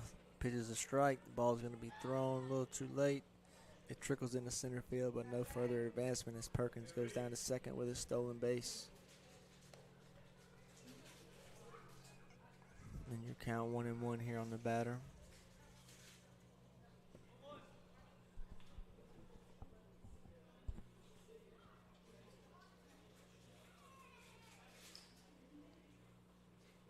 That one's cut on and missed. Big cut for strike 2.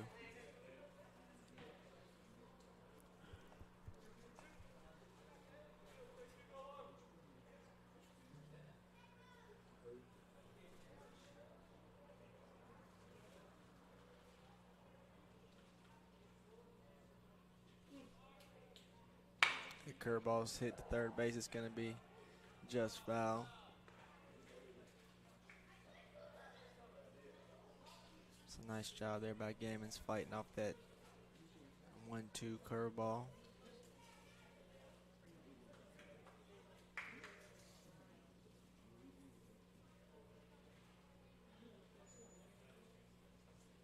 That one's fouled straight back. He's right on top of that.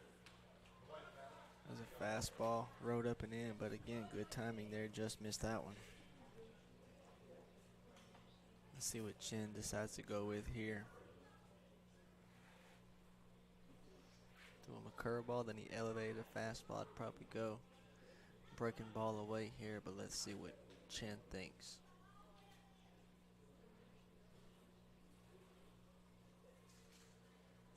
They're going to go fastball away. Good take. As that one just missed. They even the count at 2-2.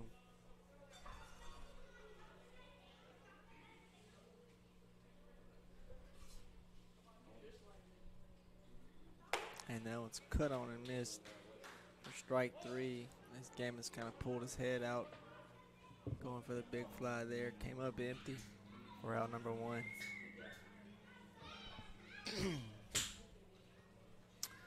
And now number 39, Griffin Pickering. will step up to the plate.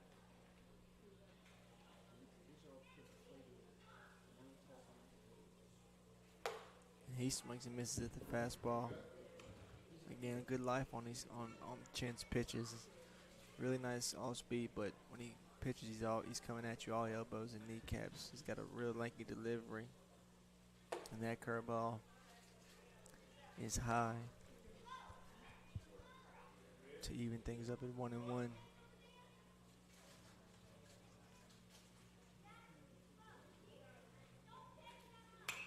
That one's fouled straight back. I'll run your count to 1-2.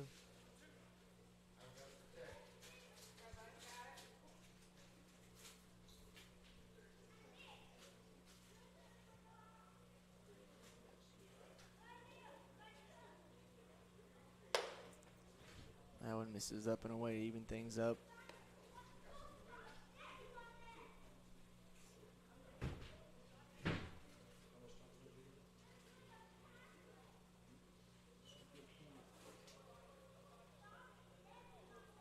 Decent lead at second base for Perkins, as that one front door curveball in there for strike 3. So almost an impossible pitch to handle right there on the front door curve. You really don't practice that a whole lot, but when you get it, man, it's a nice pitch. And back-to-back strikeouts. Trying to strand that runner at second base is Chen. First pitch taken high for ball 1. This is number 34, Isaiah George. Or Isaiah Jorge, I'm sorry. He takes a fastball right down the middle for strike 1, even things up.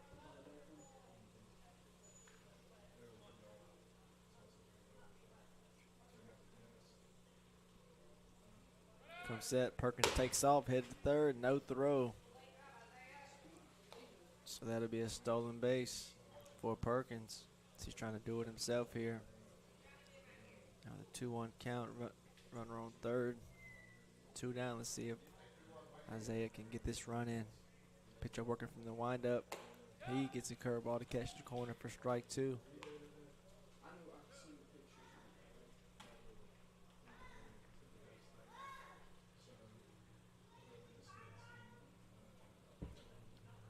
And fastball cut on and missed for strike 3. So they're giving off the leadoff walk. Chen comes back to strike out the side, and we'll head to the bottom of the first inning. Your score is 0-0.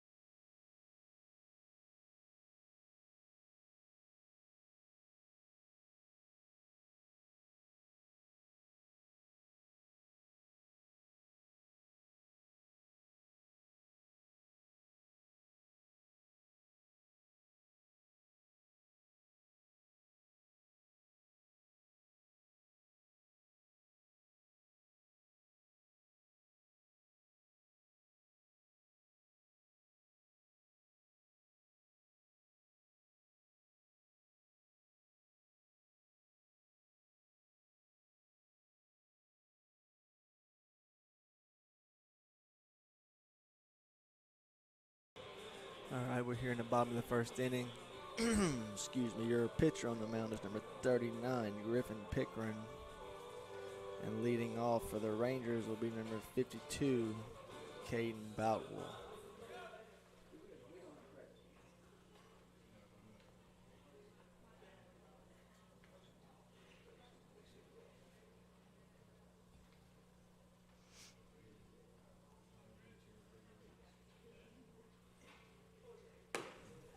Pickering fires the first pitch fastball down and away for ball one.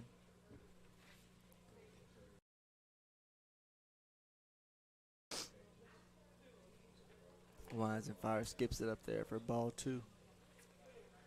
Boutwell with a couple homers on the season. Really good hitter. A lot of speed, a lot of power, good contact. A really well-rounded leadoff batter. And he swings at that one, fouls it off to the left for strike one.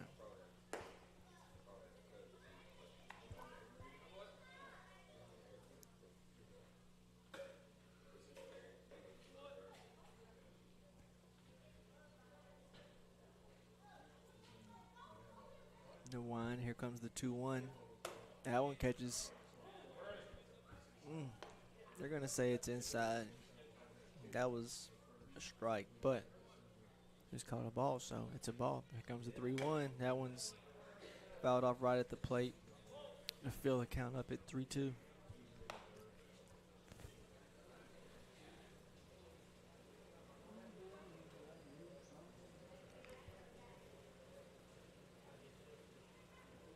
Here comes the payoff pitch.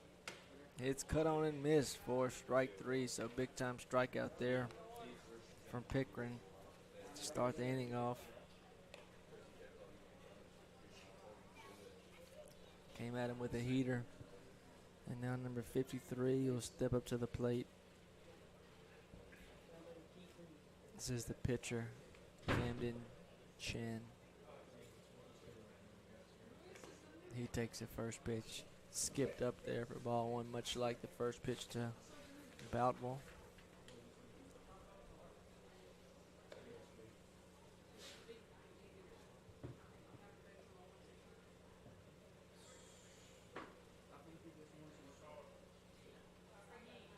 That one's skied to the right side. It'll find its way out of play.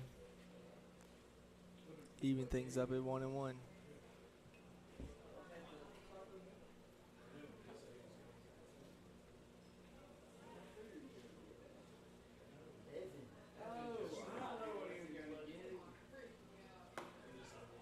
That off speed is cut on like a slider there. Had a lot of bite to it. Really nice pitch. Up in the count, 1-2 now is Pickering. Looking to finish off this batter. And that one's squibbed up the middle. Shortstop fielder on a few hops. Comes up firing. Good runner, but got him by about a step for out number 2.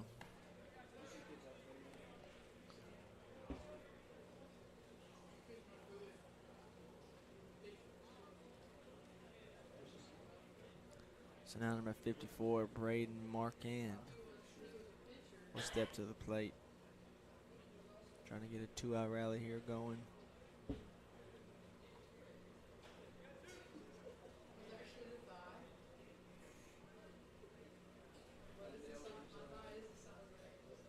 He takes the first pitch off the plate outside for ball one.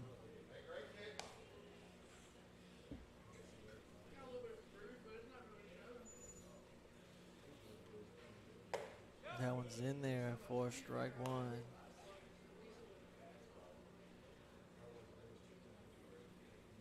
Pickering working very quickly. Gets back in there for strike two.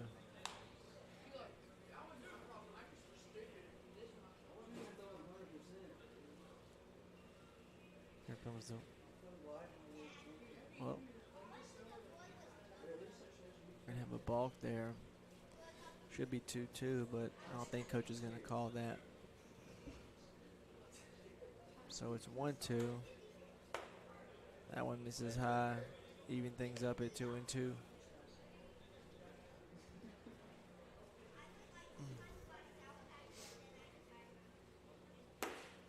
That one's on the corner. The whole infield was moving towards the dugout, but it's off the plate.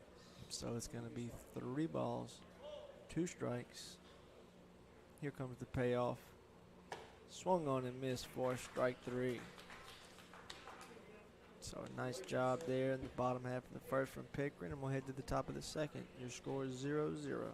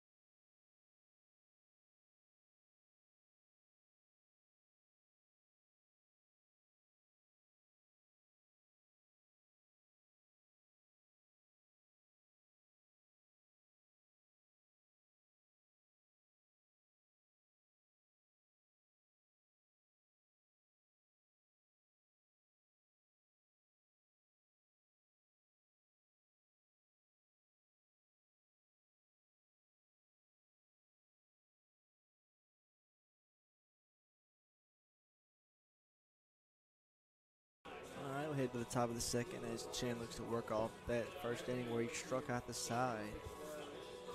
And number 41 will lead things off here for the Guardians. This is Grant Calhoun from Wicksburg High School, trying to get things started.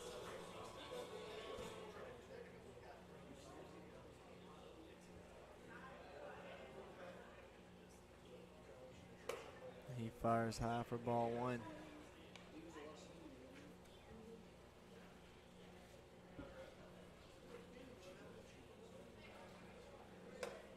That one's high. 2-0. Got the chartreuse green batting gloves on. You can see it from a mile away. Look good, you play good, they say. And he takes the curveball down low, 3-0.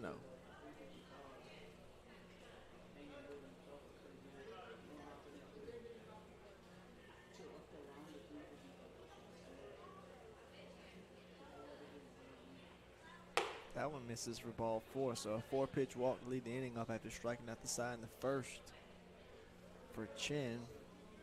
And Calhoun will go to first base, and now number 42, or 43 rather, Braxton Hodges from Red Level High School will step to the plate.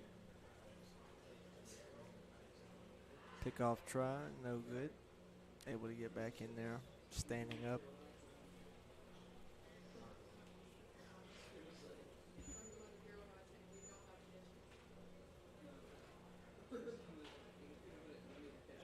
That curveball misses down low. Look like a little bit of a cross up there between the pitcher and catcher.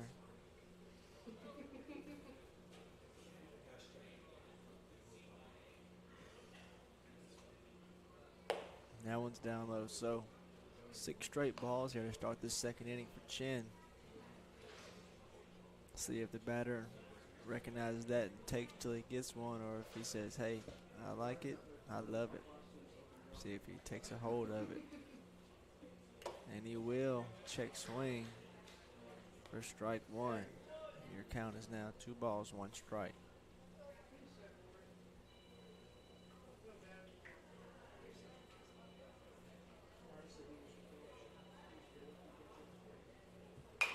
That one's checked on again.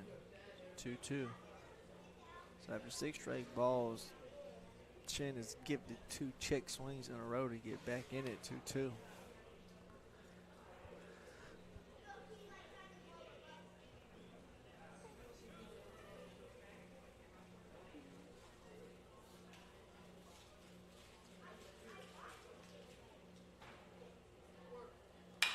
That one slashed to the right side.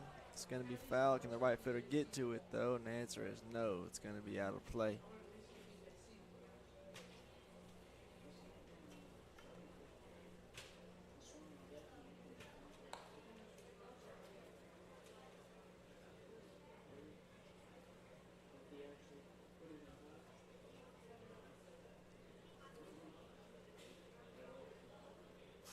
Not much of a lead over at first base.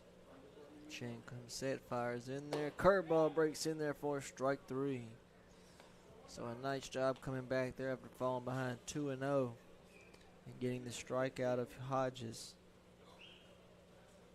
And now number 44 will try his luck. This is Creed Whitworth from Sneed High School.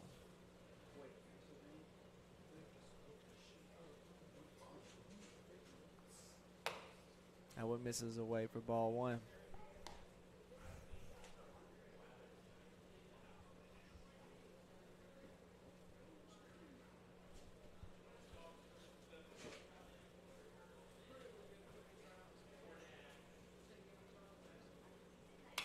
That one's cut on and missed big time. Hack there on the up and in pitch.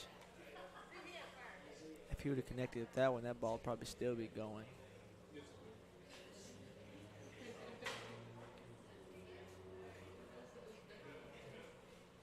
Now your count's 1-1.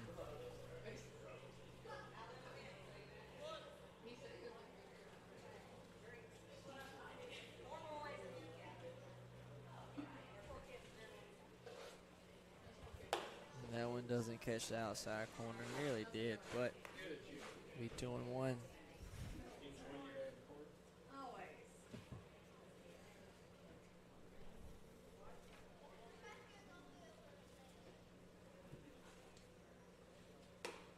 That one a little too high, running to count 3-1.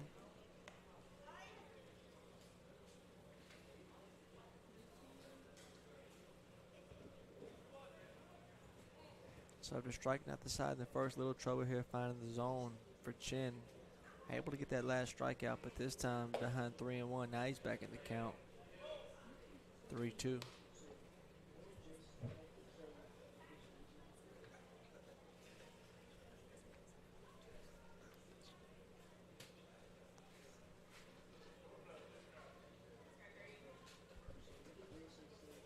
And here comes the payoff. Taken down the middle for strike 3. It was right at the belt.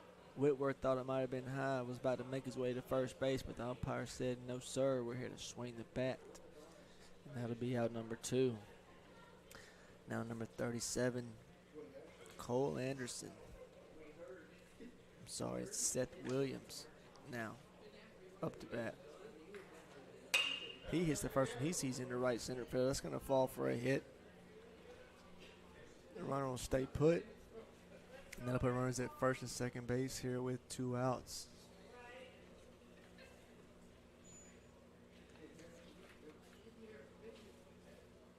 Now number 31, Antoine Ham.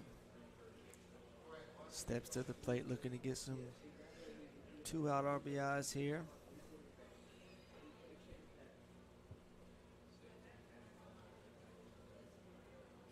As he takes the first pitch high for ball 1.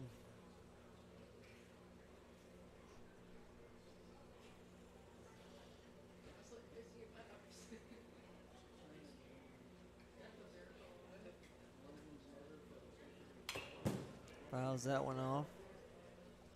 It's a fastball he was riding inside, able to get a piece of it, fouled it straight back to even things up at 1-1.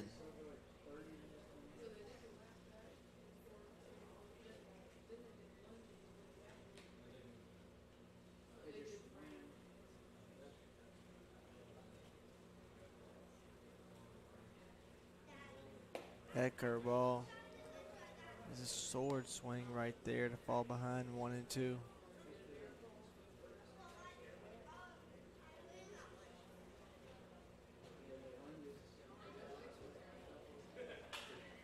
A lot of arm action, stepping right at the right-handed batters. That curveball's tough to pick up.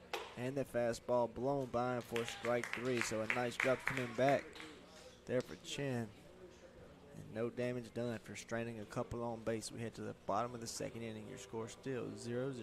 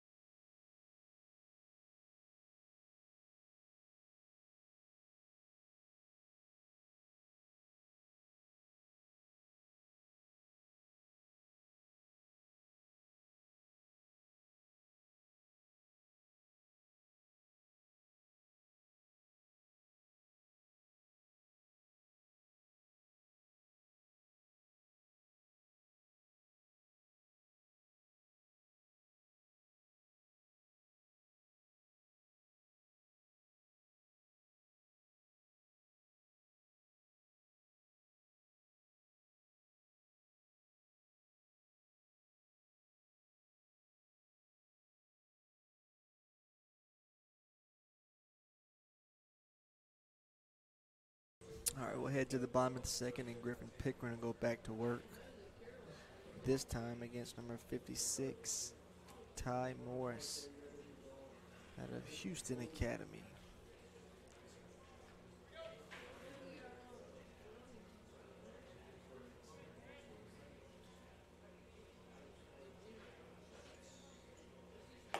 He fires a fastball in there, right by him for strike 1.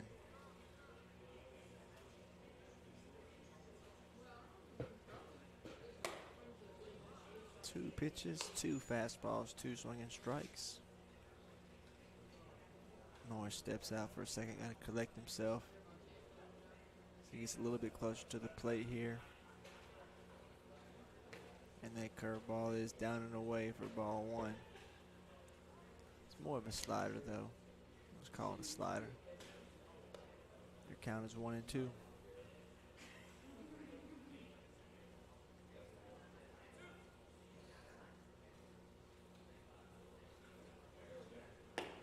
That one's down low.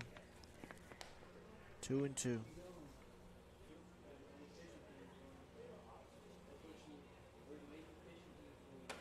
That fastball rides up and in, almost hit him. So after getting ahead 0-2, 3 straight balls, Morris able to work himself back into this count. Here comes the payoff. Laced to the shortstop. He lays out for it. Can't pick it. And that'll be a leadoff single there for Mr. Ty Morris. And then number 57, Christopher Bond from Ashford High School will step up to the dish. Trying to move him over or get him in.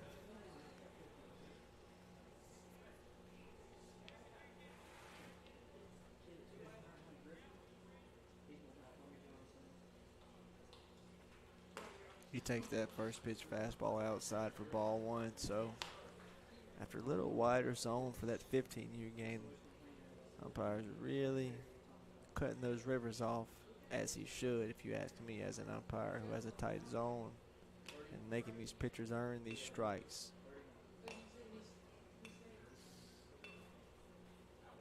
Two and 0.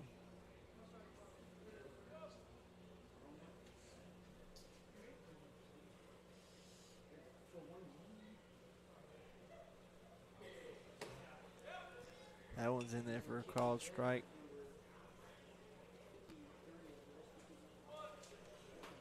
Able to find the corner right there on the black to bring your count to 2-1. Not much of a lead over there at first. That one's cut on and fouled straight back. They probably cut that baseball in half right there. And it did. As the on-deck batter throws it off to the side. That's a BP ball now. Your count is even up at 2-2.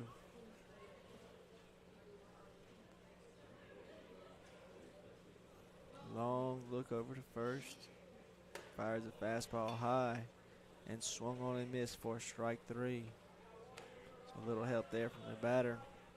Able to climb the ladder and get that strikeout. Now number 59, Michael Bird from Wicksburg High School, steps up to the plate.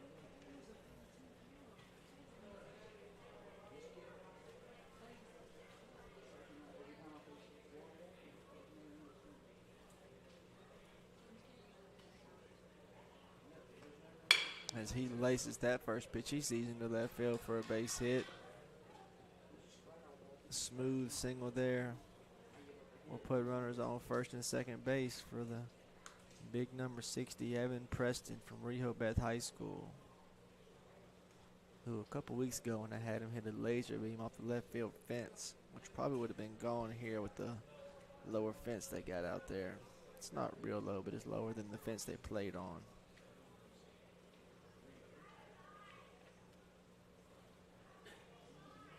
And with Pickering loving that fastball, let's see if he starts him off with something soft here.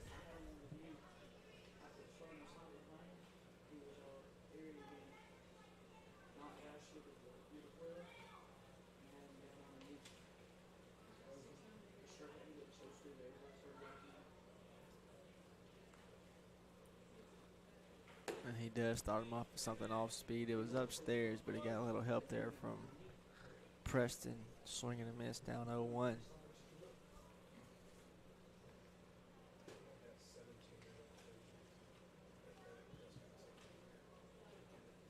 That one spiked up there. Nice job by the catcher and an outstanding play by the catcher. Just an absolutely wonderful play there by the catcher, able to pick it, throw behind the runner at first base to get the out. Fantastic there. That'll take the runner off first and be runner on second now with 2 outs. Another slider swung on and missed. If you're asking me, that fastball slider combo is the toughest to hit in baseball.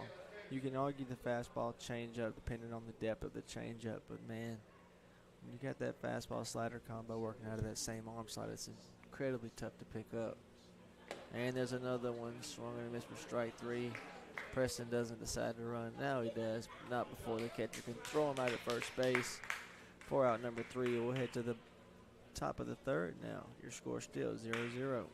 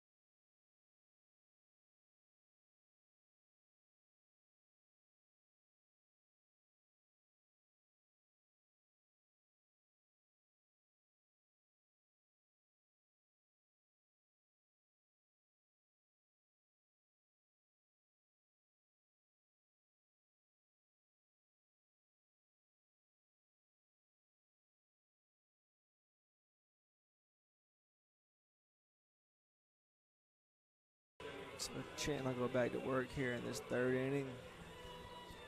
There's number 32. Kyle Reagans will lead it off here for the Guardians.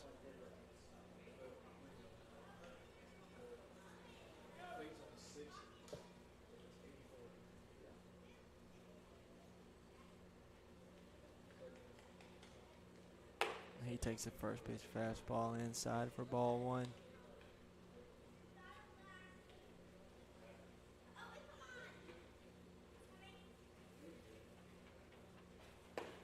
Swing and a miss at the heater at the knees.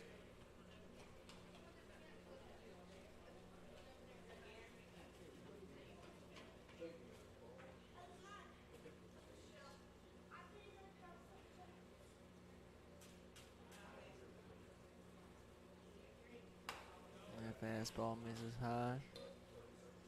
Put the batter ahead in the count, 2-1.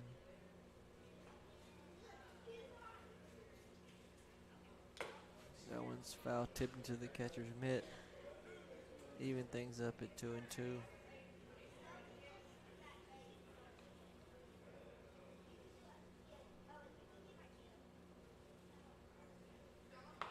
Oof. And that one got him right on the belt buckle. It sounded like it's going to be a hit by pitch on the 2-2 curveball. And leadoff base runner here for the Guardians.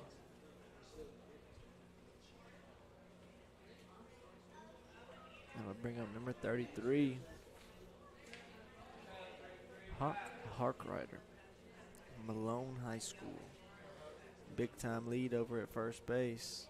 He's not going. Pitch misses low and away.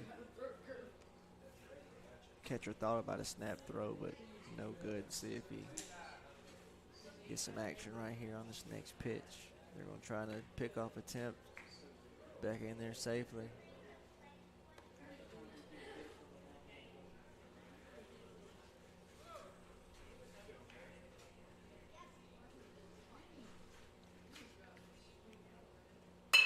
That ball's hitting the right center field. It's going to find a gap as it burns everybody. He's going to run for a while. Runner's going to come home and score.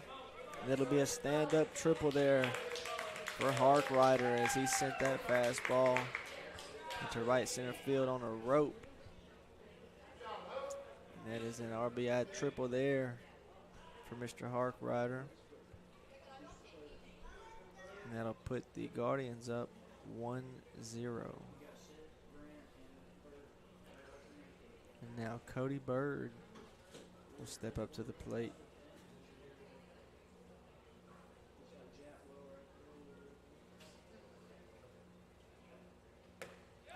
He takes the first pitch he sees on the outside corner for strike one.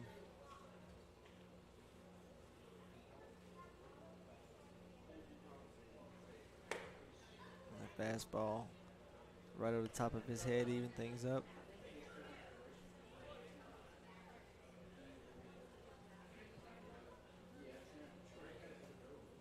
That curveball drops in there for strike two.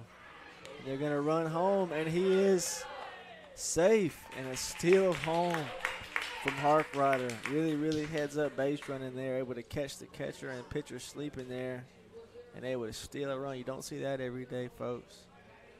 Your score is now 2-0. Fantastic. And that one misses high for ball two.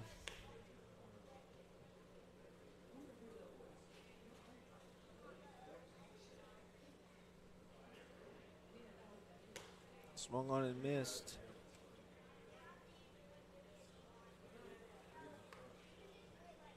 I guess there was only one strike on the batter. Or they're saying he fouled it off. So a foul ball here. Now it's 3-2.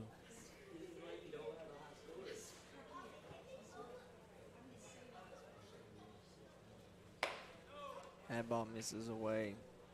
I'm not sure what the count is here, folks. It's got to be 3-2 here now, though.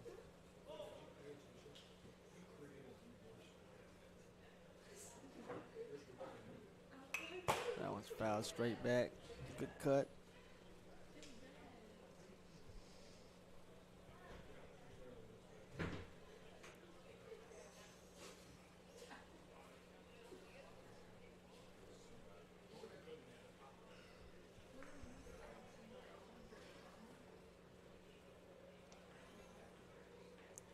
in the pitch. That curveball falls in there for strike 3. Fantastic pitch there from Chin. Able to get that front door curveball to fall in there for strike 3. That'll be the first out of the inning.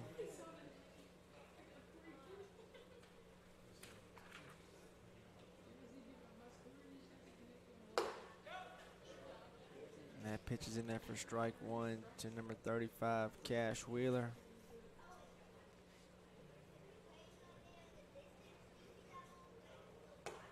That one's in there for strike 2.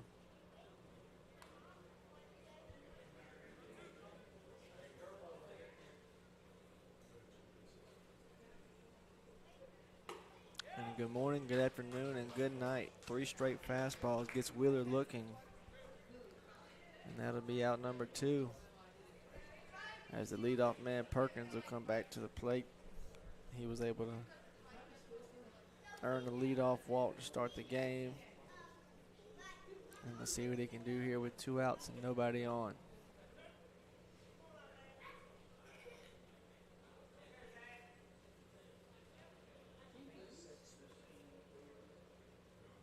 Takes the first pitch, slider in the dirt.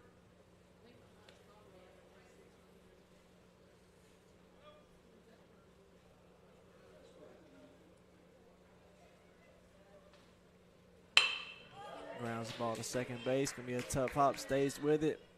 Throws it to first. And he appeared to be safe, but the umpire called it out anyway. Why not? So we'll head to the bottom of the 3rd now. 2 runs across for the Guardians. Your score 2-0 Guardians.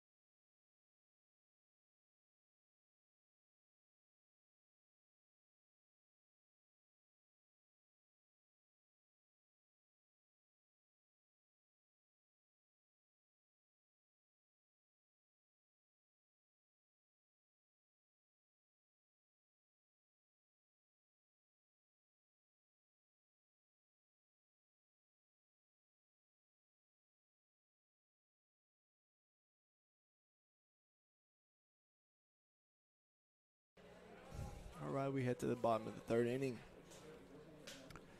Number 46 will lead things off for the Rangers. This is Noah Miller, and Pickering still working on the bump for the Guardians. First pitch, ground ball to second base. Gets a candy hop, throws it to first. 1 pitch and 1 out.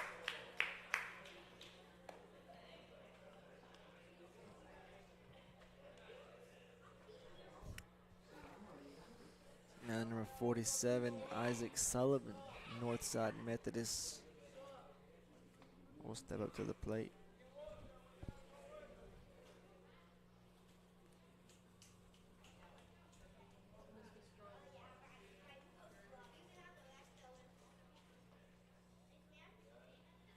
He takes the first pitch he sees, high for ball 1.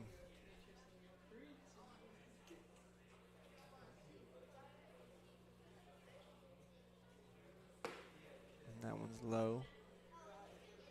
Ball 2. Good hitters count here for Sullivan. Let's see what he does about it. Hits it right back where it came from, off the pitcher's glove. Second baseman's able to stay with it and get the out for out number 2. So it would have been a base hit, but a nice job there by Pickering to get his glove on it, deflect it to his second baseman for out number 2.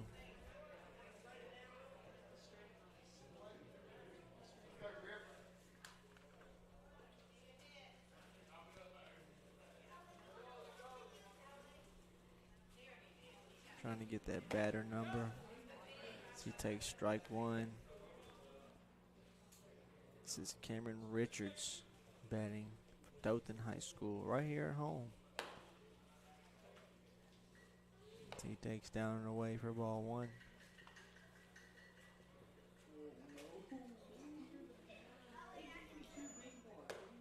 Swing and a miss, strike two.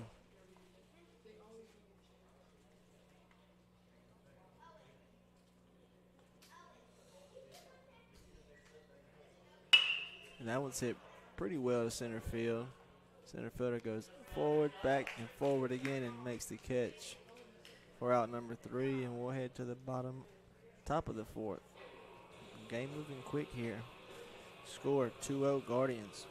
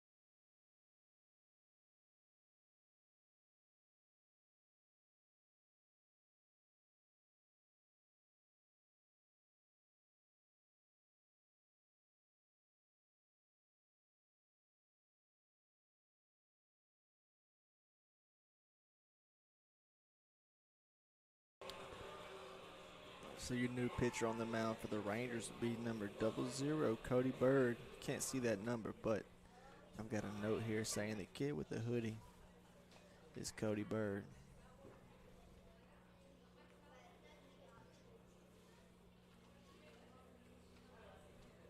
And your leadoff man for the Guardians will be number 38, Landon Gammons, Poplar Springs.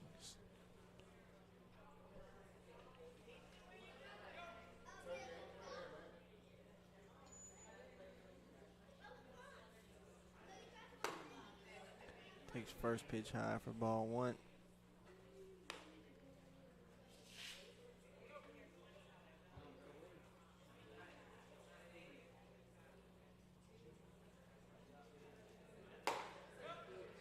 Takes a pitch at the knees for strike one. Even things up here, 1-1.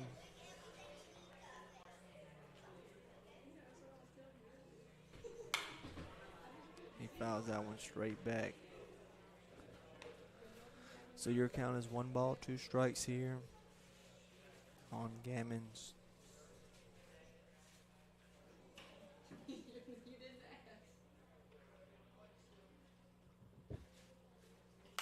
That one's fouled straight back. Good cut. He's all over that fastball.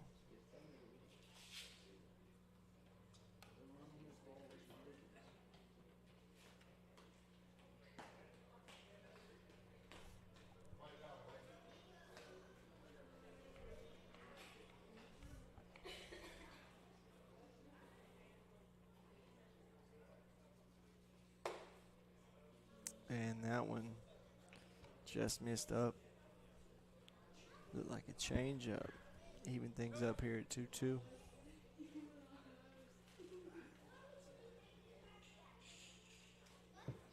Like another fastball cut on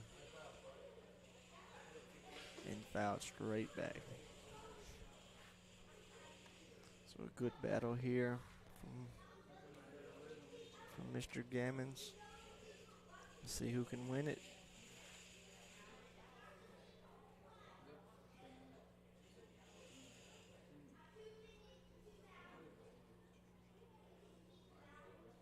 A big time slider cut on for strike 3, and the catcher caught it, so that's going to be out number 1. Really nice pitch there, and I touched on that last inning. That fastball slider combo is about as deadly as you got in baseball. Fastball changeup's really good. I think the fastball slider's superior, especially if you got some velo like Bird's got.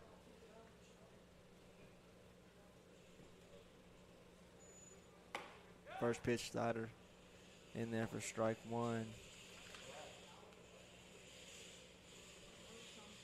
This is Pickren. He swings at a fastball riding up and in on him. No luck, 0-2.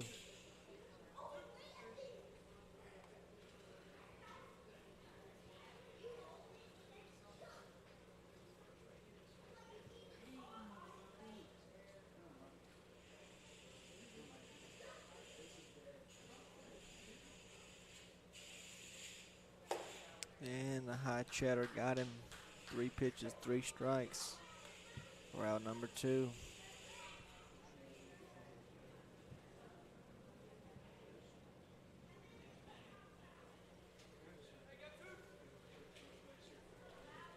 And now number 34. Isaiah Jorge steps to the plate. Takes high for ball 1.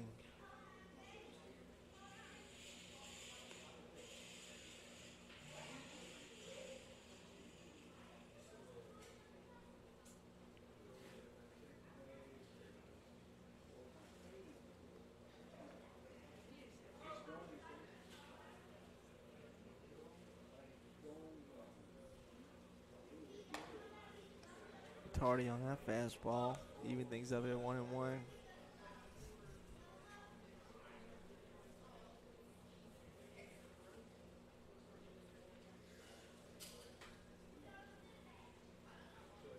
Shows bunt, lays it down. It's going to be a foul ball. So your count is now 1-2.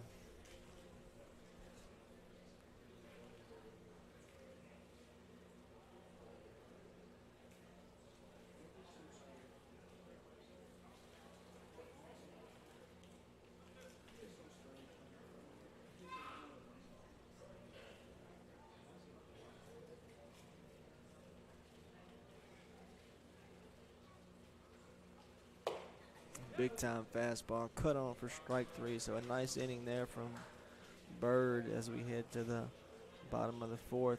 Still 2-0 Guardians.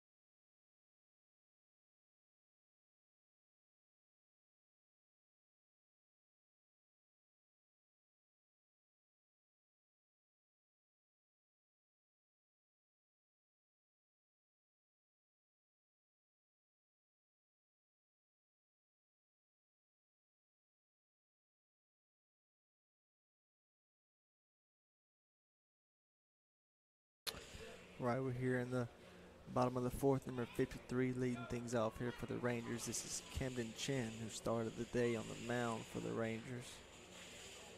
And he'll hit one back up the middle for a first pitch base hit to lead things off. And that is still 39 Griffin Pickering out there slinging it for the Guardians, however. That'll bring up the leadoff man.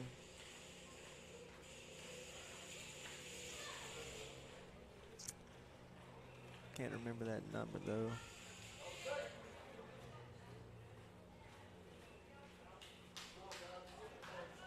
It's Caden Boutwell. That's who it is. As you saw the overthrow there after the single lazy play there, I moved the runner up 90 feet. That could be big right there. Runner on second, nobody out.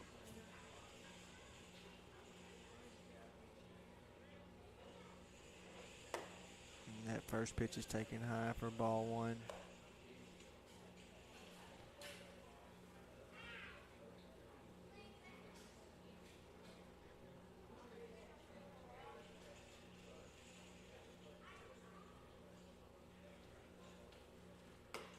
That one just misses the corner. Outside for ball two. Good hitters count here for Boutwell. See if he can jump on one here and get his team on the board.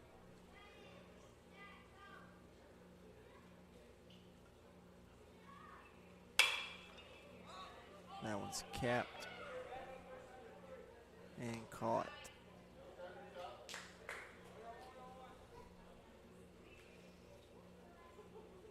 For out number one, so just missed that one off the end of the bat. Now number 53.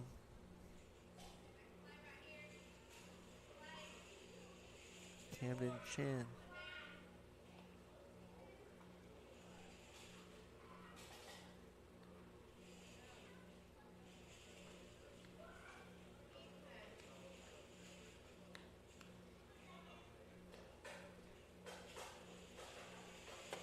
He takes the first pitch he sees high for ball one.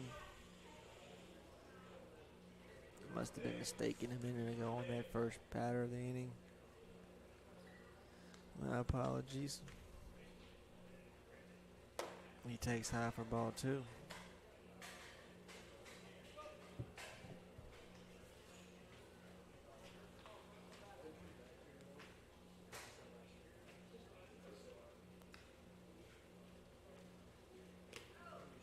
Nice pick there by the catcher to hold that runner, but that'll be 3-0.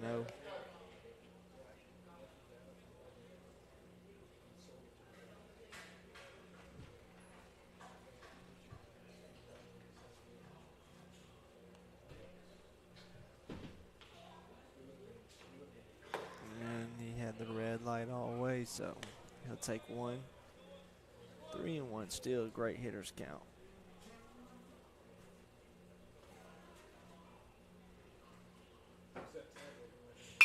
Cut on, hit into right center field, but it's going to be caught actually by the second baseman.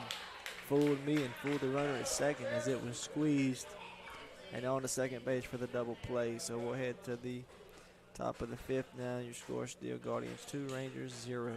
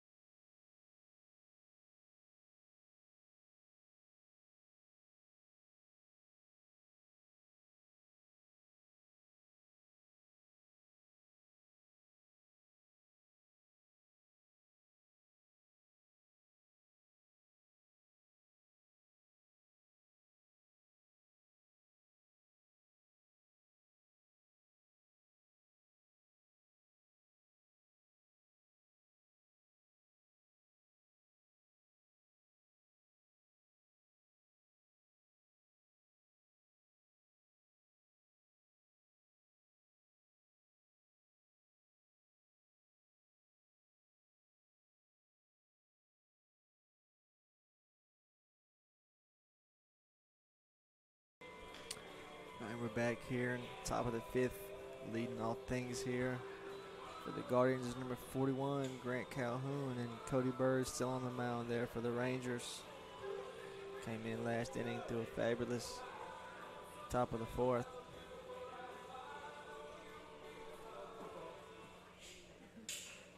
Technical difficulties there. Now we're ready to play. First pitch taken high, ball 1. Really good velo on this guy. He's probably sitting high 80s.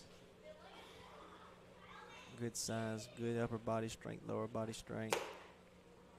Just really bringing it in there. But he's down 2-0 here.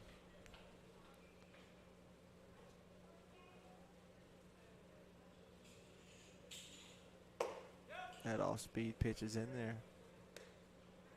Either that or he just took a little bit off the fastball. Either way, it's 2-1. But if you take some off your fastball, isn't that technically an off-speed? Maybe not. Who knows? 3-1.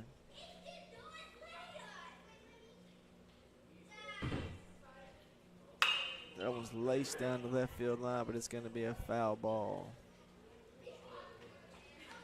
Foul by about a foot. It was a 3-1 count, though. Good swing there. Hitter was all over it, ready for it. It was a nice pitch, too, though. Too far inside to really do anything with. He put the best swing he could on it, and that's about the best result you were going to get right there. Was a hard foul ball. Let's see what Bird decides to do here on 3-2.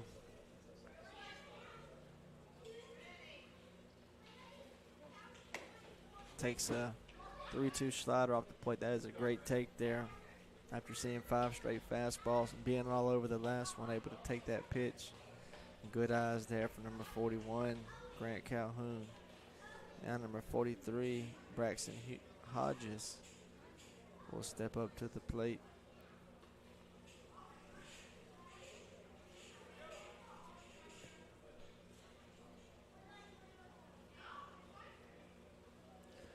No lead over at first. Takes that first pitch at the belt for strike 1.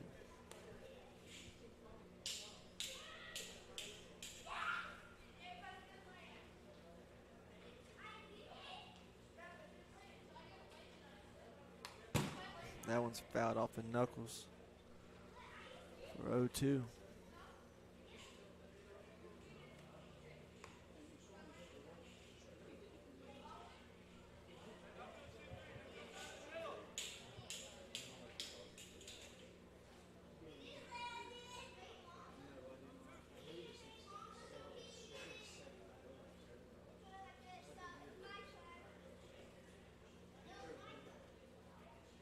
And that ball is just high as that slider couldn't catch top of the zone. Really a hanger there. Lucky to get away with that one. Your count is now 1-2.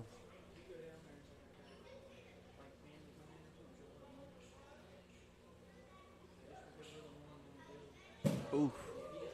That one right by the ear hole of the batter. Got away from the pitcher there.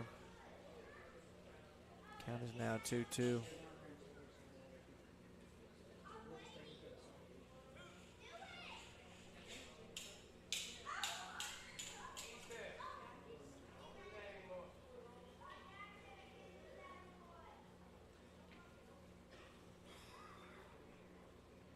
Comes set. 2-2. That one's fouled off. Good fastball there. Able to foul it off though is Hodges from Red Level High School. They were in our area back when I played in J.U. Blacksher. Actually beat them in the first round of the playoffs years ago, my sophomore year. And that curveball gets away from him, misses up and in, throw down to second base. And I believe he came off the bag, but a tag must not have been on him anymore. So, stolen base there. Well, on a wild pitch, I'm sorry, runner advanced. Runner on second base, 3-2 count.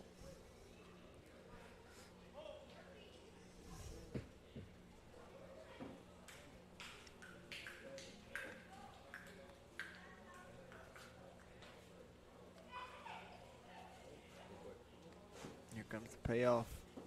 And it misses high and in for ball 4. So good at bat there from Hodges after taking a couple tough pitches and fouling them off, able to work a walk.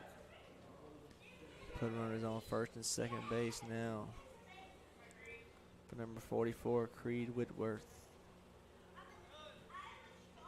Got nobody out here. Runners on first and second. Guardians looking to add on. Might see a bunt here from Whitworth. Nope, swinging away. But that's ball 1.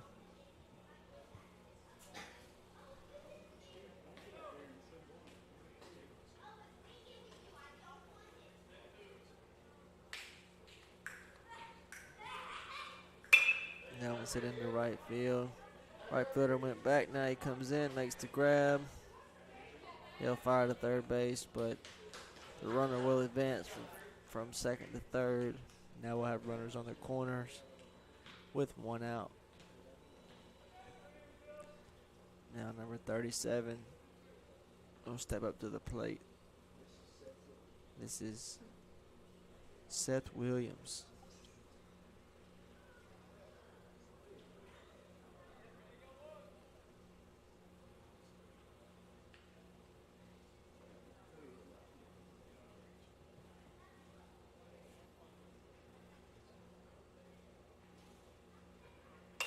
So he fouls the first pitch. He sees off the knuckles straight back for strike 1.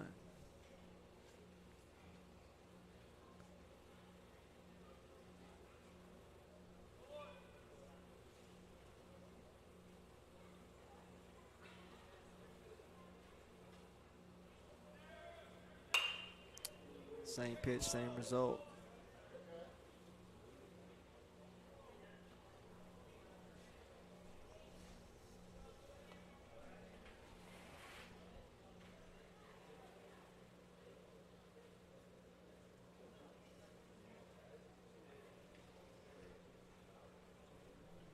Bird deciding which ball he wants to throw here on this 0-2 count. Runners on first and third. 2-0 ball game. 1 out. 0-2 on the way. And it's a slider spiked. And throw down to second. Oh, it's going to be in the center field, but cut off by the second baseman. And runner at third did not advance. So a break caught there. If you're the Rangers, as that could have easily been a run, but runner decided to stay put. And now you got a 1-ball, 2-strike count on the Williams. With runners on second and third. Now Bird will work out of the windup again. Another slider, this one off the plate as well, 2-2. If you're Williams, just trying to get a ground ball anywhere, basically. Infield's playing back. Either that or a fly ball deep enough to score that runner at third. And that'll do it right there. That ball's hitting the left field. It's going to fall for a base hit. That'll score 1. Williams with a hard turn. He's going to second. No, he goes back. Would have been close as the ball was bobbled by the third baseman. But an RBI single for Seth Williams. Make your score now 3-0 Guardians and put runners back on the corners. Nice job keeping his hands inside that baseball and finding a hole in left field. And now number 31, Antoine Ham, is up to bat.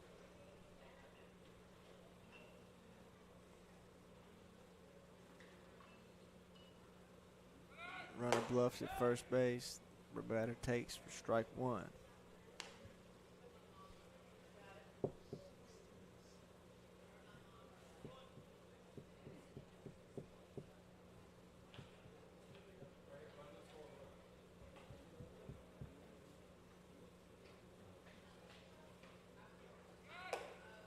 Big time swing and a miss. Sam sort of pulled his head out right there. Now it's 0-2.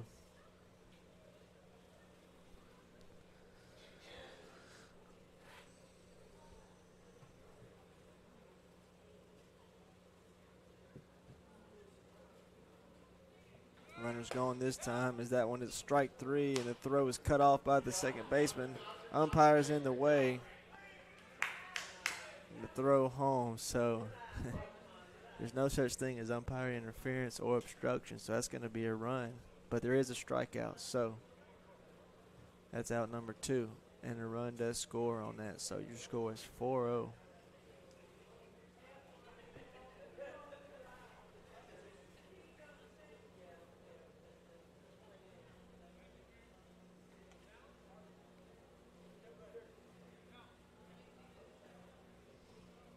So after a wacky sequence there, I'll score a run, and now number 32, Kyle Riggins, is up to bat.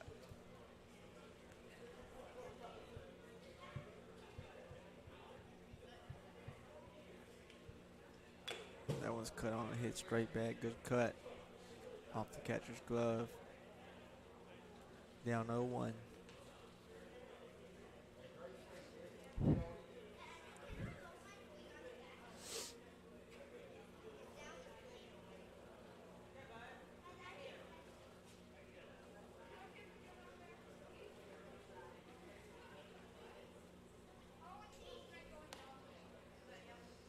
Getting a new baseball.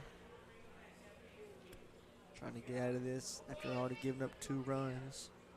Is Bird trying to limit the damage at just 2 with your score 4-0. Guardians working out of the windup. That slider misses high. Even things up at 1-1.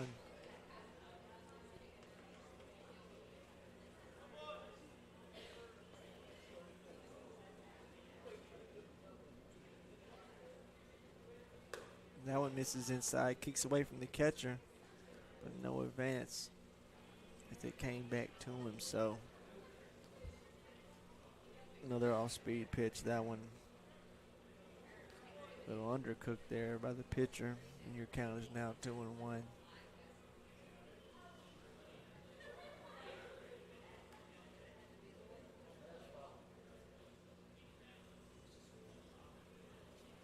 That one's cut on, hit to right field. That's going to be a base hit, and that'll score another run. So a nice job there from Reagan's, able to get the 2-out RBI to run your score. 5-0 Guardians. That's going to bring the pitching coach out. Have a few words with Bird.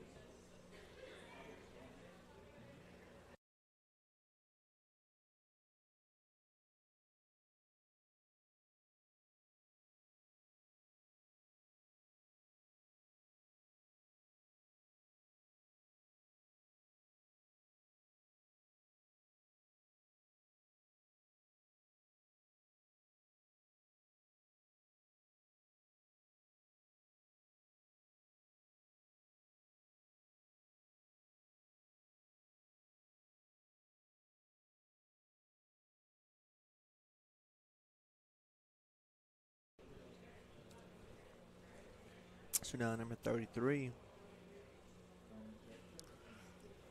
Harkrider's back up to the plate. He takes a big swing and a miss for strike 1. As you know, Harkrider had an RBI hit earlier in the game. Score 5-0, runner on first. 2 down. Better cost time.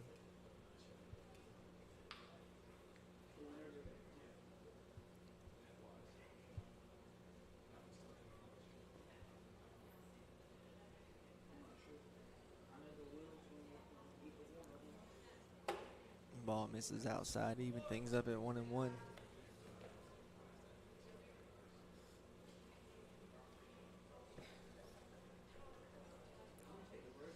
So a long inning here so far in the 5th. Lot going good for the Guardians, not so much for the Rangers as they try to get out of this thing right here and keep it at 5, as that one's hit off the fist to first base, and he'll squeeze out for out number 3. So we'll head to the bottom of the 5th. Your score, Guardians 5, Rangers 0.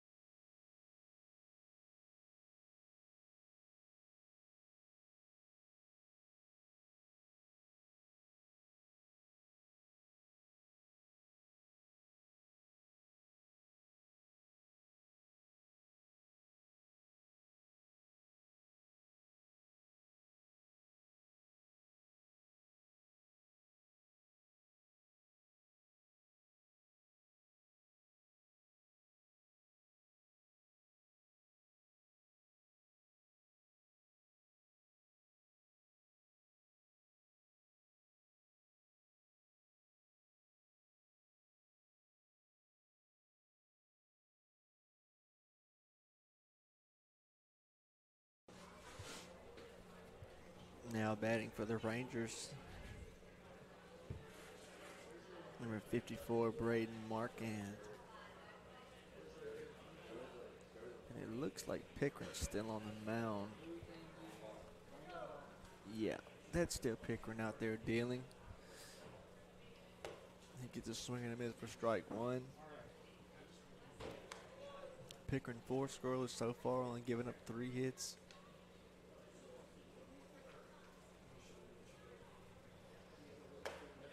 Strike 2.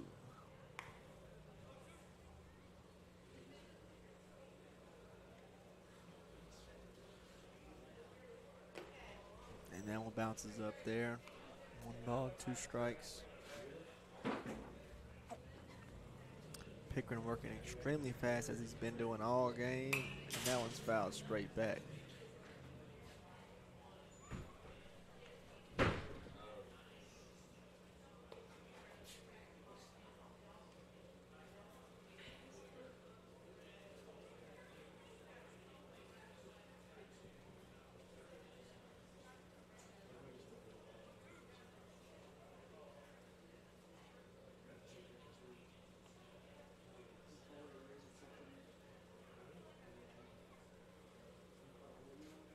That one's hit to the left side. Third base lays out. Shortstop backhands in the hole. Nice throw across.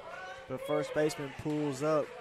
And that's going to be an infield hit. So nice job there by Ham with the backhand. Strong throw across, but it's a little too high. Probably would have got him by half a step, but Marquand with the good hustle. Able to take advantage of the high throw. And now number 56. Ty Morris from Houston Academy will try to find his way on.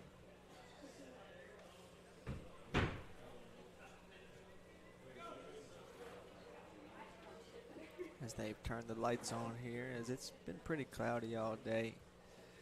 But you know with that daylight savings about 5 o'clock, it's nearly pitch black. So get them on while you can as that one catches top of the zone for strike 1.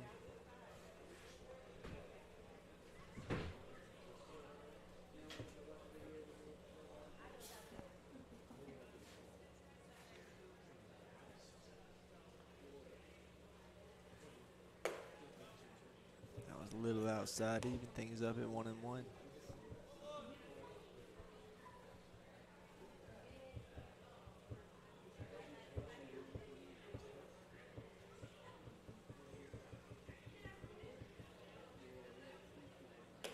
As that one is either just outside or a little low 1. I don't think it was either. I think it was a strike, but what do I know? I'm just an announcer. Actually, I'm an umpire in my spare time, but that was a ball. So 2-1. Cut on and hit pretty well to center field. Center fielder's on a dead sprint going back, and he will not get there. As that 3 hops the wall out there. And Marquand is going to have to get on his horse as they throw it home, and he's safe. Not sure what Ham saw there. If he would have turned and threw it, it would have been out by about 20 feet. But I think he was caught up with that runner at third. So it's an RBI triple there. Really nice stick there, able to get that run in. So your score is now 5-1 after the triple from Ty Morris. And now Christopher Bond stepped to the plate.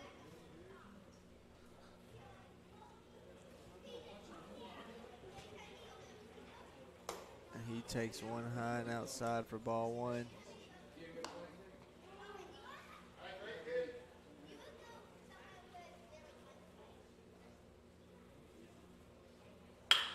Ooh, that one's hit right back where it came from, right by the pitcher's leg. That'll be another RBI hit. Make it 5-2. So after not having anything going all game, the Rangers come out here swinging the bats in the bottom of the 5th and find themselves in a 5-2 ball game with nobody out. That's going to bring out the pitching coach here to talk with Pickering.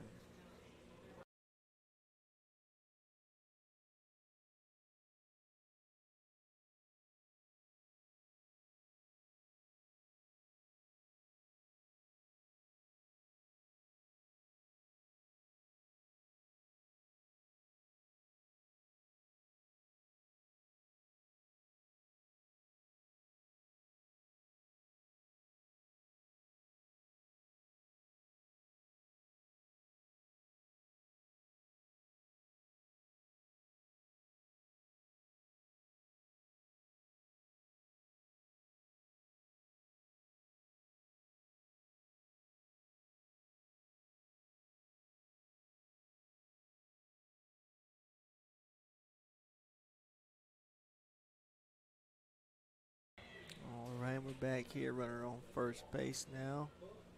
Your score 5-2. Pickering fires, and that ball's hit the shortstop hand, fields it, and can't handle it as he tried to slide for that one. Maybe could have stayed on his feet, but decided to get dirty, and that's going to bring a pitching change in now for the Guardians. As Pickering did a great job going 4 innings, giving up a couple runs, and those 2 runners on base will be his. So we'll see what coach decides to go with here when we return.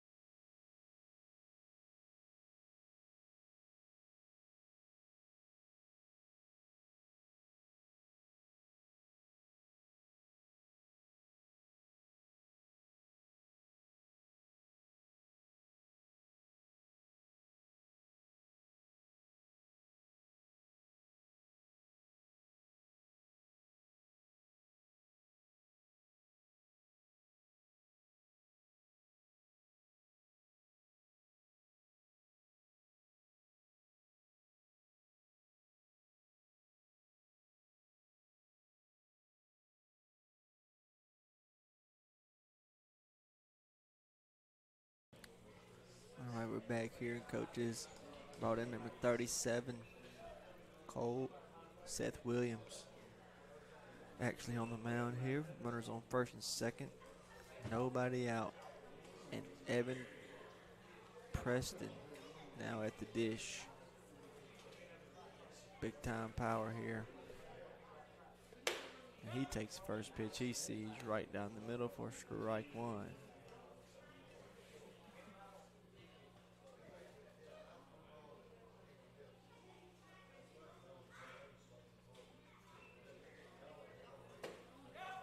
Takes another pitch in there for strike 2. Preston saw a bunch of sliders his last at bat. He might have been guessing there because that's 2 pipe fastballs that he normally would jump all over. Now he's down in a hole 0-2. And that one's high.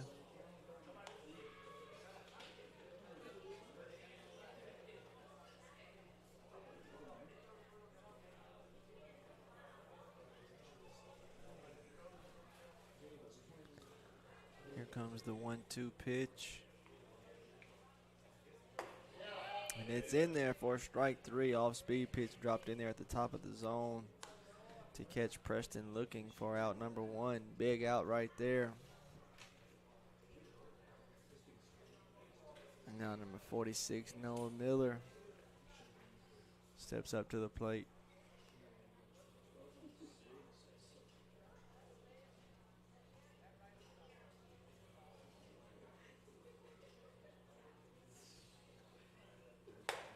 takes the first pitch high, ball 1.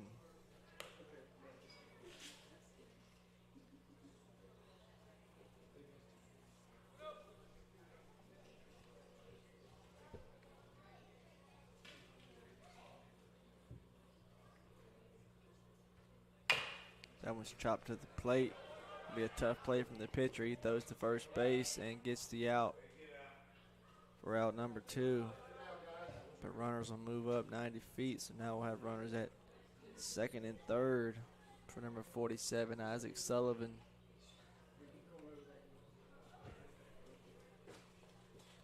Looking for a big-time 2-out knock here.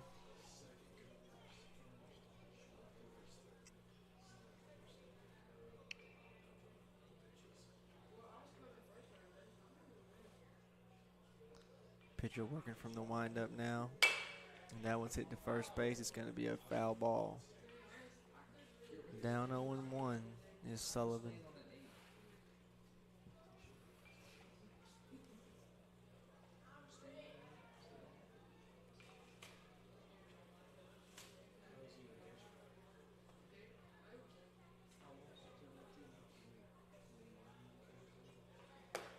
That off-speed pitch drops in there for strike 2.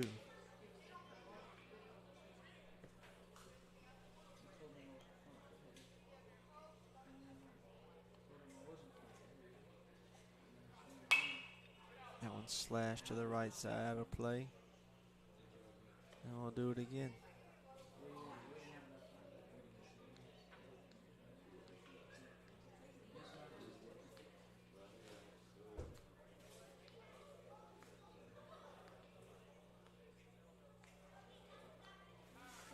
Better calling time after the long look in there. And let's see what the pitcher goes with here. 0-2. High cheese for ball 1.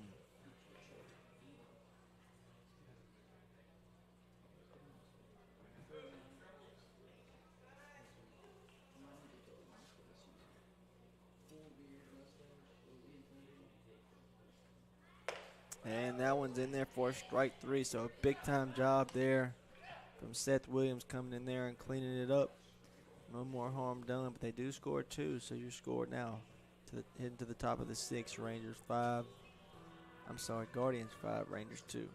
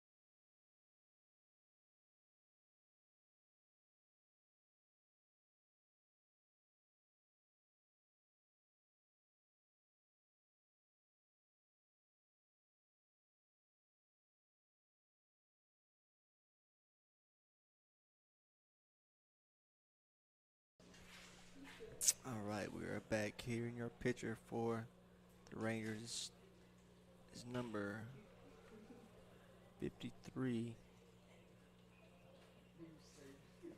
I think we have multiple 53s here, so don't want to call this name out because the one I have is Camden Chin, but I believe that's who started the game, so he's number 53 though. And your hitter, Mr. Bird, leads off with the first pitch single for a base hit. So Cody Bird starts off the top of the sixth. One pitch, one hit. That'll bring Cash Wheeler to the dish.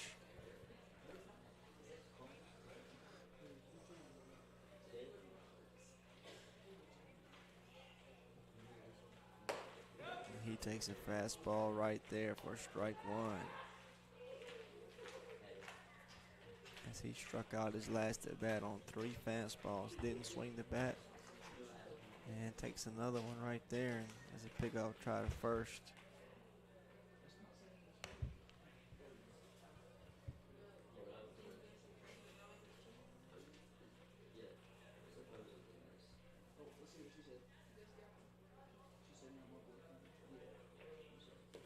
As he takes a curveball down low, and that gets away from the catcher. The runner will move up 90 feet. Even the count at 1-1 and put a runner on second.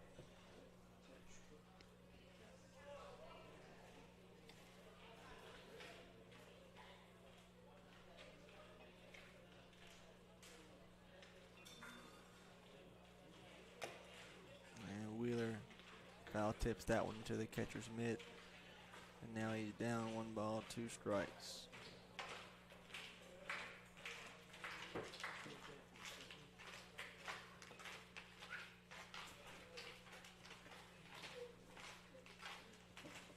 A 1-2 delivery. Is an off-speed pitch that missed high for ball 2. Yeah, as you see, 53 is playing shortstop. And then there's 53 on the mound, so not sure who's who. And Wheeler takes down and away to fill the count up 3-2. Here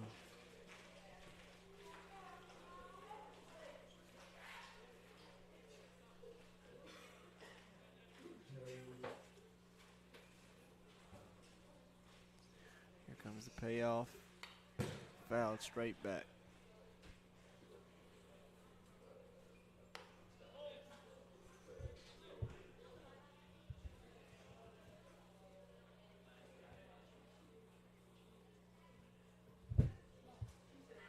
It's a good battle here for Wheeler, and he wins it as he takes one down and in for ball 4. And that'll bring up the leadoff man, Michael Perkins, who's got a hit, and then he grounded out his last at bat.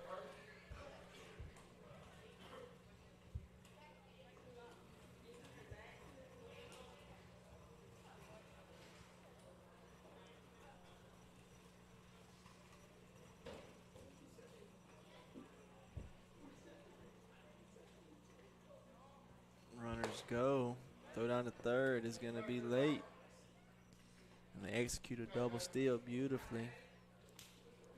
And both runners will move up 90 feet as that's Wheeler on the trail end. And now Perkins has a chance to knock some runs in here and extend his 5-2 lead.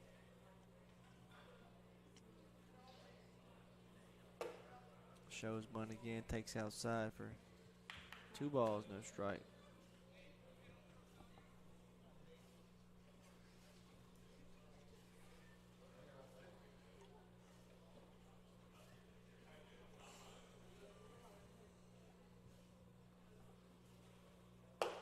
Takes the fastball right there for strike 1.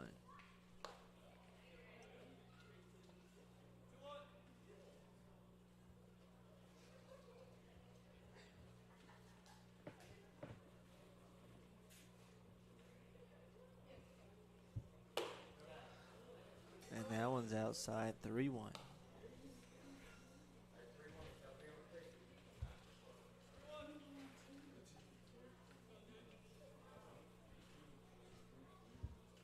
Hitters count for Perkins, and he cuts one and pops it up to shortstop. Third base, who wants it? Third base calls for it, and he'll squeeze it for out number 2. Is that out number 1?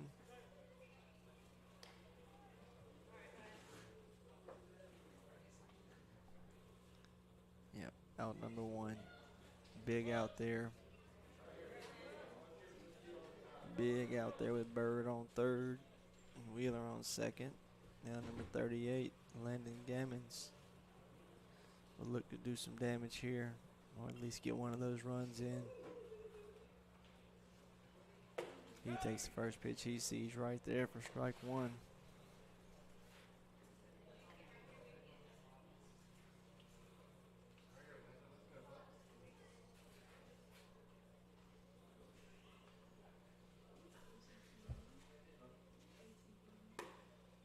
Takes out for ball 1.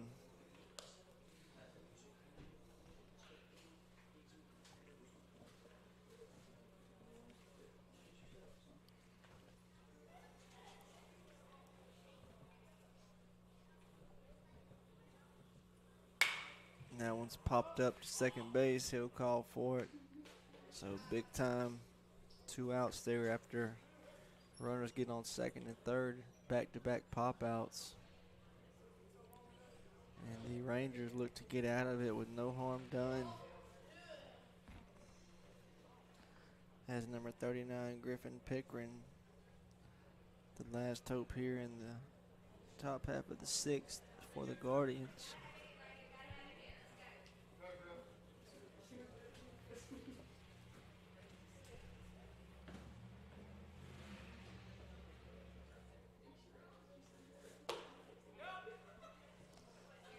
Called strike, catches the inside corner.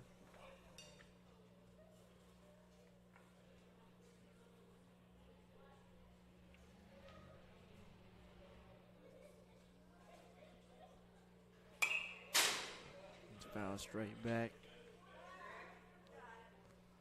Your count is 0-2.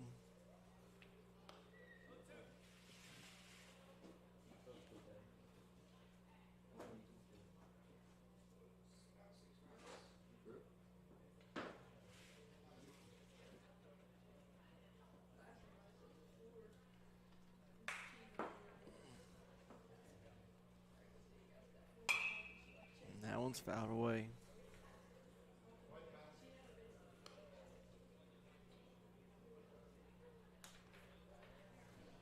So Guardians looking to add on here. At the top of their order, up second and third, have yet to bring any across. And that one's taken high and inside for ball 2. So 2 on, 2 out. 2 balls, 2 strikes.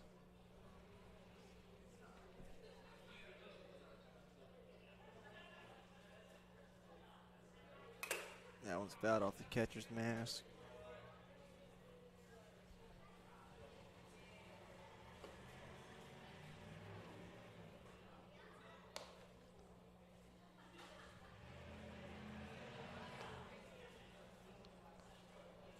And we'll do the 2-2 again.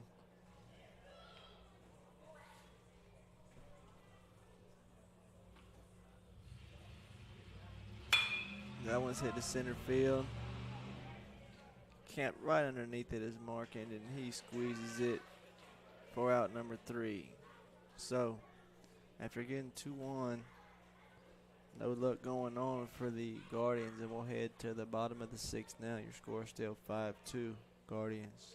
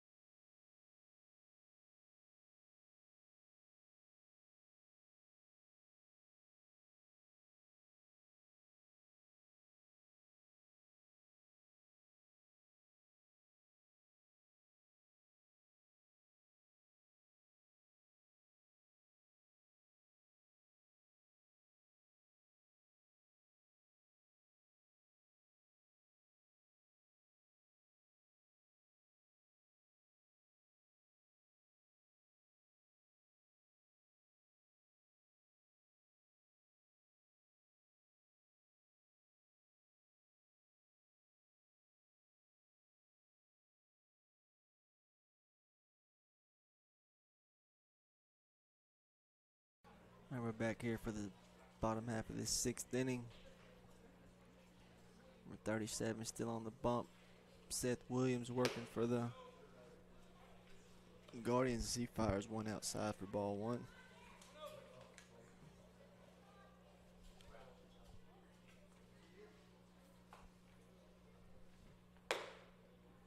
Same pitch, same result. Ball 2.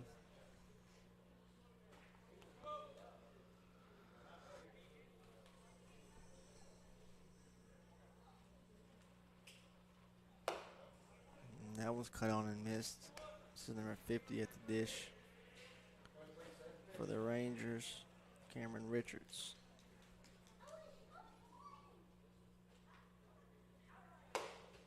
Another swing and a miss, even things up at 2-2. Nice job getting back in the count for Anderson. I'm sorry, for Williams.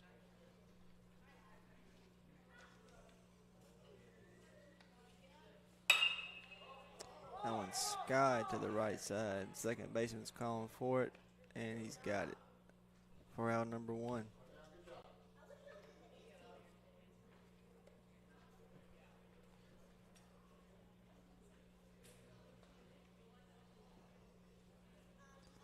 That'll bring one of the number 53s up to the plate.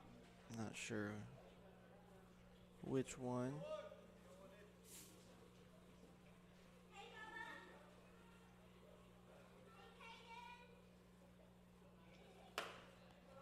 But he takes high and in from ball 1.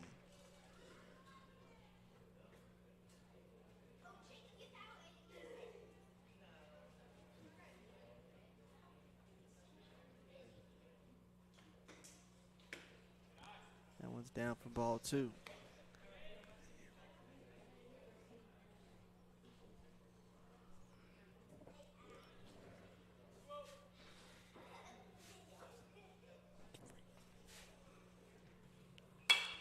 That one's cut on again to the right side. This time the first baseman calls for it, and he's got it for out number 2.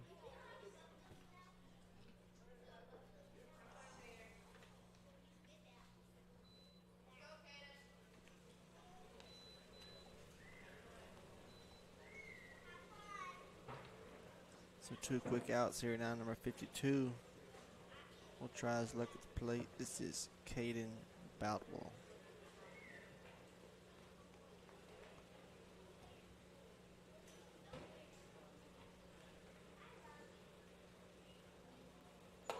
Takes the first pitch off speed.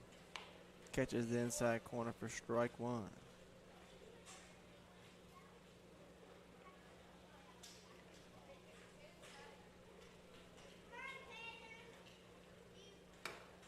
Takes high to even things up at 1-1.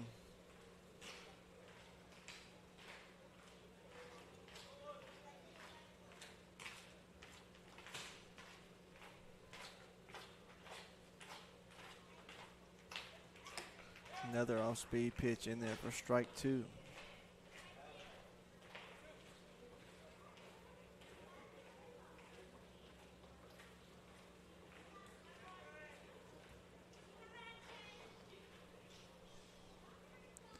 One-two offering. There's another off-speed. That one over the back of his head. Even things up here, 2-2.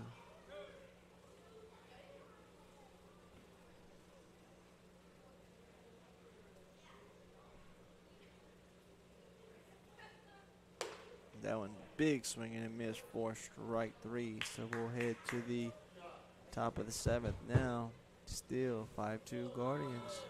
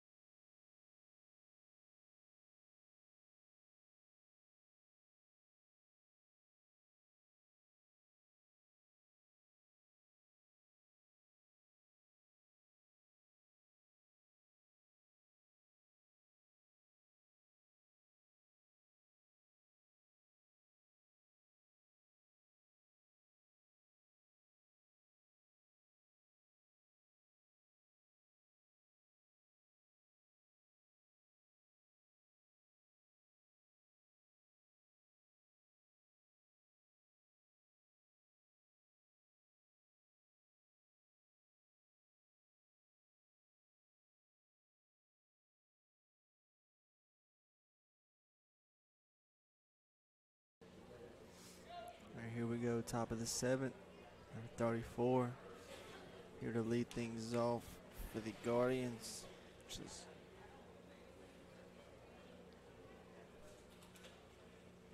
.34. So Isaiah Jorge.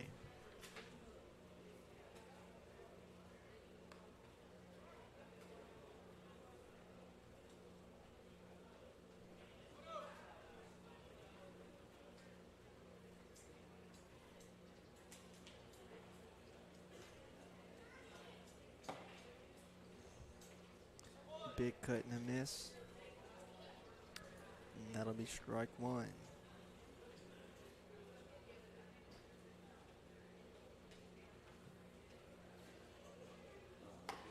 Takes time for ball 2, just getting ahead in the count. 2 balls, 1 strike.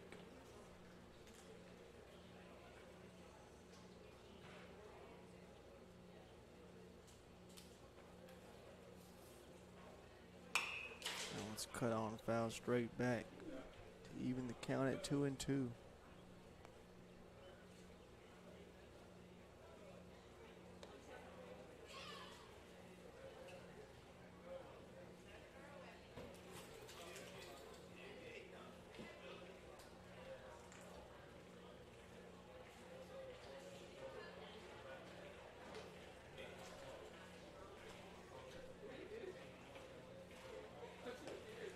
And swing and a miss, but it gets by the catcher. Jorge will hustle to first base, and he'll be safe. As he struck out, but the ball got by the catcher, and Jorge, with really good hustle, they're able to get to first base. So that'll put a runner on first with nobody out for number 41, Grant Calhoun.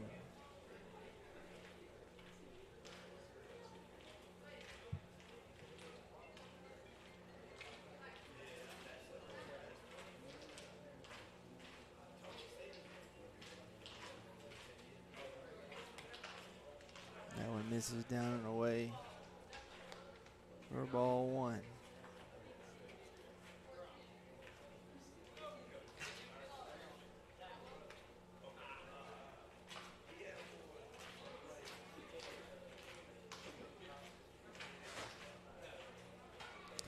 Runner goes. He's in there safely with his stolen base. The pitch was also a ball, so now a runner on second. Nobody out, 2-0 count on the hitter.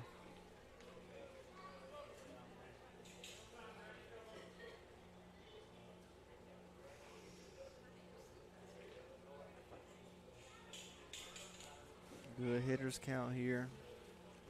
See what the pitcher decides to do. Throws a fastball and then misses off. 3-0.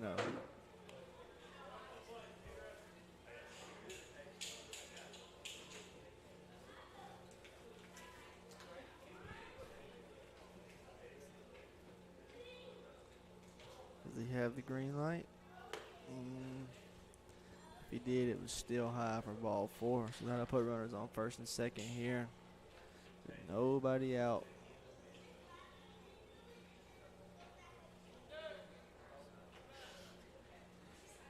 Now number 43 steps up to the plate, Braxton Hodges.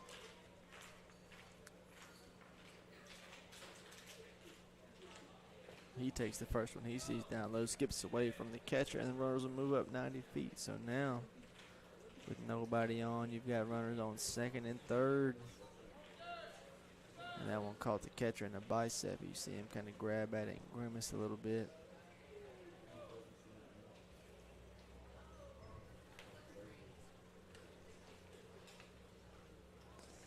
Pitcher trying to take a deep breath and get his way back in this thing, and that one's fouled off to the right side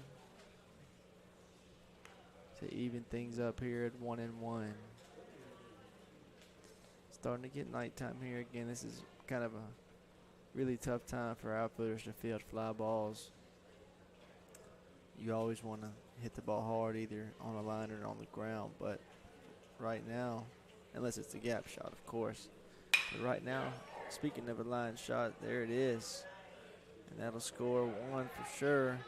It'll score 2 as Marquand has trouble with it in center field. And now your score is 7-2. After a nice rip up the middle from Braxton Hodges.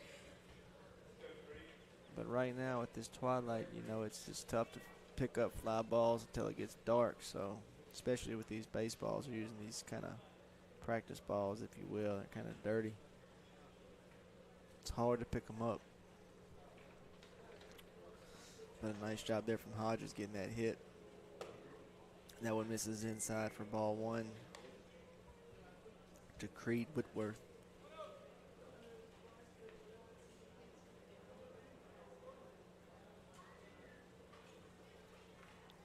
Not much of a lead over there at first.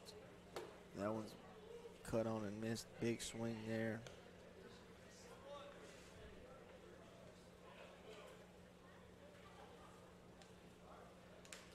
That'll even things up at 1-1. Pitcher's done a good job of getting a strike or 2 on the batter. Just hasn't been able to finish one off. And there's another one. He's up 1-2.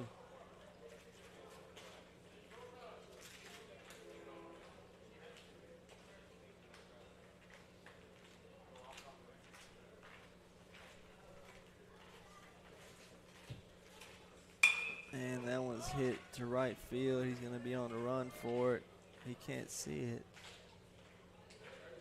As I just mentioned, couldn't pick that ball up, but it was out of play. It's tough. And then you add the lights into it. These are some big-time lights here. On top of the twilight. It's the outfielder's worst nightmare right now. And that one's down low, but no advance as it almost scooted away from the catcher. Even things up here at 2-2.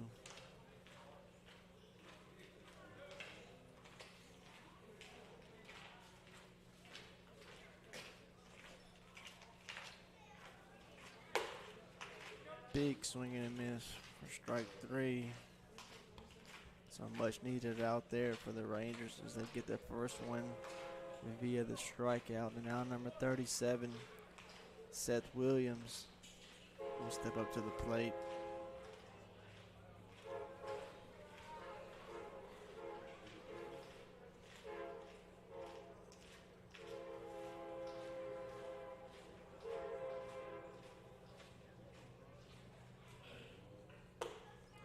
He takes the first pitch high, off speed for ball 1.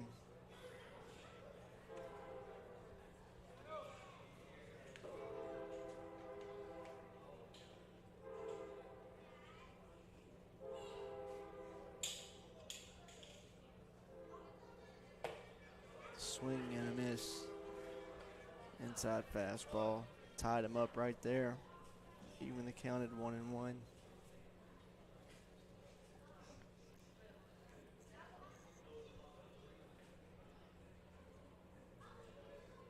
Guardian looking for more insurance. Can never have enough. That one's fouled straight back.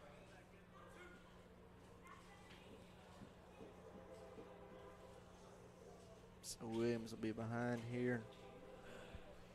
1 ball, 2 strikes.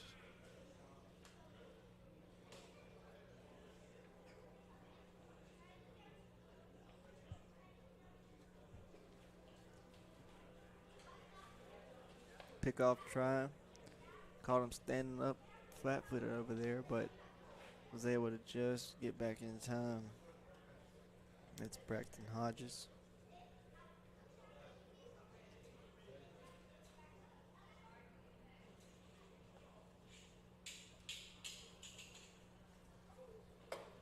And swing and a miss for strike 3. So back-to-back Ks here in the 7th inning, and now Antoine Ham be the last hope here for the Guardians here in the 7th. With 2 outs, runner on first.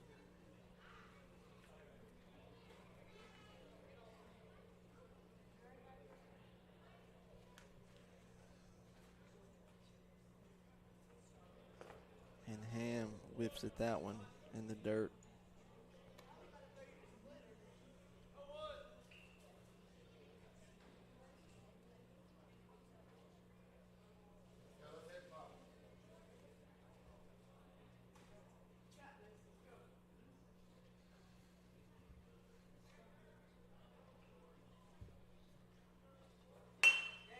check swing right to the pitcher. He lobs it to first, and the tag applied by the first baseman for out number 3. So we'll head to the home half of the 7th.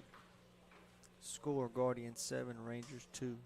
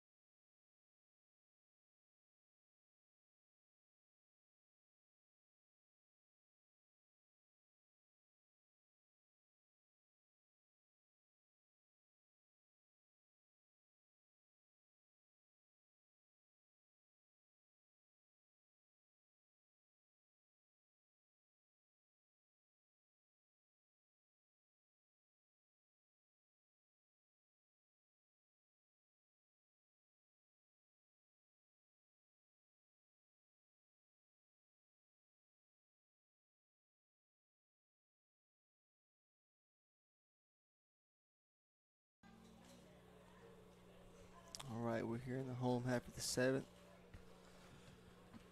Guardians with a 5-run lead. Number 32 on the bump now.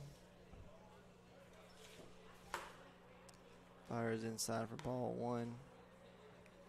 It's Kyle Reagan's on the mound.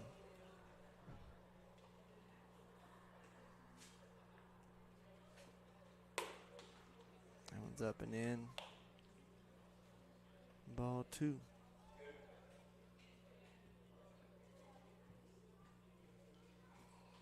That one's off the hands. Pitcher calls it. He'll make the play for out number 1.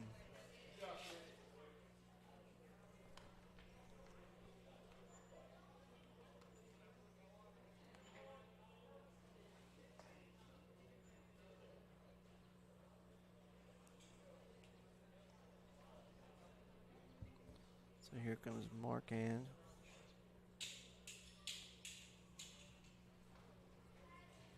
As he pops his first one up. First baseman calls him off. And just like that, we got 2 outs.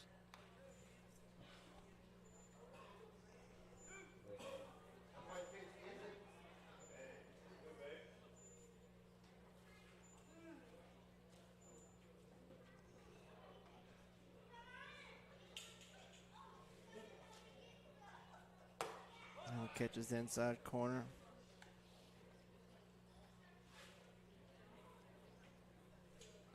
Working quickly is Reagans. Fires a curveball.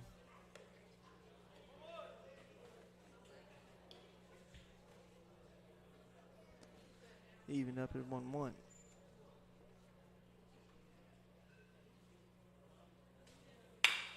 That ball's laced into that field for a base hit for number 56, Tom Morris. It's bobbled by the outfielder, firing into second base. He's going to be in there with a sliding double. Probably a single with an error, but either way, he's on second. Now number 57, Christopher Bond, is up to bat.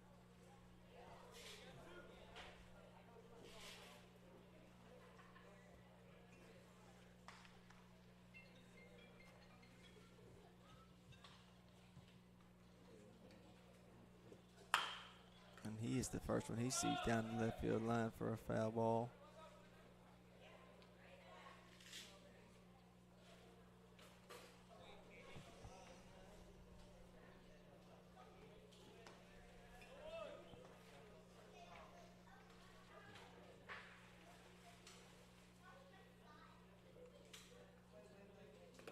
That one's bounced up there. Run will move up 90 feet.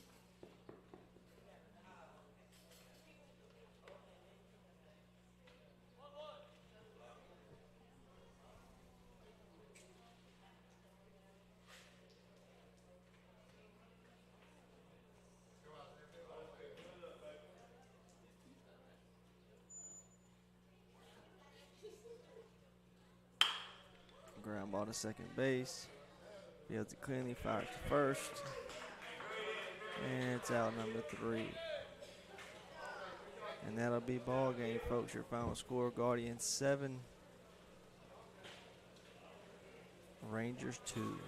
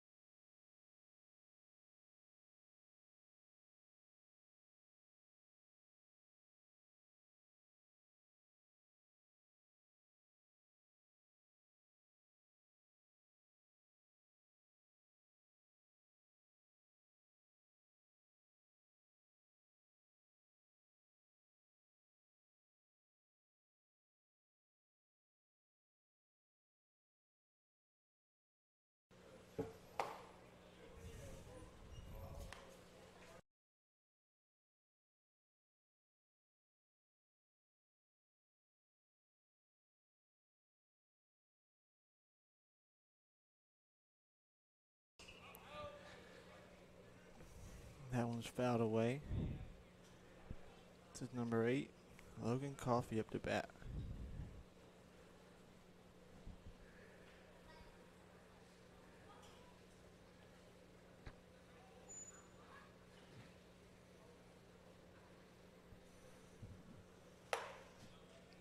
No 2 is high, 1 ball, 2 strikes.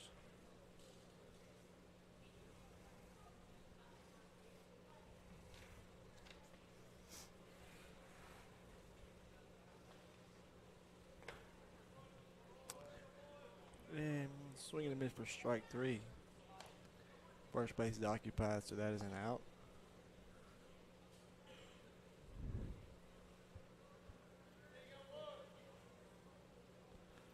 Runner on first, 1 out.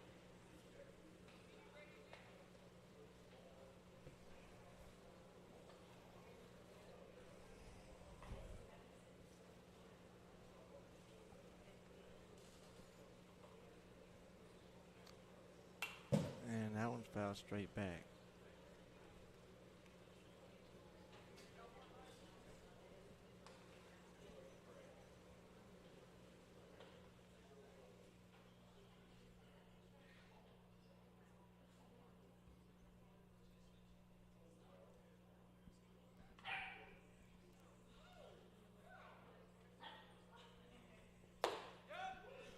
That one's in there, strike 2.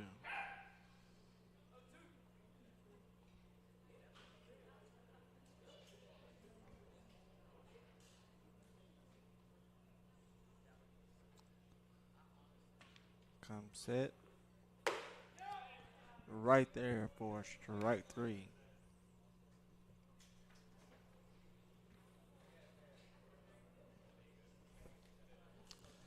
Number 12 now.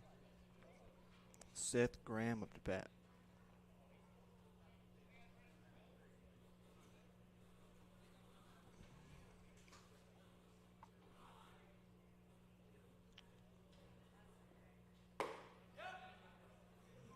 That slider's in there for strike 1.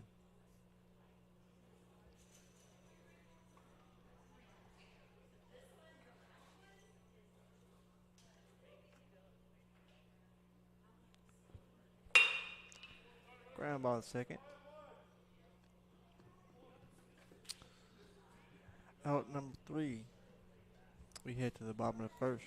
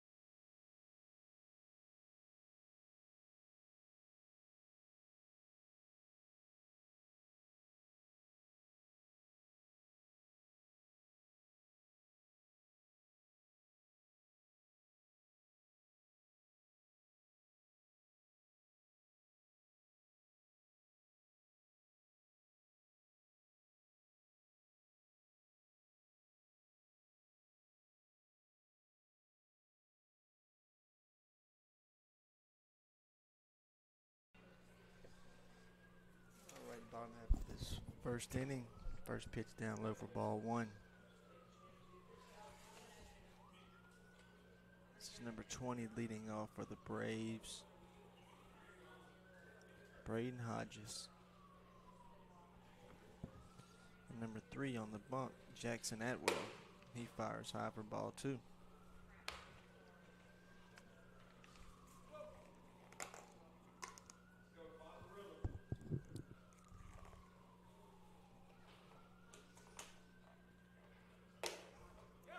That one's in there, late call for strike 1.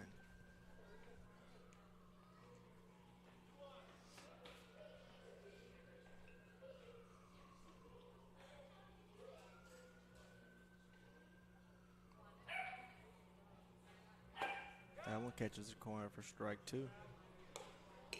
Nice job getting back in the count, evening it up at 2-2.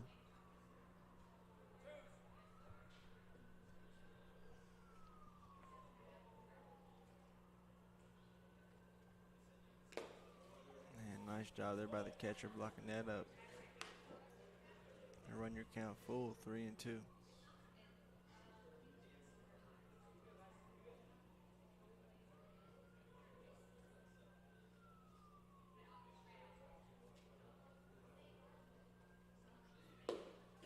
And that one misses downstairs for ball 4. So leadoff walk here for the Braves. And that'll bring up number 21, Colby Yates.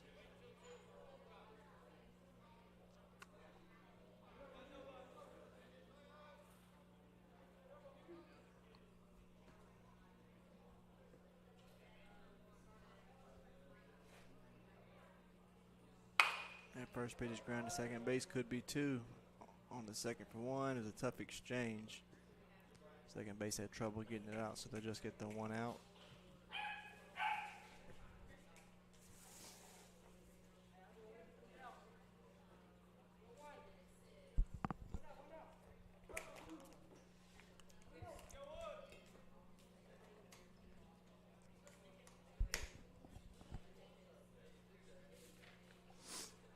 Trying to get that number here on the next batter. Takes low for ball 1. This is number 24, Justin Parnell.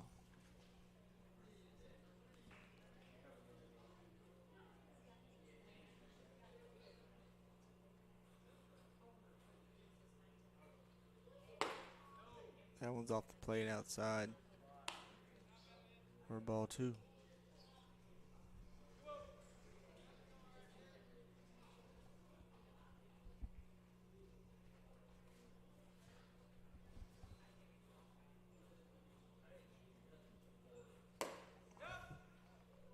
Same pitch, different result. It calls that one a strike. Gets him back in the count, 2-1.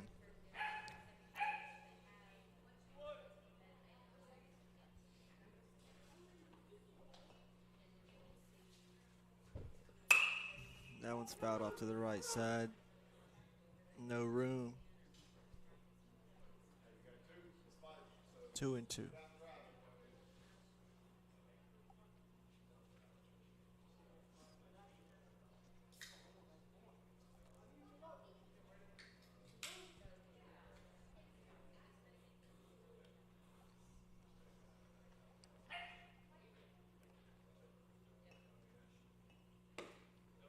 And that one misses low.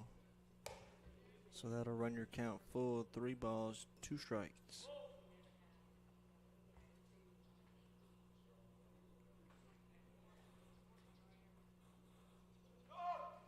Runner goes. That was chopped to the pitcher. He'll take his time, make the play, fire to first base for out number 2.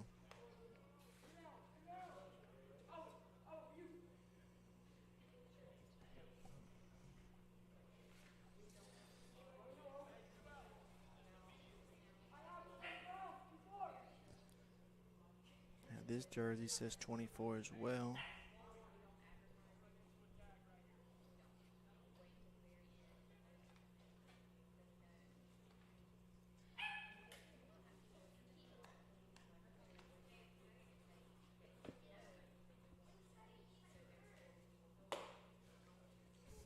It's off the plate for ball one.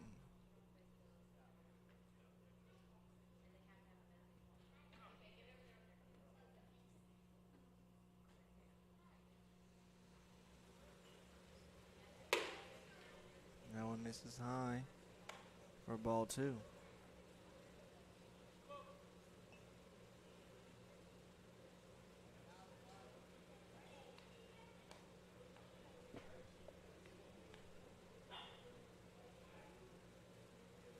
Check the runner second, nobody home.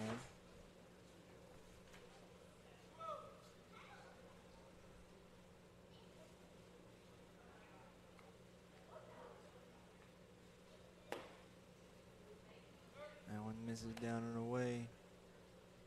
3-0. Let's see if he has the green light here.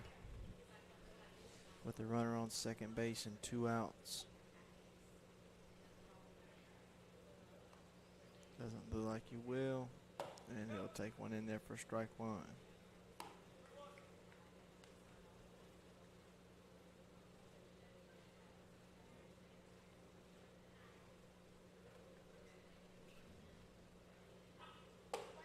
Swing and a miss for strike two.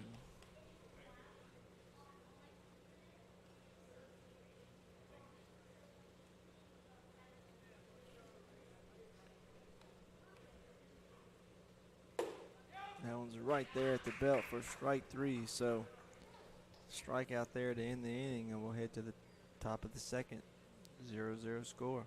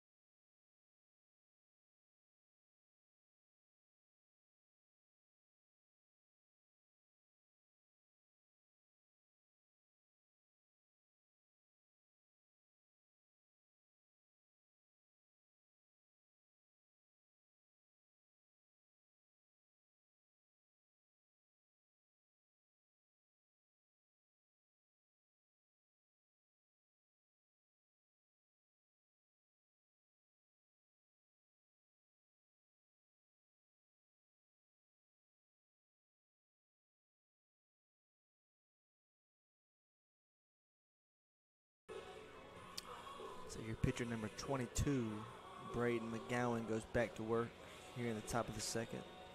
And number 13, Owen Brown, will face him.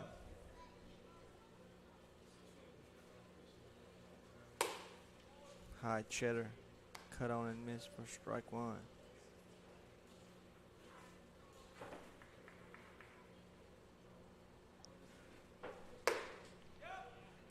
Couldn't check the swing. It was a strike anyway. Strike two.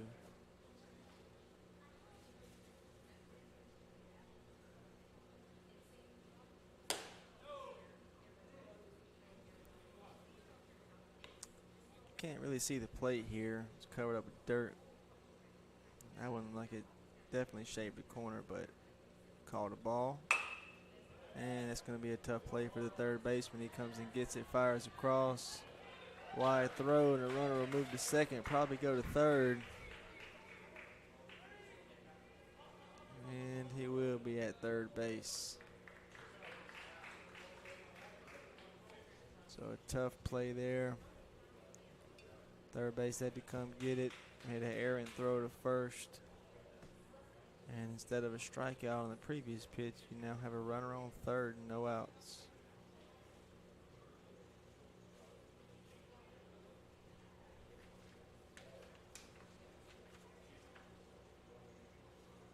And that first one is skied foul for strike one.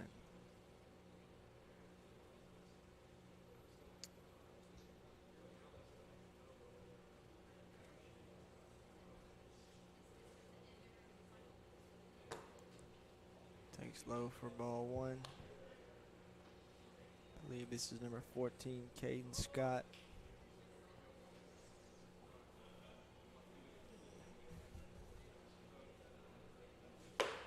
He takes one right in there for strike two.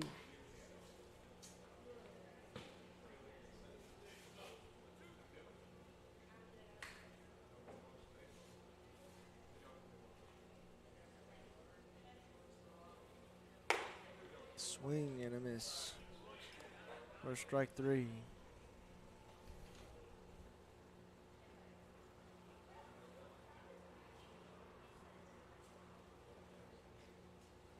And now the batter will be,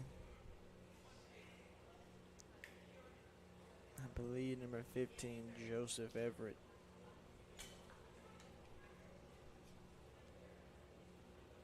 He takes the off-speed pitch in there for strike one.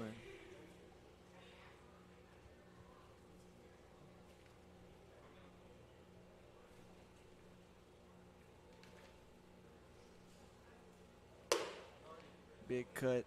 This is actually number 1, Colt Chrysler. This is not Joseph Everett. This is Colt Chrysler down 0-2.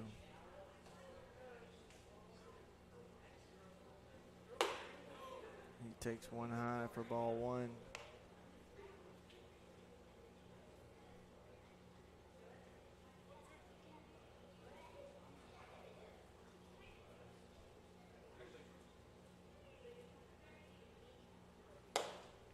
And that one's high. So I got to run the count full here. My mistake.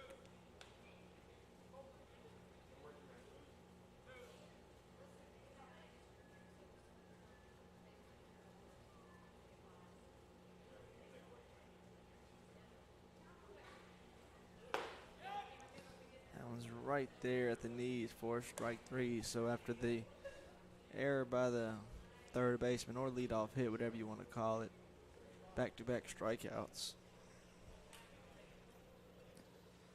And now number 2, Landon Attaway stepped to the plate.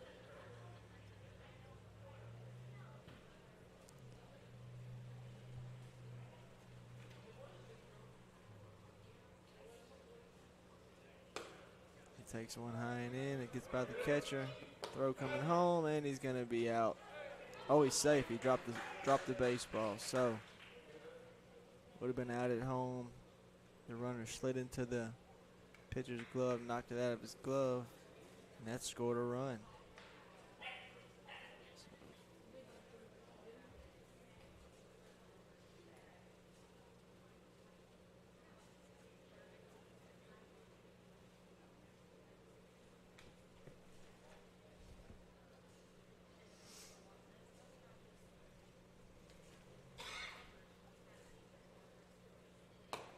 That one misses inside.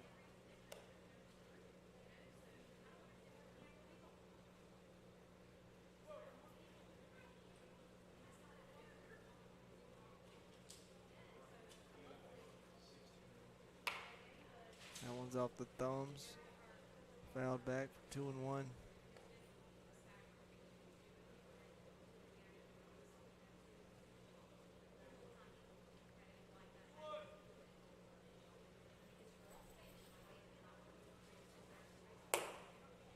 Jack swing. Strike 2.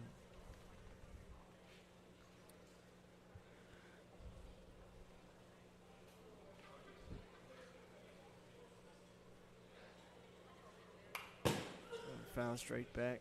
We'll do it again.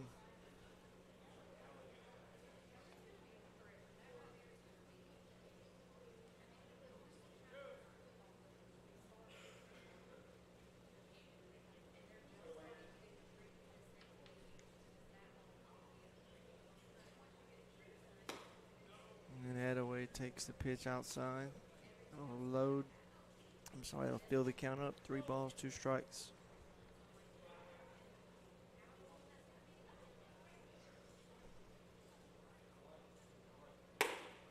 Takes high for ball 4, so good at bat there by Attaway, and he draws a 2-out walk.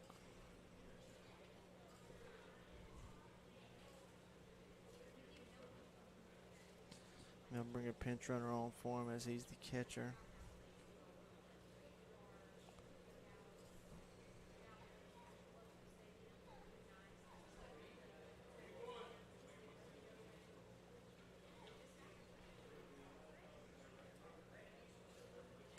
And your batter is the pitcher, Jackson Atwell. He swings and misses for strike 1.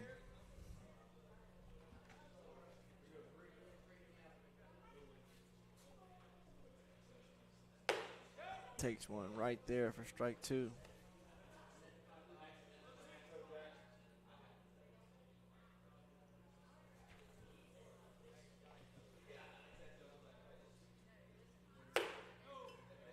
That one off the plate. 1 ball, 2 strikes.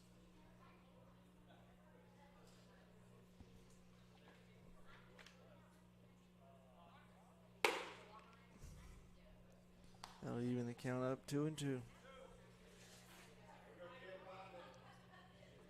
Night game here in Ozark. Modest lead at first. Swing and a miss for strike 3. So after 1 run scored, we'll head to the bottom of the second. Your score: Reds 1, Braves nothing.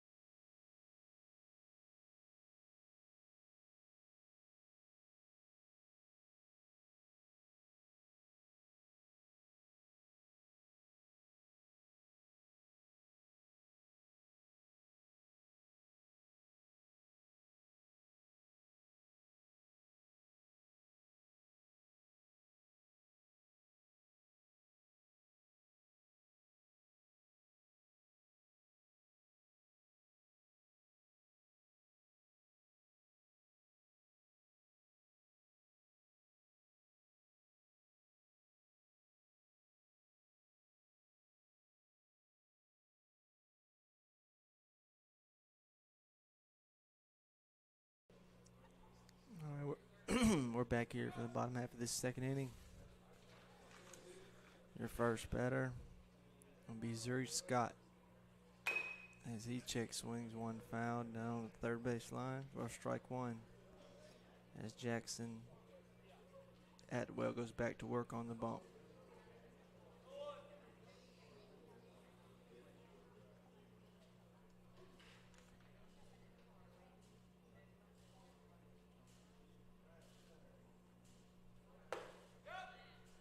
Takes an off-speed pitch in there for strike 2.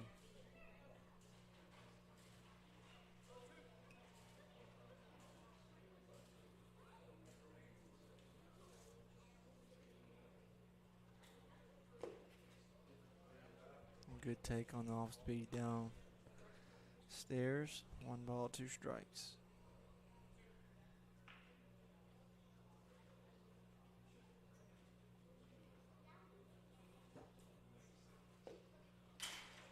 Takes another one downstairs.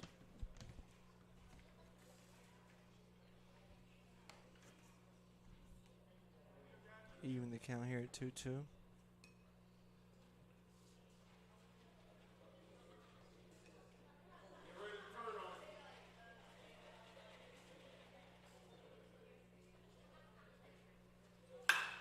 And that ball smoked to left field. It'll find its way all the way to the fence as Zuri Scott stayed on top of that baseball, and now he is in standing up with a leadoff double.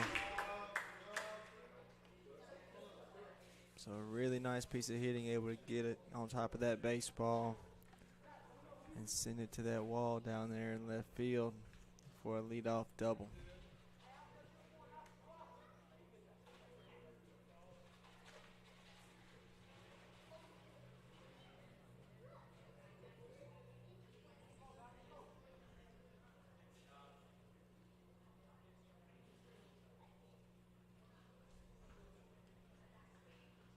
Got a new batter here, can't get the number. Takes away for ball 1. 16, Judd Marshall.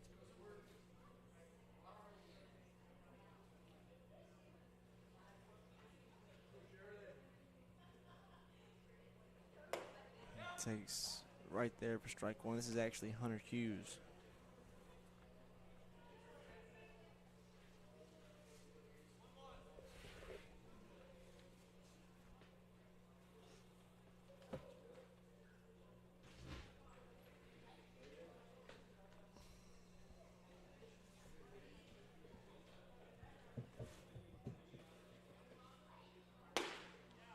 Takes right there for strike 2.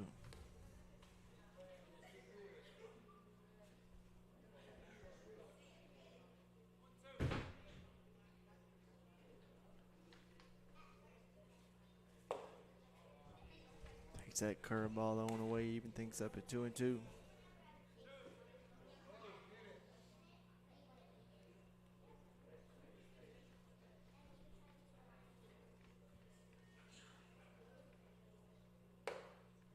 And that'll fill it up here. 3 balls, 2 strikes.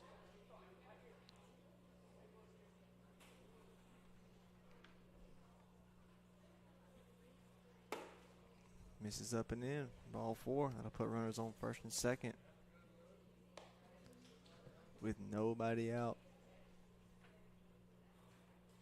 And your batter will be number 23, Isaiah George.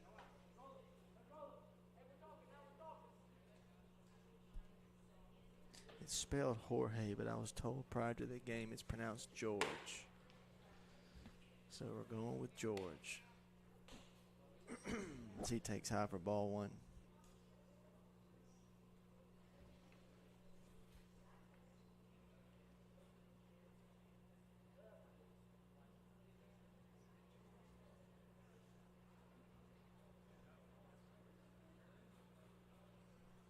As he's giving about 4 looks to Scott. He's not going anywhere though. That one's in there for strike 1.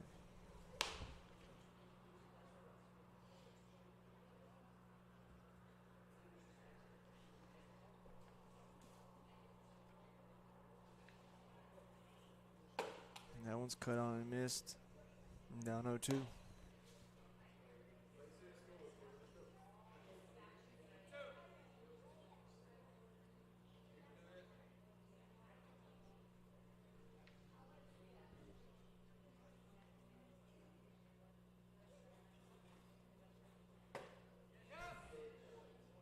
He's calling the pitch a strike, so that is strike 3, whether he checked his swing or not. And there's 1 out. And number 25's up to bat. It's just Jesse Glover.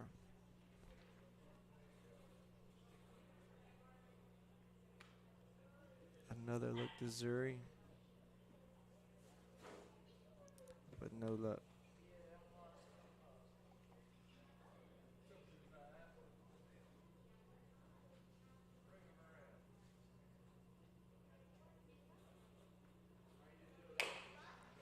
That one's chopped to first base, but it'll be foul.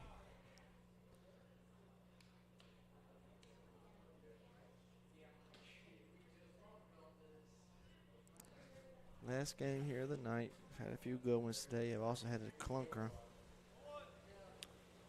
This one here is 1-0 early on. Reds 1, Braves nothing. As that one's taken down for a ball.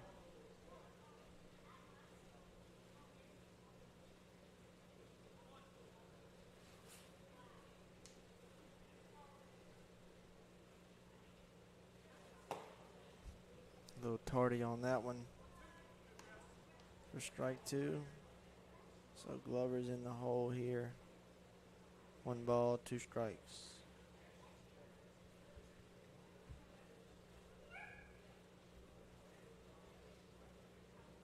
And he takes one right there at the belt for strike 3. So after a double and a walk, back-to-back strikeouts, and now Braden Marchand is up to bat. Looking for a little 2-out magic here.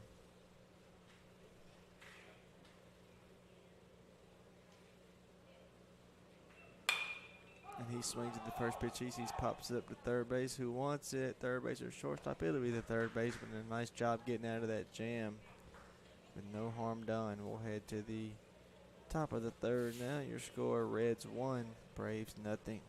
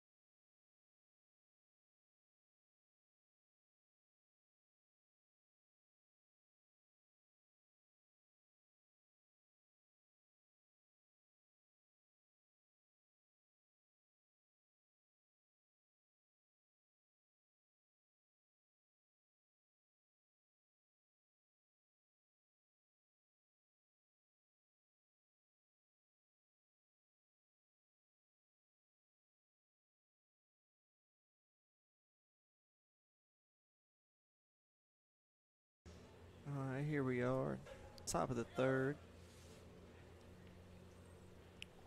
As the Reds go back to work, looking to add on to this 1-run lead they got. First pitch is laced up the middle, but second baseman dives for it. Stopped it. Would have been a tough play even if he came up clean with it. So leadoff infield single there from the Reds hitter. It's tough to get these numbers here at nighttime. I'm looking through this foggy window, but I do see this one. This is number 7, Buddy Griffin.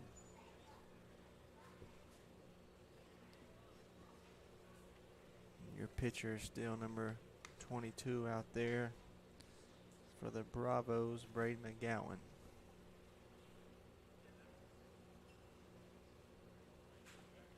Pickoff attempt in there safely.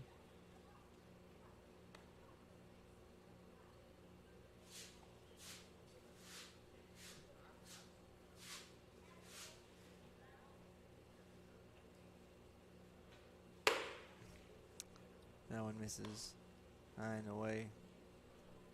Could have called that a pitch out.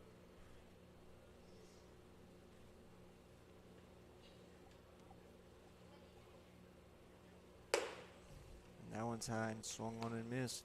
Even the count up at 1-1.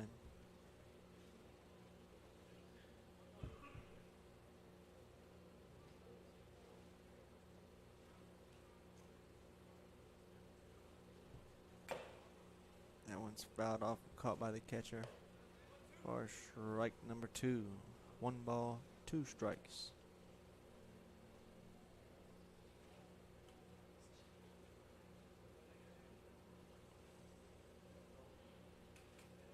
Pick off, try again.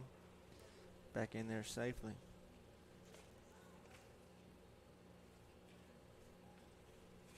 Let's see what McGowan goes with here on the 2-strike pitch.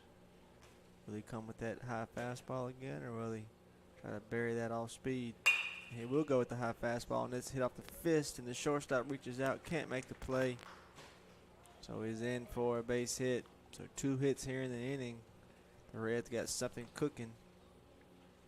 Now number 8, Logan Coffey, will step to the plate. I believe that first batter of the inning was Bryce Dykes. Yes, that's exactly who that was. So Bryce Dykes on second, Buddy Griffin at first, and now Logan Coffey takes one outside for ball 1.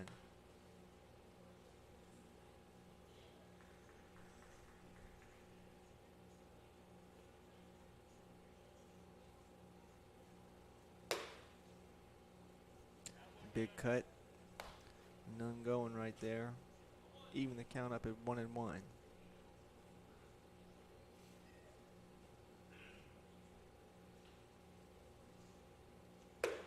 Another big swing at his head in the trees there.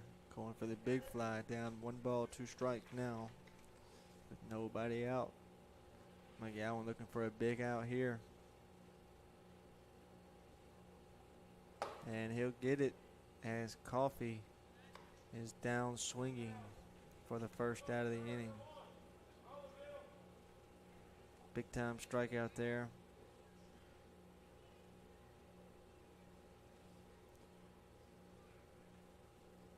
Now your next batter. I'll get that number for you in just a moment. Takes a first pitch curveball that doesn't quite catch the inside corner for ball 1.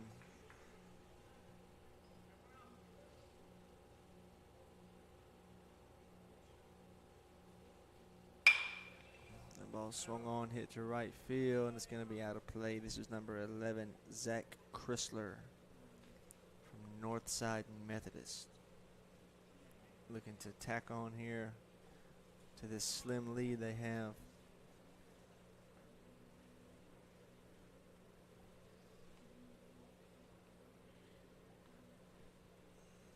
Set, big leg kick in there, curveball blocked up by the catcher, but it just got behind him, so the runners will both move up 90 feet. Catcher did all he could right there, but couldn't quite get to it, and the runners were able to move up, so now a ground ball could mean another run for the Reds.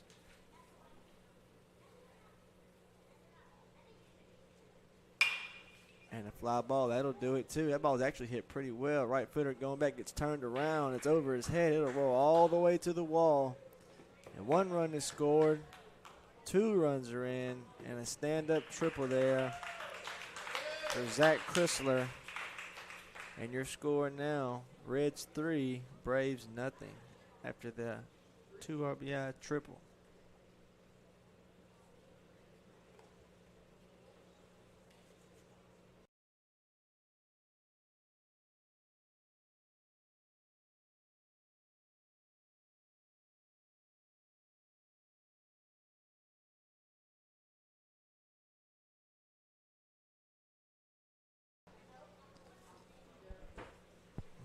right now with 1 out in the box. Taking strike 1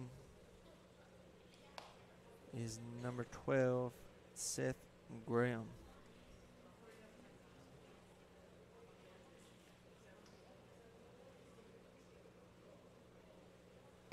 He takes a slider off the plate, even things up at 1-1.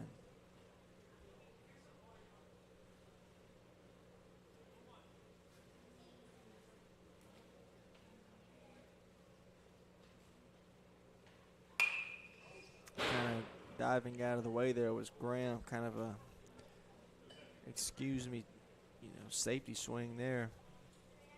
Now he's down 1-2.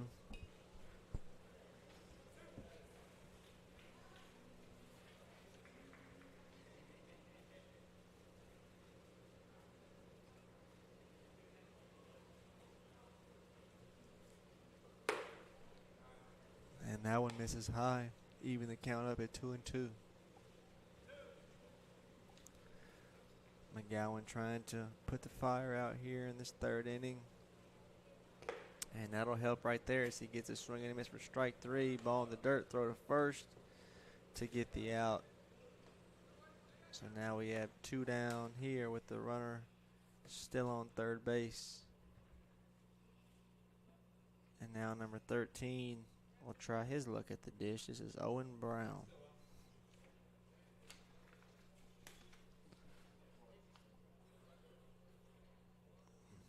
The lefty, there's a big hole on the right side between first and second. First baseman playing the line over there.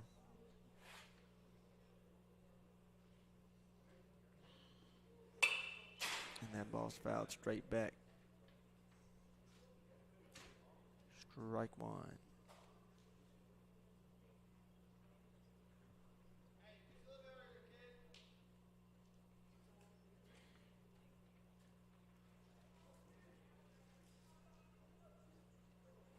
That one's cut on and missed. Straight cheese right there, 0-2.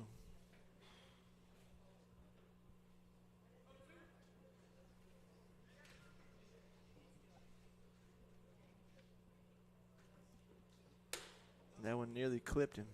He's able to get out of the way. 1 ball, 2 strikes.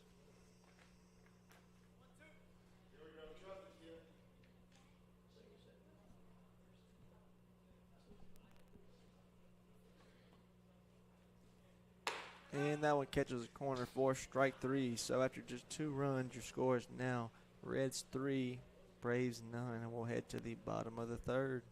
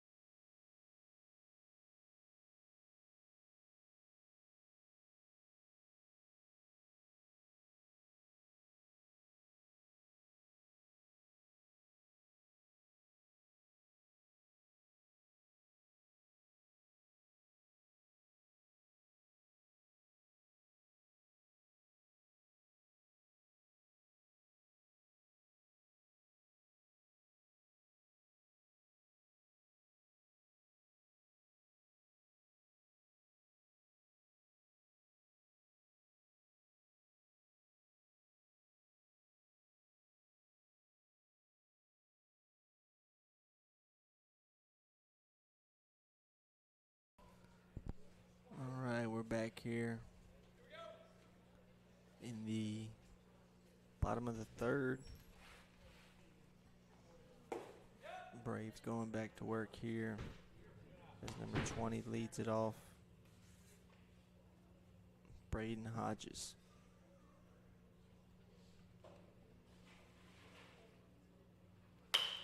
And that one's hit to center field, left center field. Left fielder goes in the gap, squeezes it for out number 1.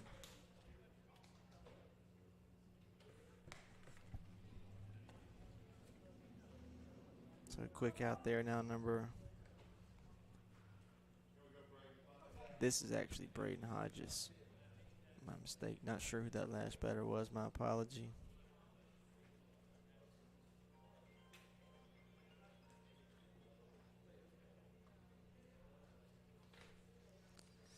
Atwell back to work, and that one's hit down third base line. It's going to be a fair ball. It's going to get all the way to the fence.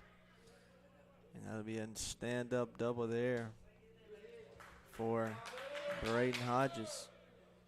As the Braves have something cooking here in the home half of the third with 1 out. Now number 21 steps up to the plate, Colby Yates.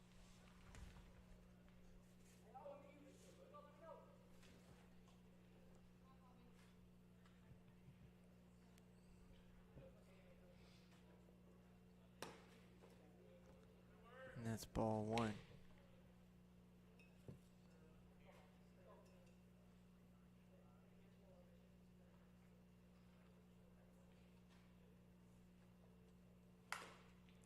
One's cut on, fouled off, even the count.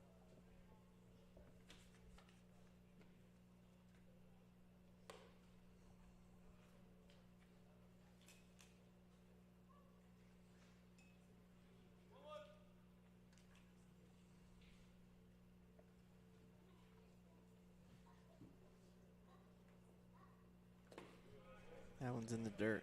Nice block there by the catcher.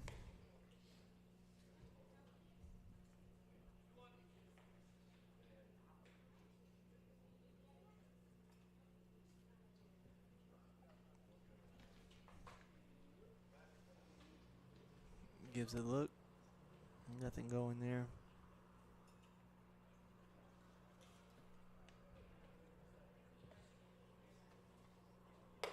As that one's taken high. 3 balls, 1 strike. Good hitters count here. And he takes inside for ball 4. So best chance the Braves have had thus far, other than the first and second earlier in the game. They've got a good part of their order up here with the pitcher, Braden McGowan, trying to help himself right here. He takes the first one he sees high for ball 1.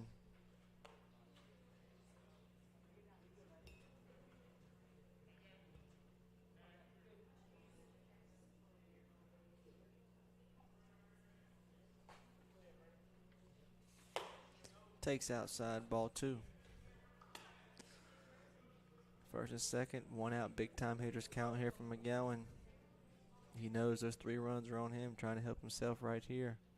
Look for him to grip and rip. And he does, but it's fouled off to the left side. Would have scored 1, maybe 2, and been a double at least, but about a foot foul. Atwell trying to get back in the count.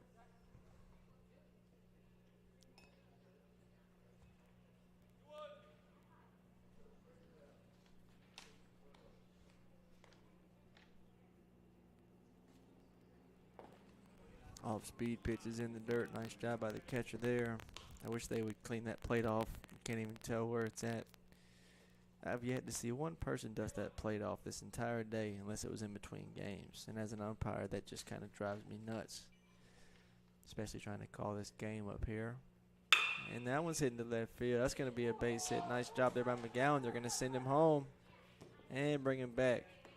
Would have been a close play at home, but a nice job there by McGowan, able to keep his hands inside that 3-1 pitch and muscle it into left field to load the bases. And here comes the pitching coach coming out to talk before number 24, Justin Parnell, steps up to the plate.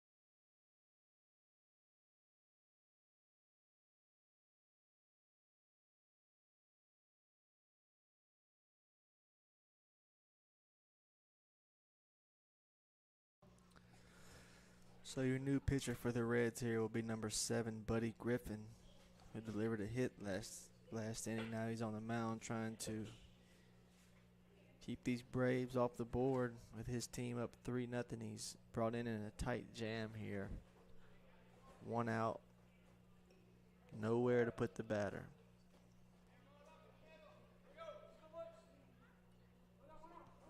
Let's see what he chooses to do here with this first batter. See if he attacks with the fastball, or does he try to something off speed low and try to get him to roll over right here. And it is a curveball first pitch, but it's a little too low for ball 1. Nowhere to put him.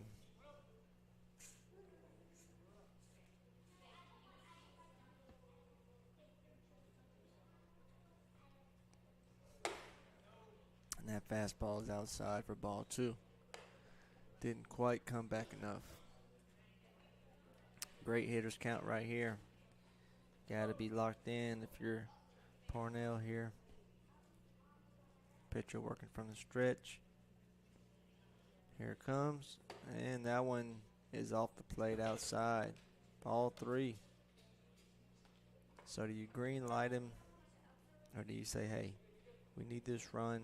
How about just take one, make him earn it? And he'll do just that right there at the knees for strike 1. Still a great hitter's count. 3 balls, 1 strike. Braves yet to score. And that one's slashed to the right side. And it'll get out of play. So that'll fill your count up. 3 balls, 2 strikes. Nice job coming back there.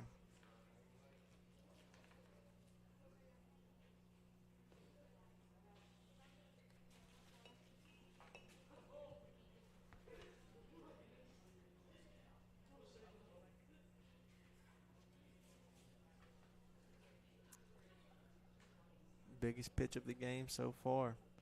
Here comes the payoff. And it's going to be outside for ball 4. So, really nice pitch there. Couldn't get him to chase, though. And that'll bring up the man who got the first hit of the game. Zuri Scott Hit that double into left field. Laced it all the way to the fence. And as soon as I mentioned the plate, that questionable ball 4 call, the catcher dusts the plate off for the umpire. How about that? So let's see what Scott can do all over the plate. First pitch he sees, fouls it straight back. As you can hear that, hit the 10 above us. But a nice job there to get ahead for strike 1.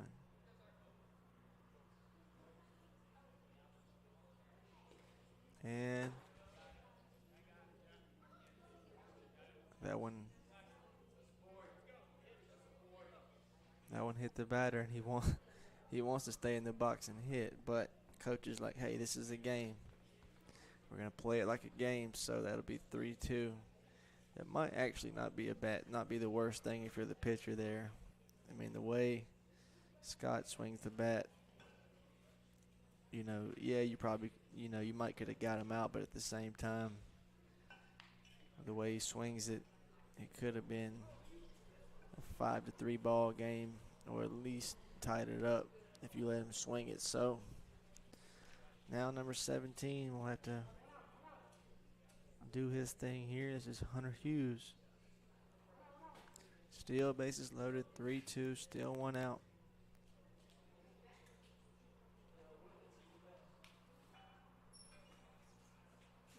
And that one's taken down low for ball 1.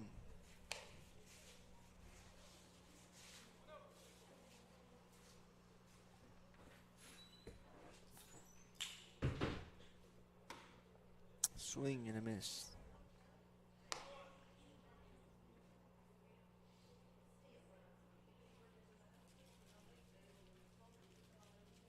And that one's blocked up by the catcher.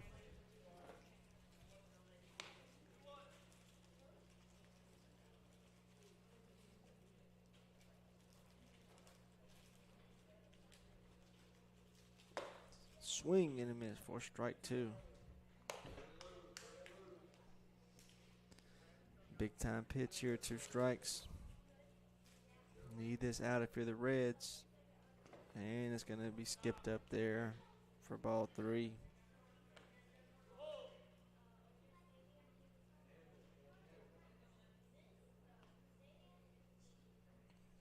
Here comes the payoff. And it's going to be high, ball 4. So a hit by pitch gets a run in, and now a walk. That'll tie the ball game here, 3-3. With 1 out still. And your next batter, number 23, Isaiah George.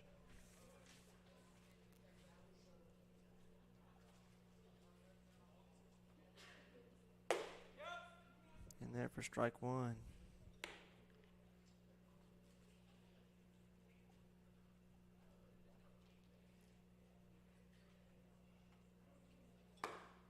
Swing and a miss. Foul tipped in the catcher's mitt for strike 2.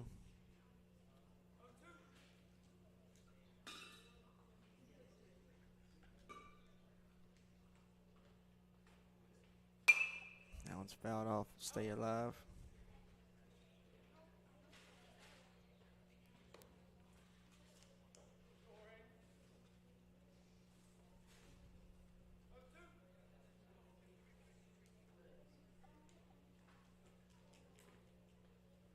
Now it bounces up there, gets away from the catcher. Here comes the runner. Going to be a close play at home, and he is going to be out. So a big time play there. Get the out at home. That'll be 2 outs now. And other runners will move up.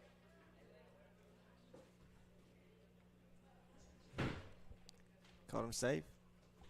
I'm sorry. Okay.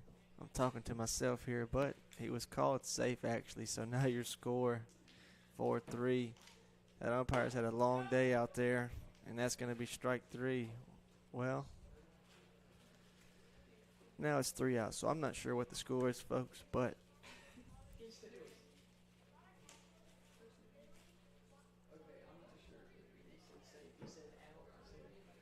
I'm gonna call it. I'm gonna call it 3-3, and we're gonna head to the top of the fourth. We'll figure this thing out.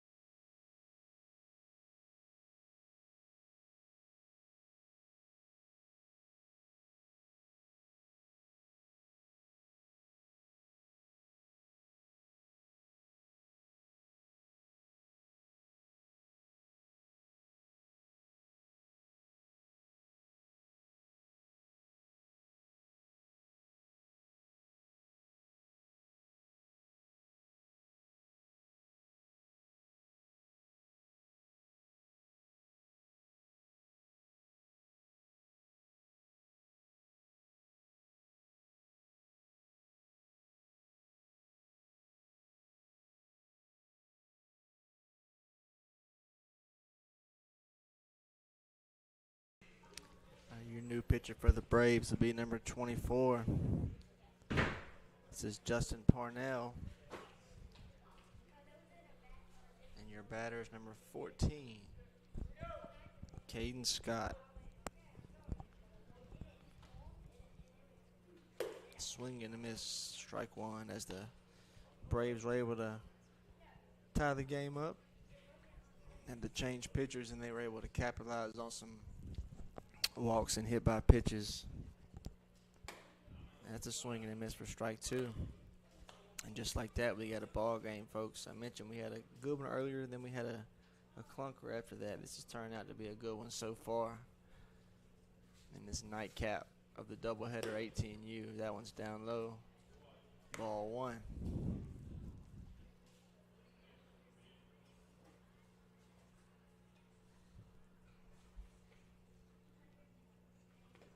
And that curveball skips up there. That'll even things up at 2-2.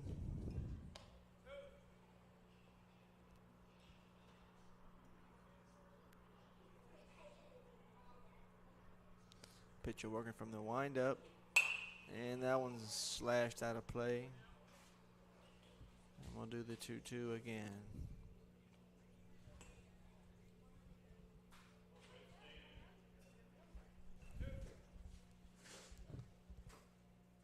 Parnell looking to retire the first batter he faces, and he will do so on a fastball that rode inside on the hitter. Couldn't get around on it for a strikeout. Nice job there coming in the game. Locked in. Justin Parnell from Headland High School strikes out his first batter. So now number one, Colt Chrysler, steps to the plate.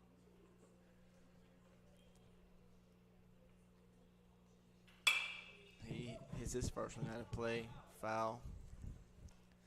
When you watch Parnell pitch, you know, if you're a right-handed batter, he steps right at you, so anything inside on the plate on the inside part of the plate looks like it's right on top of you, and anything off speed looks like it breaks a foot away from you.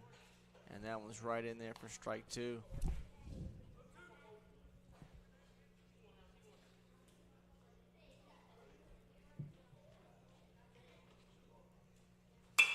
And that one's hit to right field. It's going to be caught in foul territory by the right fielder. Nice play there. And just like that, we got 2 outs.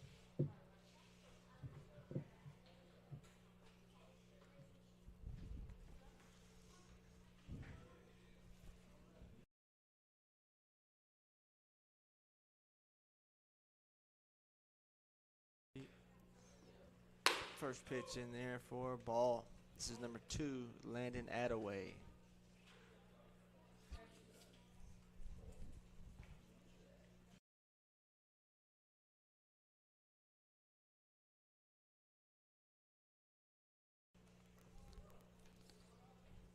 Parnell looking to retire them in order here. The Attaway stands in the way.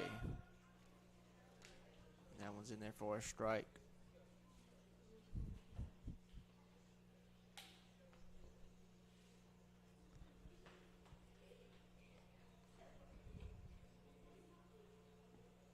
That curveball just missed. Not sure where it missed, but it did according to the umpire, and that'll be ball 2. That one's in there right at the knees for strike 2. And the shortstop thought that previous pitch was called a strike as he went running across the field thinking that was strike 3. But here comes the 2-2. And great take there by Attaway as that one's low. And that'll fill the count up. Here comes the payoff. Just missed off the corner. As you saw, the left side of the infield make its way to the dugout, but again, ball 4. He hasn't really called that all game. He'll get a pinch runner over at first base. That'll be Chrysler as Attaway gets his catcher's gear back on. And number 3, Jackson Atwell, the pitcher from earlier, steps up to the plate. He couldn't check his swing. It's in there for strike 1.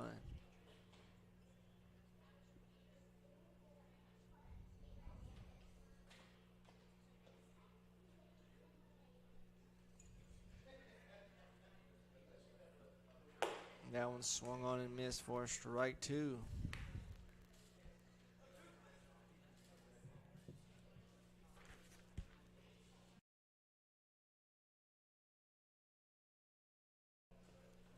Swing, and that one's tipped and caught by the catcher, so that'll be strike 3. We'll head to the bottom of the 4th now.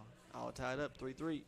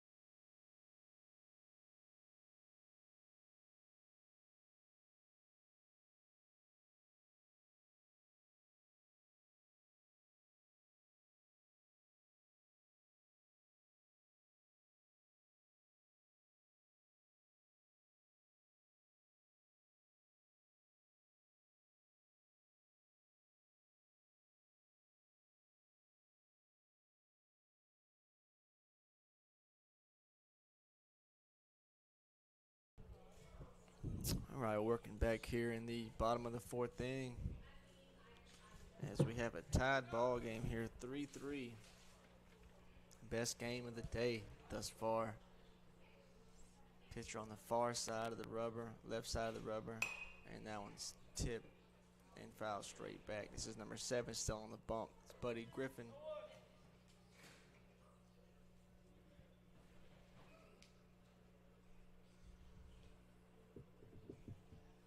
And that one hit right up the middle, snagged by Griffin, and threw to first for the out. That was number 25, Landon Sandlin. Just hit. Now this is Braden Marchand up to bat.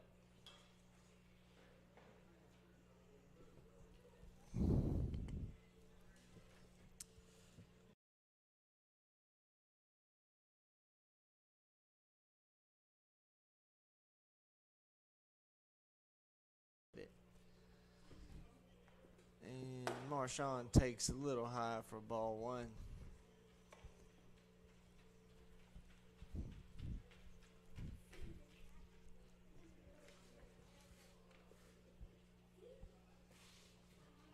And that one's right there for strike 1.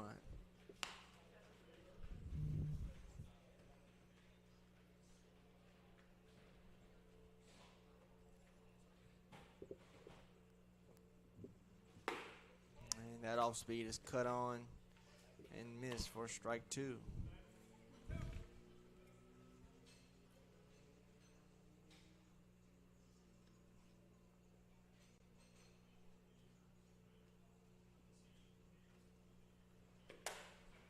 Marchand takes that one.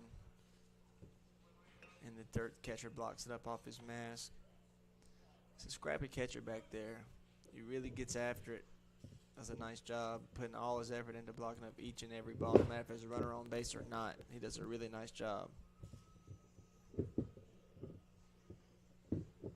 And he couldn't check his swing. He will be out.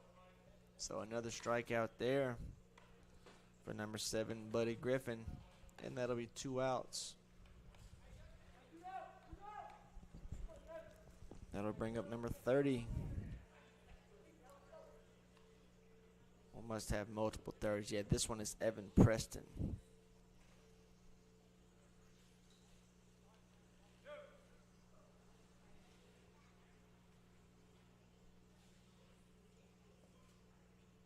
He takes a first pitch off speed right there for strike 1.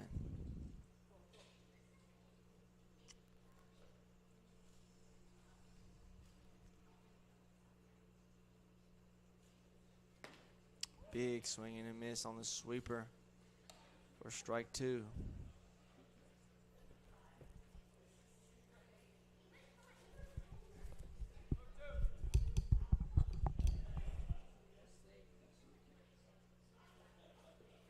Swing and a miss for strike 3.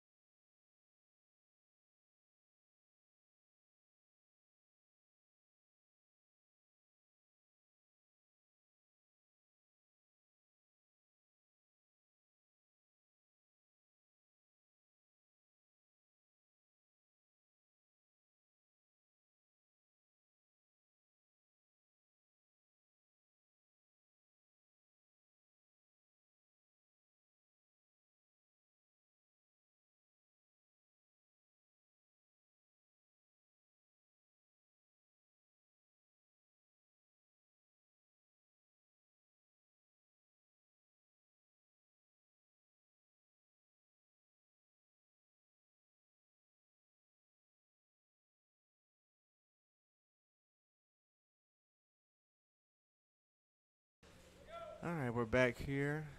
Top of the 5th. It's getting late here, folks. Still got a 3-3 game.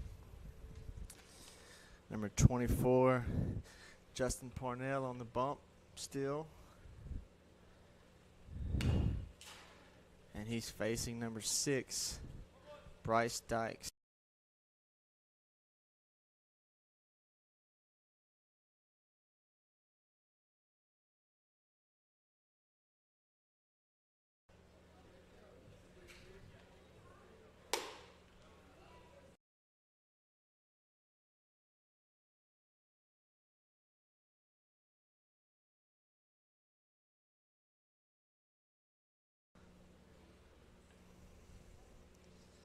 That one's going to be in there. Strike 2.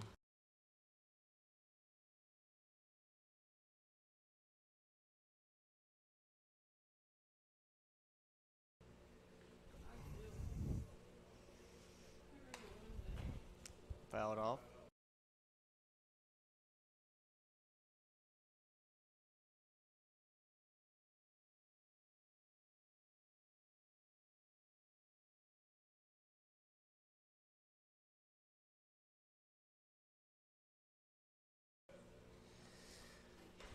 And the 2-2 wind-up's on the way. Off the plate. Good at bat here so far. So 3 balls, 2 strikes. And that's going to be high. So a nice lead off there by Bryce Dykes. Now to bring up the pitcher, Buddy Griffin.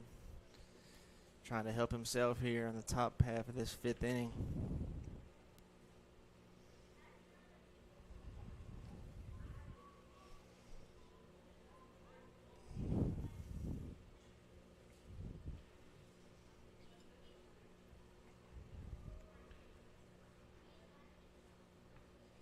That one skipped up there for ball 1.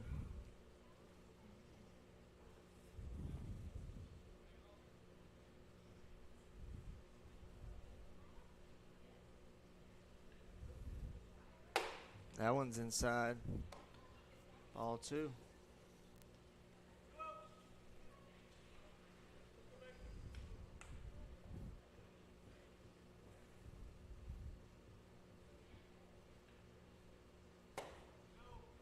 And that one misses inside, 3-0. So after a walk on a 6-pitch at bat, down 3-0 to the next batter.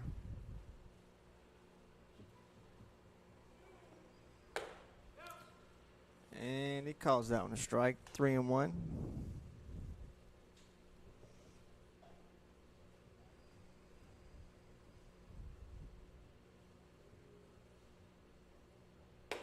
That one misses high. Be ball 4.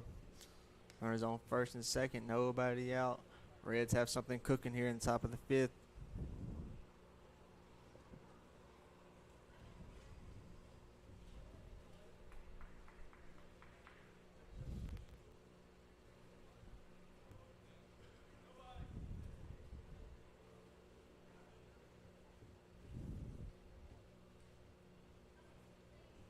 And that one bounces up there. It's ball 1.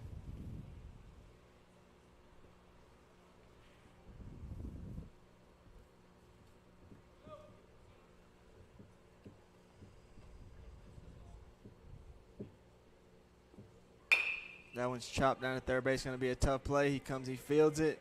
Well, he touches it. They're going to say it's a foul ball. I guess third base didn't touch it. Thought it hit his glove, but the Braves called a break right there. That could have been bases loaded or even a run.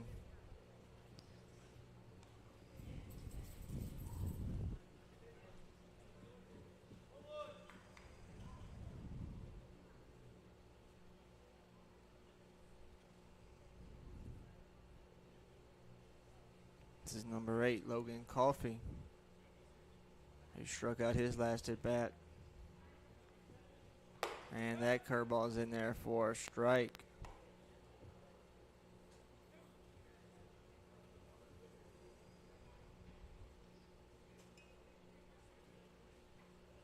comes the 1-2. And that one's going to be down. Catcher blocked it up. Nice job. That'll even the count up at 2-2.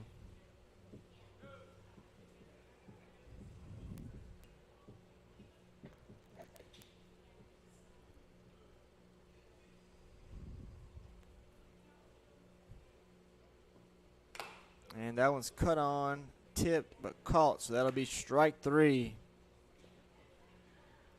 So another strikeout there from Coffee. Big timeout right there, needed. And now your next batter. Try to get that number here. First and second, 1 out.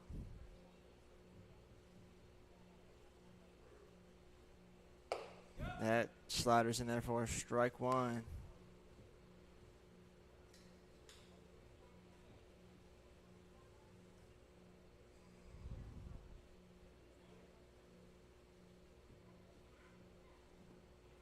That one skipped up there.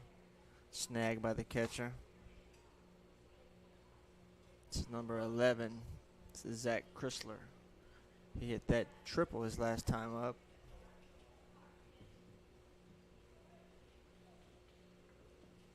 And that one's chopped up the middle. Shortstop comes to get it. Backhands, throws across, and he's going to be safe at first. Great hustle there from Chrysler. The shortstop was caught in between, coming to get it and waiting. He decided to backhand it, go to first, and at that point, Chrysler was just too quick. And now number 12, Seth Graham.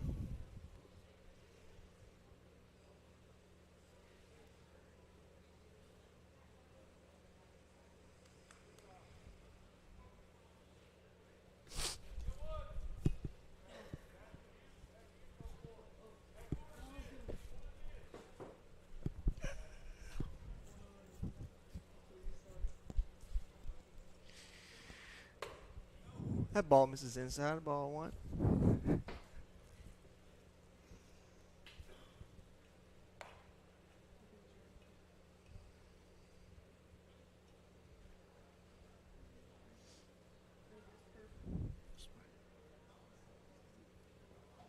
And that one misses inside. Ball 2.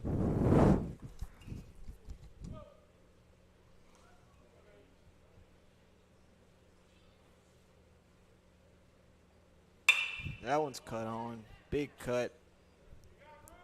A nice 2-0 cut right there. But it's going to be foul territory. Now your count is 2-1. That's the cut you like to see if you're a coach there. If it's 2-0, 3-0, 3-1, and you swing the bat, you either want that gap shot or just foul it off. You don't want to have swing, check, swing, ground out. So nice job there to see if Graham can get on this one right here. And he takes that one in the dirt. The pitcher might have been thinking the same thing. He was right on that fastball. So now your count is 3-1. 3-1 count, bases loaded, 1 out, 3-3 game. Nowhere to put him. If you're Graham, you've got to know that heater's coming. Don't miss it. And it's going to be right there at the knees. Great pitcher's pitch right there. Not much you can do with that. There is a huge hole to the right side, though, with second base holding that runner on. So any ground ball to that side will score 1, maybe 2. The right fielder playing so deep. Big time pitch. Curveball swung on and missed. Strike 3. Gutsy call there with a 3-2 count. Really nice execution there from number 24. Justin Parnell, big time for out number 2.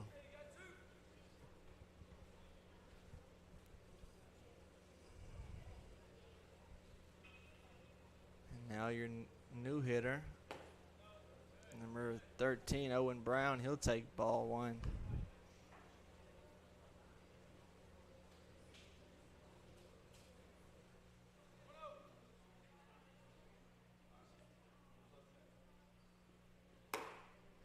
That ball's taken inside, ball 1.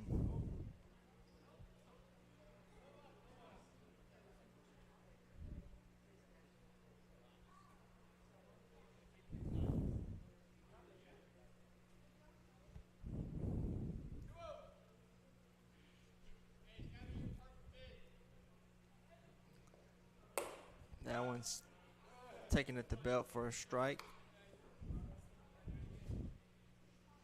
It's 2 balls, 1 strike.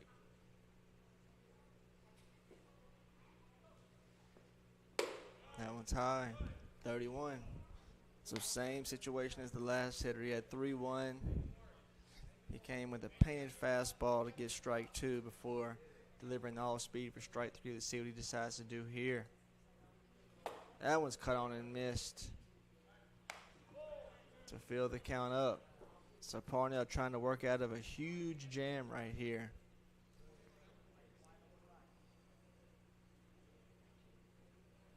And that one's hit the center field. He's going back. And it's over his head, off his glove. That's going to score all 3 runs and headed to third. And he'll be in sliding with a sliding triple. Owen Brown burns the center fielder who came in and stepped and had to really go back for it. But not before. 3 RBI triple right there. Big time.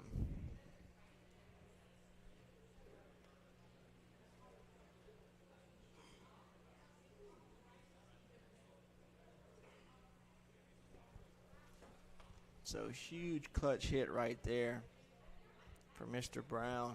Didn't miss the 3-2 fastball. Now number 14, Caden Scott's up to bat.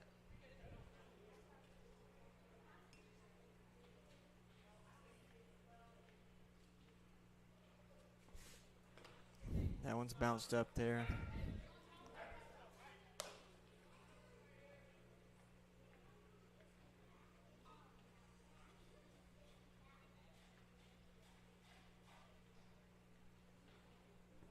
That one's chopped up the middle. Second base fields it. Throws it to first for out number 3, but not before they get the 3 runs. Big time by Owen Brown. We'll head to the bottom of the 5th. Your score, Reds 6, Braves 3.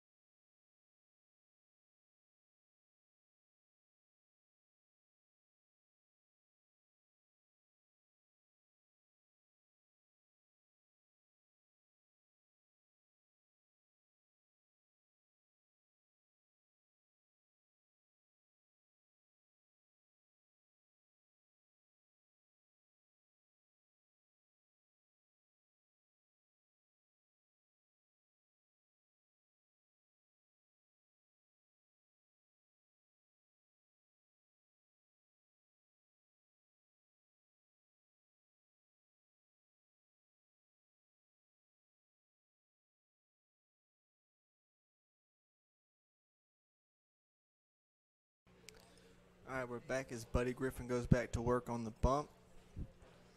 After a big-time clutch hit there from his teammate Owen Brown to put his team up 6-3.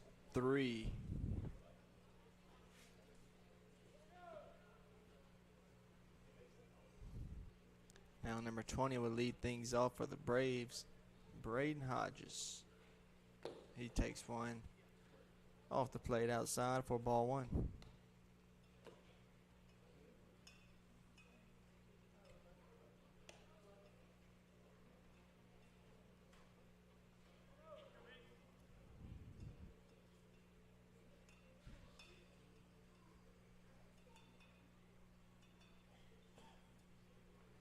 That one's in there for strike one, even the count.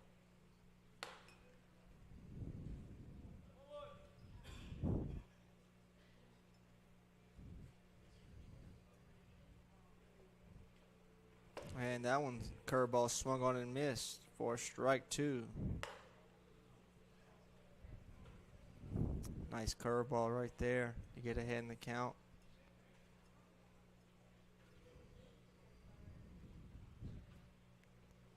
Here comes the 1-2. That one off the catcher's glove, but it's outside. 2-2.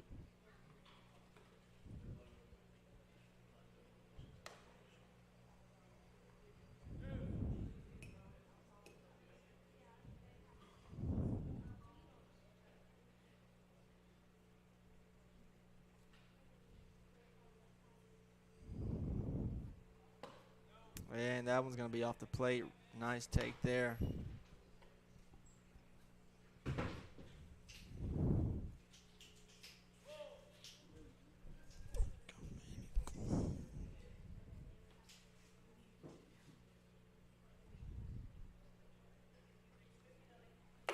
Swing and a miss. Strike three. Big cut there. A nice job by Griffin to get the strikeout for out number one.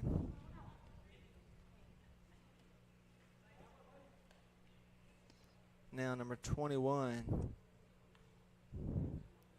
Colby Yates steps up to the dish.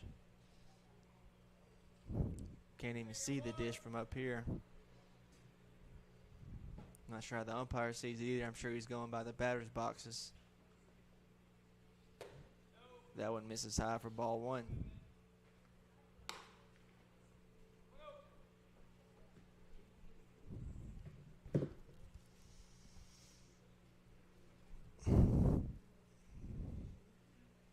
That one catches the corner. Strike one.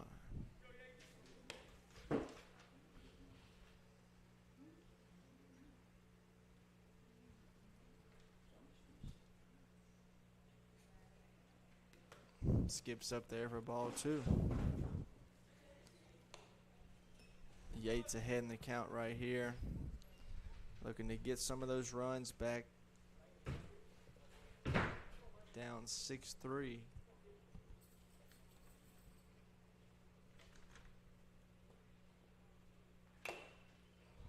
Foul tip caught.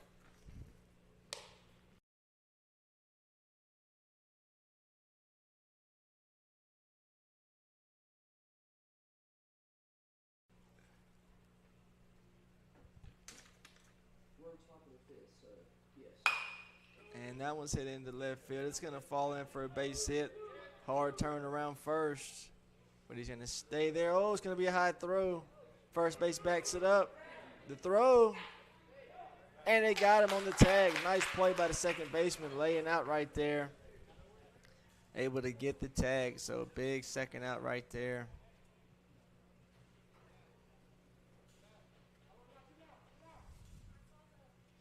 For out number two.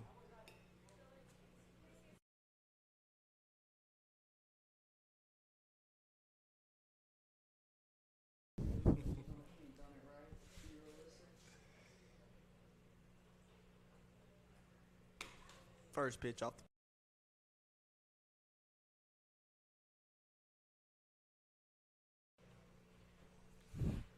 So with two outs here, your new batter.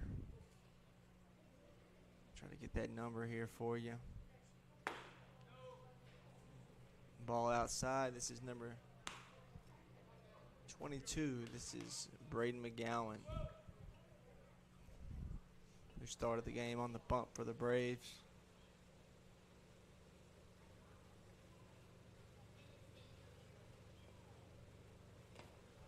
Yes, he did. Strike two.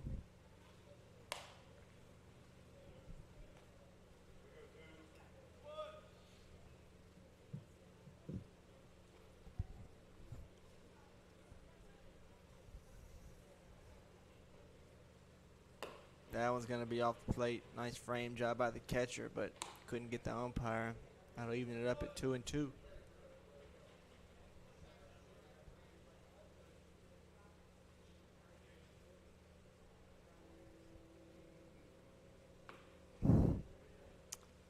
Well, I guess it was 3-2. Now it's ball 4, runner on first with 2 down. And here comes number 24, Justin Parnell, the one who got out of that jam nearly last inning before the big hit by Brown.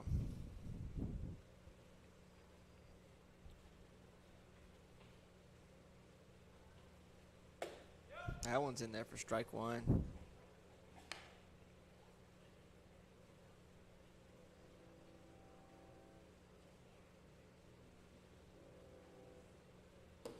That one's down low. That'll be a ball.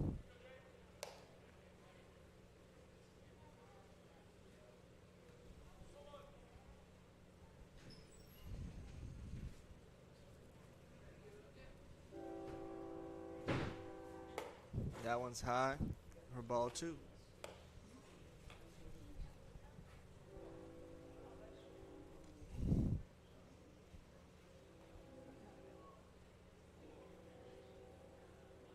That one's inside, 3-1.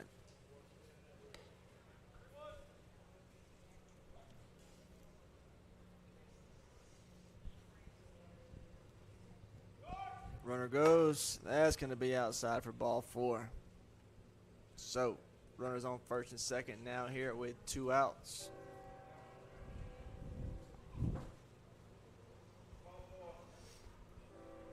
And that'll bring up number 30, Zuri Scott, who doubled earlier in the game.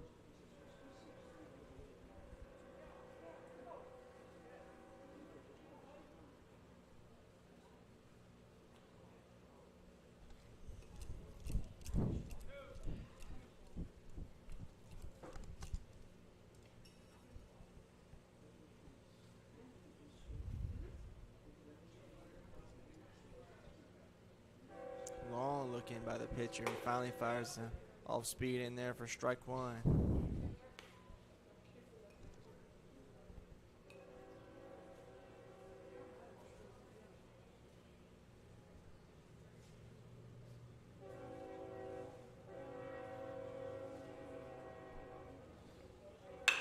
And Scott chops one to the right side. Second base fields the tough hop. And in there for out number 3. Now we'll head to the top of the 6th. Red 6, Braves 3.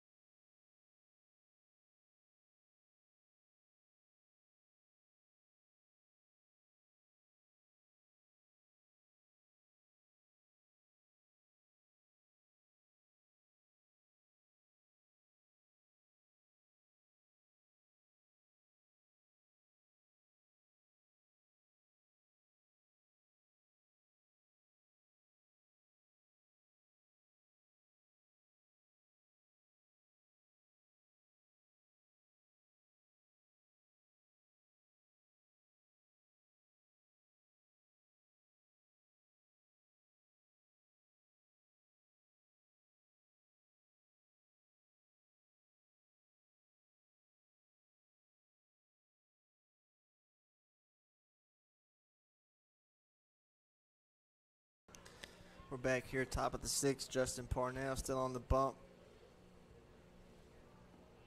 And your batter, can't get that number. I believe it's Chrysler. It is Colt Chrysler.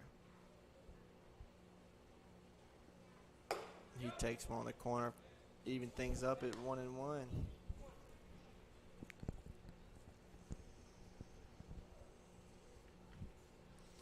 Working quickly. Swing and a miss for strike 2.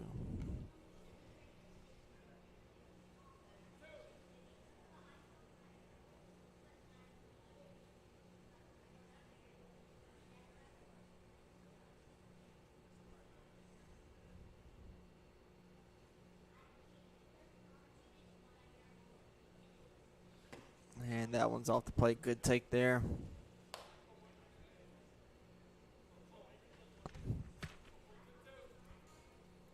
Now even it up, 2-2. And that one's right there at the knees for strike 3. Nice pitch there from Parnell. Able to get the first out of the inning via strikeout. Backwards K, little frozen pizza there. That'll bring up number 2, Landon Attaway.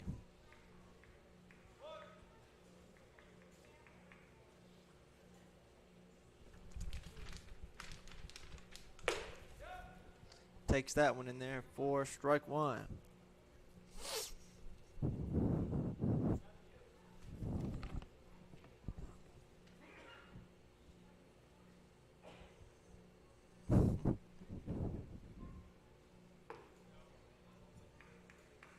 I want to be down low to even the count.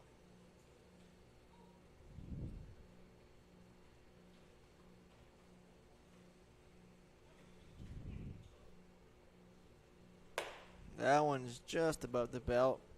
2 balls, 1 strike.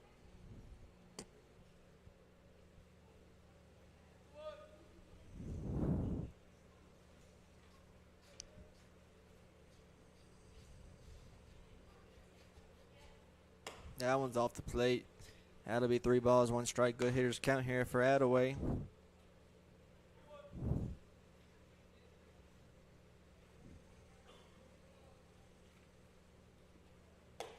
And that one catches the corner for strike 2. Batter didn't think so.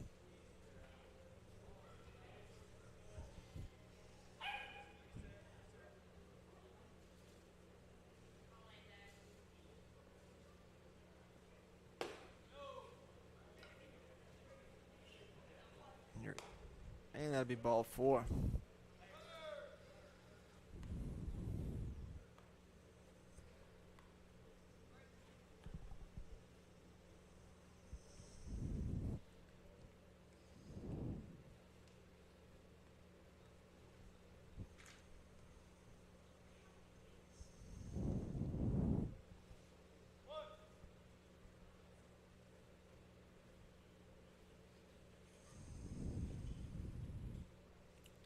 Parnell working from the stretch.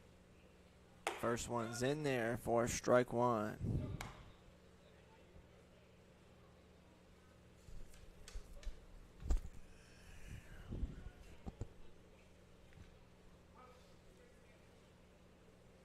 That one's skipped up there. Nice job blocking it up. Throws it down, and he's going to be out. Wonderful job there by the catcher, keeping that in front.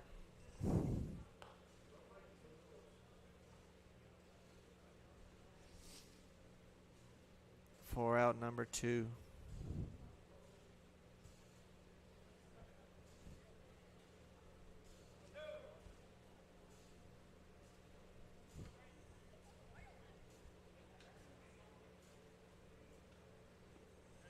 That curveball's in there for strike 2.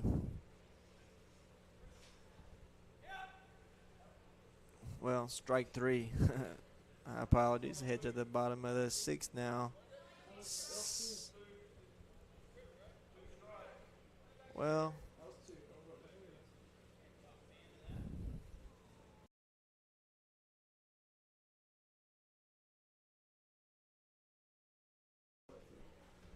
I thought I was right up here with 2 strikes. Let's see what we got. 1 ball, 2 strikes now.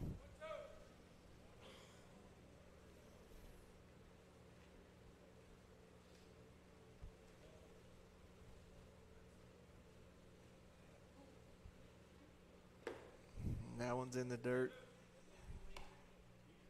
2-2.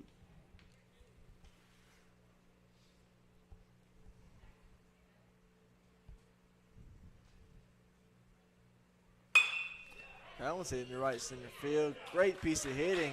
And let's see how long he can run. Atwell be a 2. He's going to go 3. Here comes the, overshoots the relay man. Would have had a good play, but didn't hit him in a sliding triple there for Jackson Atwell. So almost had the phantom strike out there. He had the second strike that almost called him out for 3. He turns it into a triple. So nice job there. And now the chance to tack on here. Here is Bryce Dykes.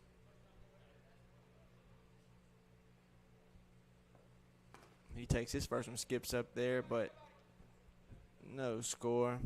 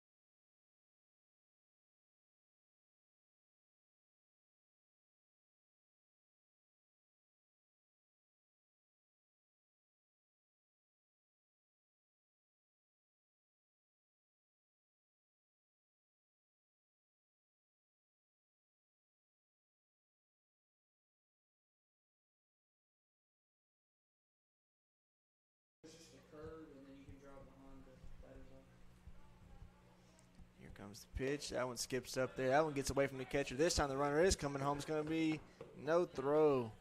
And a run score on a pass ball to make your score 7-3. I just got an update on the Alabama LSU score. It's also 7-3. How about that?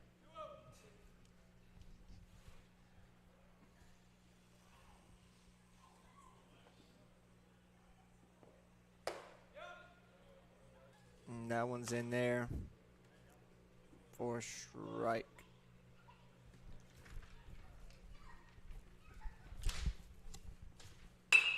That one's hit the shallow center field. You can't see it, and that ball's going to drop. So I'm not sure. Center fielder kind of upset at himself throwing his glove down there. I don't think he saw that ball off the bat. Couldn't make the play. And that'll be another runner.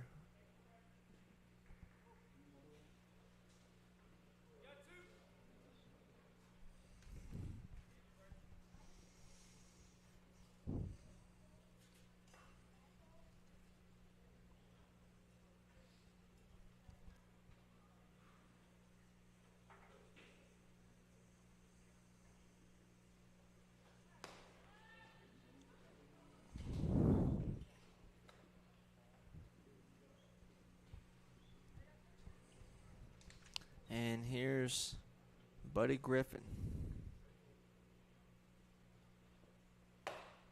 Check the swing, but it's still a strike.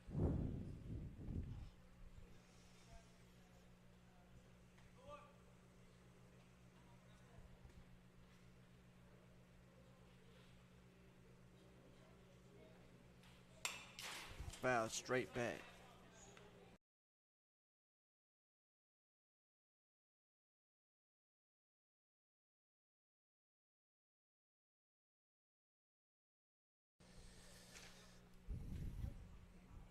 Oh, 2 on the batter.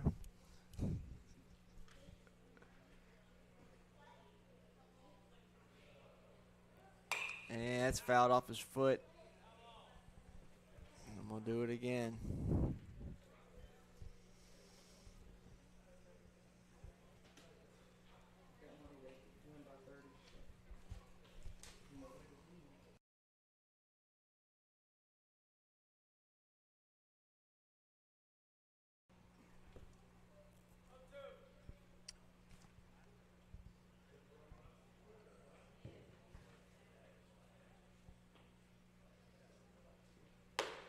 And that one catches the inside corner for strike 3. So we'll head to the bottom of the 6th.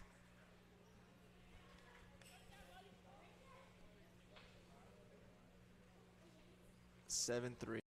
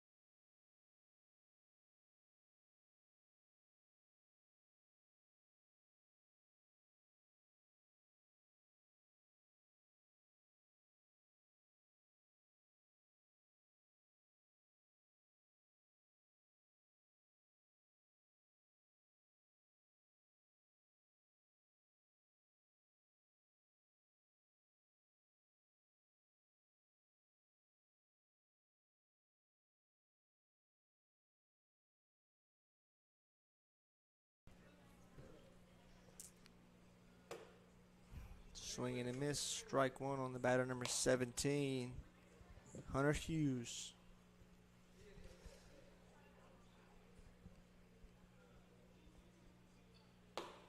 That one's going to be high. Still got number 7, Buddy Griffin, slinging it out there for the Reds.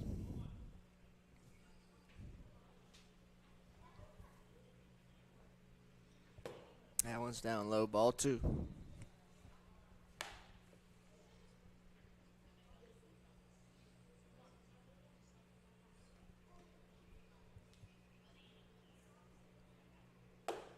That one's right there at the belt for strike 2.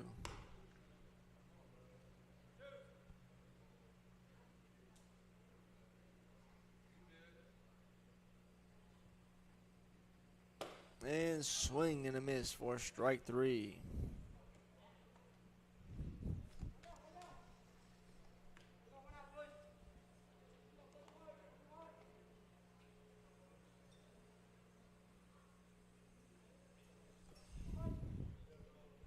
This will be number 23 now, Isaiah George.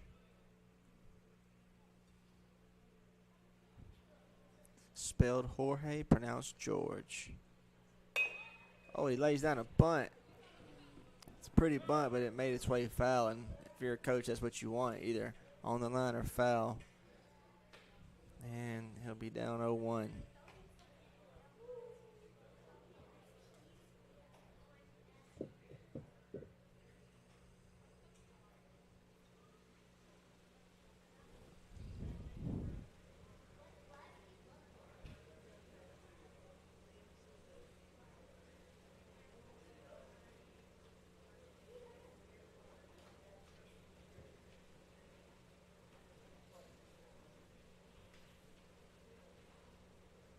That one misses inside.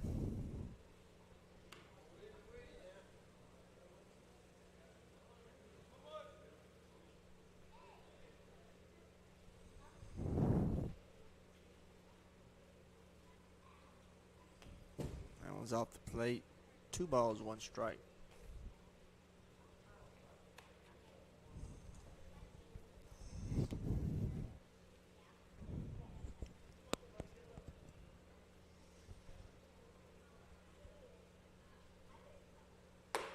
That one's going to be off the plate. 3-1.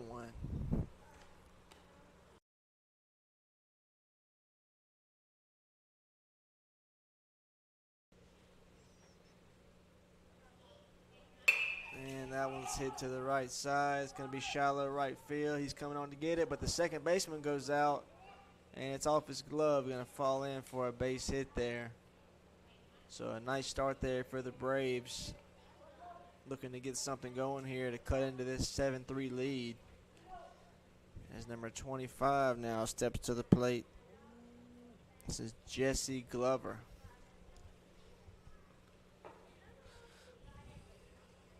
He takes the first one. It skips up there.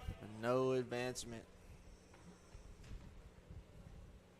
It's one of those, if you're a player, can't wait for your coach to tell you to go. You just got to take off when you see it. If he has to tell you, it's too late.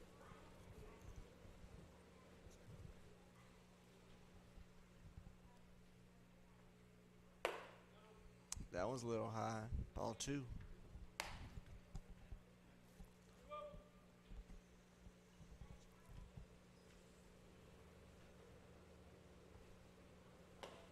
That one's cut on and missed. Bring your count. 2 balls, 1 strike.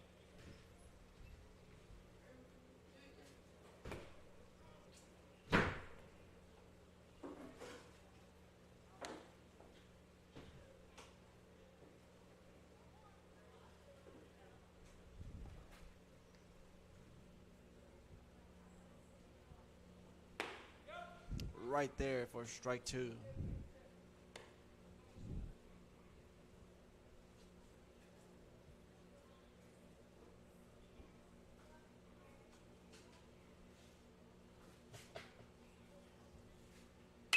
That curveball's hitting the right field. Really nice piece of hitting there. As he stayed on that curveball and kind of filleted it out to right field. That was 25. They actually have 2 25s here. I have Jesse Glover and Landon Sandlin, but it was one of them. Either way, it was a good piece of hitting, and now a chance to cut into this lead. Really now, you got Braden Marchand at the plate now.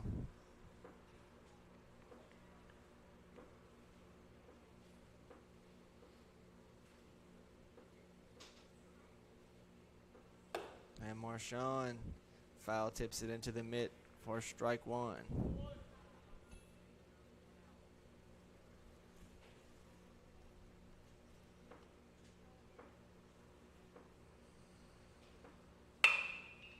And that one's hit. Nice play by the third baseman. Snags it, throws it across.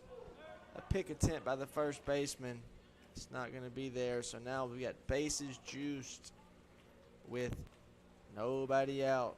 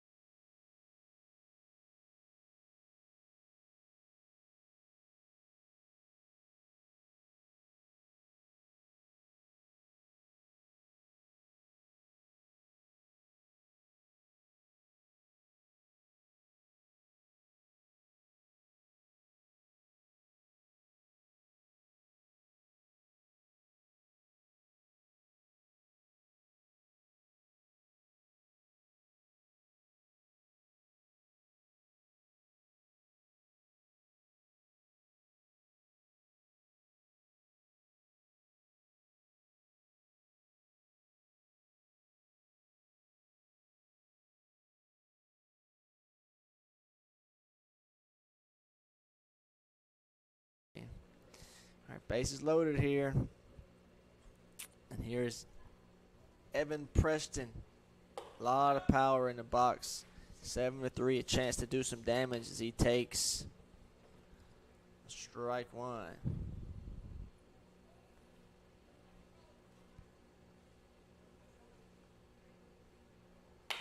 And that one's cut on and fouled off to the right side. So a nice job after the mound visit to get back in there and get ahead in the count 0-2. Big time at bat right here.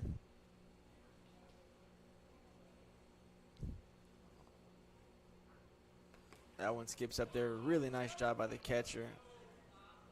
I commended him earlier for his hustle, and there he goes again. Saves a run right there. The guy gets after it.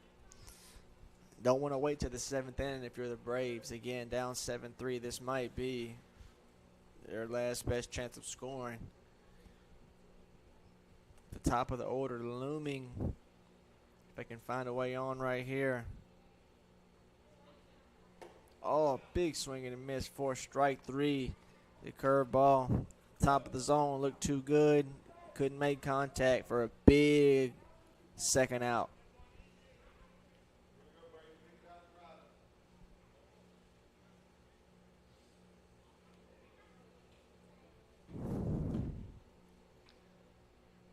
And now batting.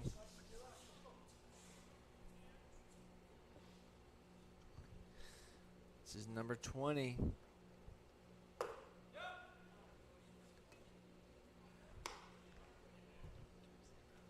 This is Braden Hodges up to bat with a chance to get his team back in it. Again, 7-3, 2 outs. That one's taken low and outside.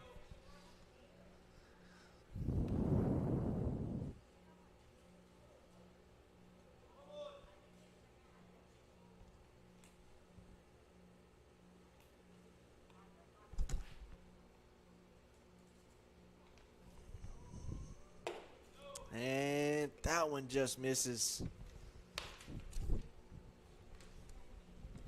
for ball 2.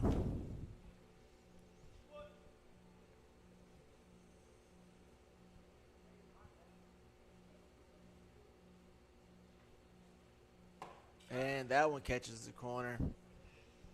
2-2. So, biggest pitch of the game right here, if you ask me. Bases loaded, 2-2. 2 outs. And that curveball is taken high, ball 3. So we saw a 3-2 curveball earlier in the game with 2 outs for the strikeout. Do you throw it again here, up 4 runs, or do you just go after him and give in with the fastball here? We will find out shortly. Runners will be on the move.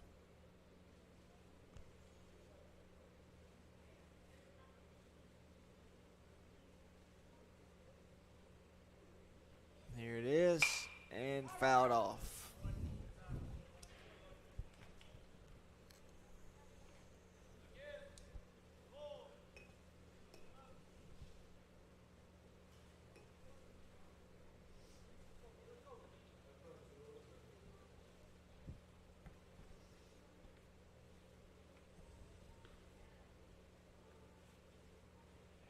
Gonna pick off at third, but he throws it away.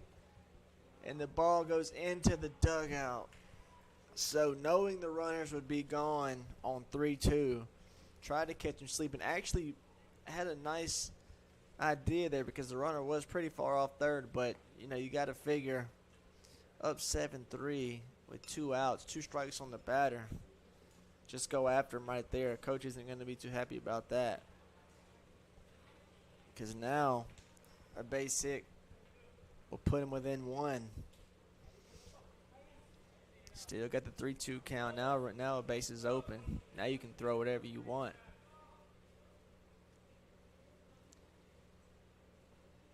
And he goes with the fastball and misses high for ball 4.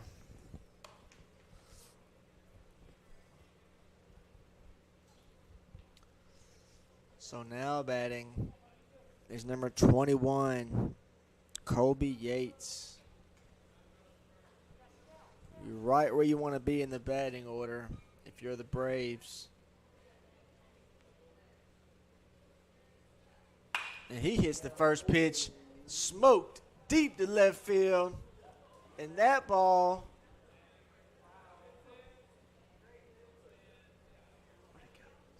was fouled by about 5 feet. Missed a grand slam by that much. But it was turned on, folks. I mean, it was every bit of about 360. Again, it would have been a go-ahead grand salami, but just a long strike. Bet he sees a curveball right here. And there it is, and he knew it, and the third baseman fielded, steps on it, and steps on 3 for out. So we'll head to the top of the 7th now, 7-4.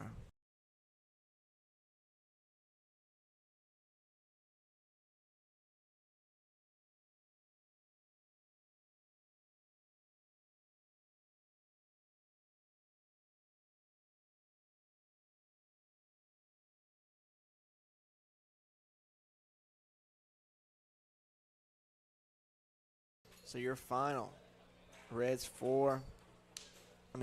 7, Braves 4.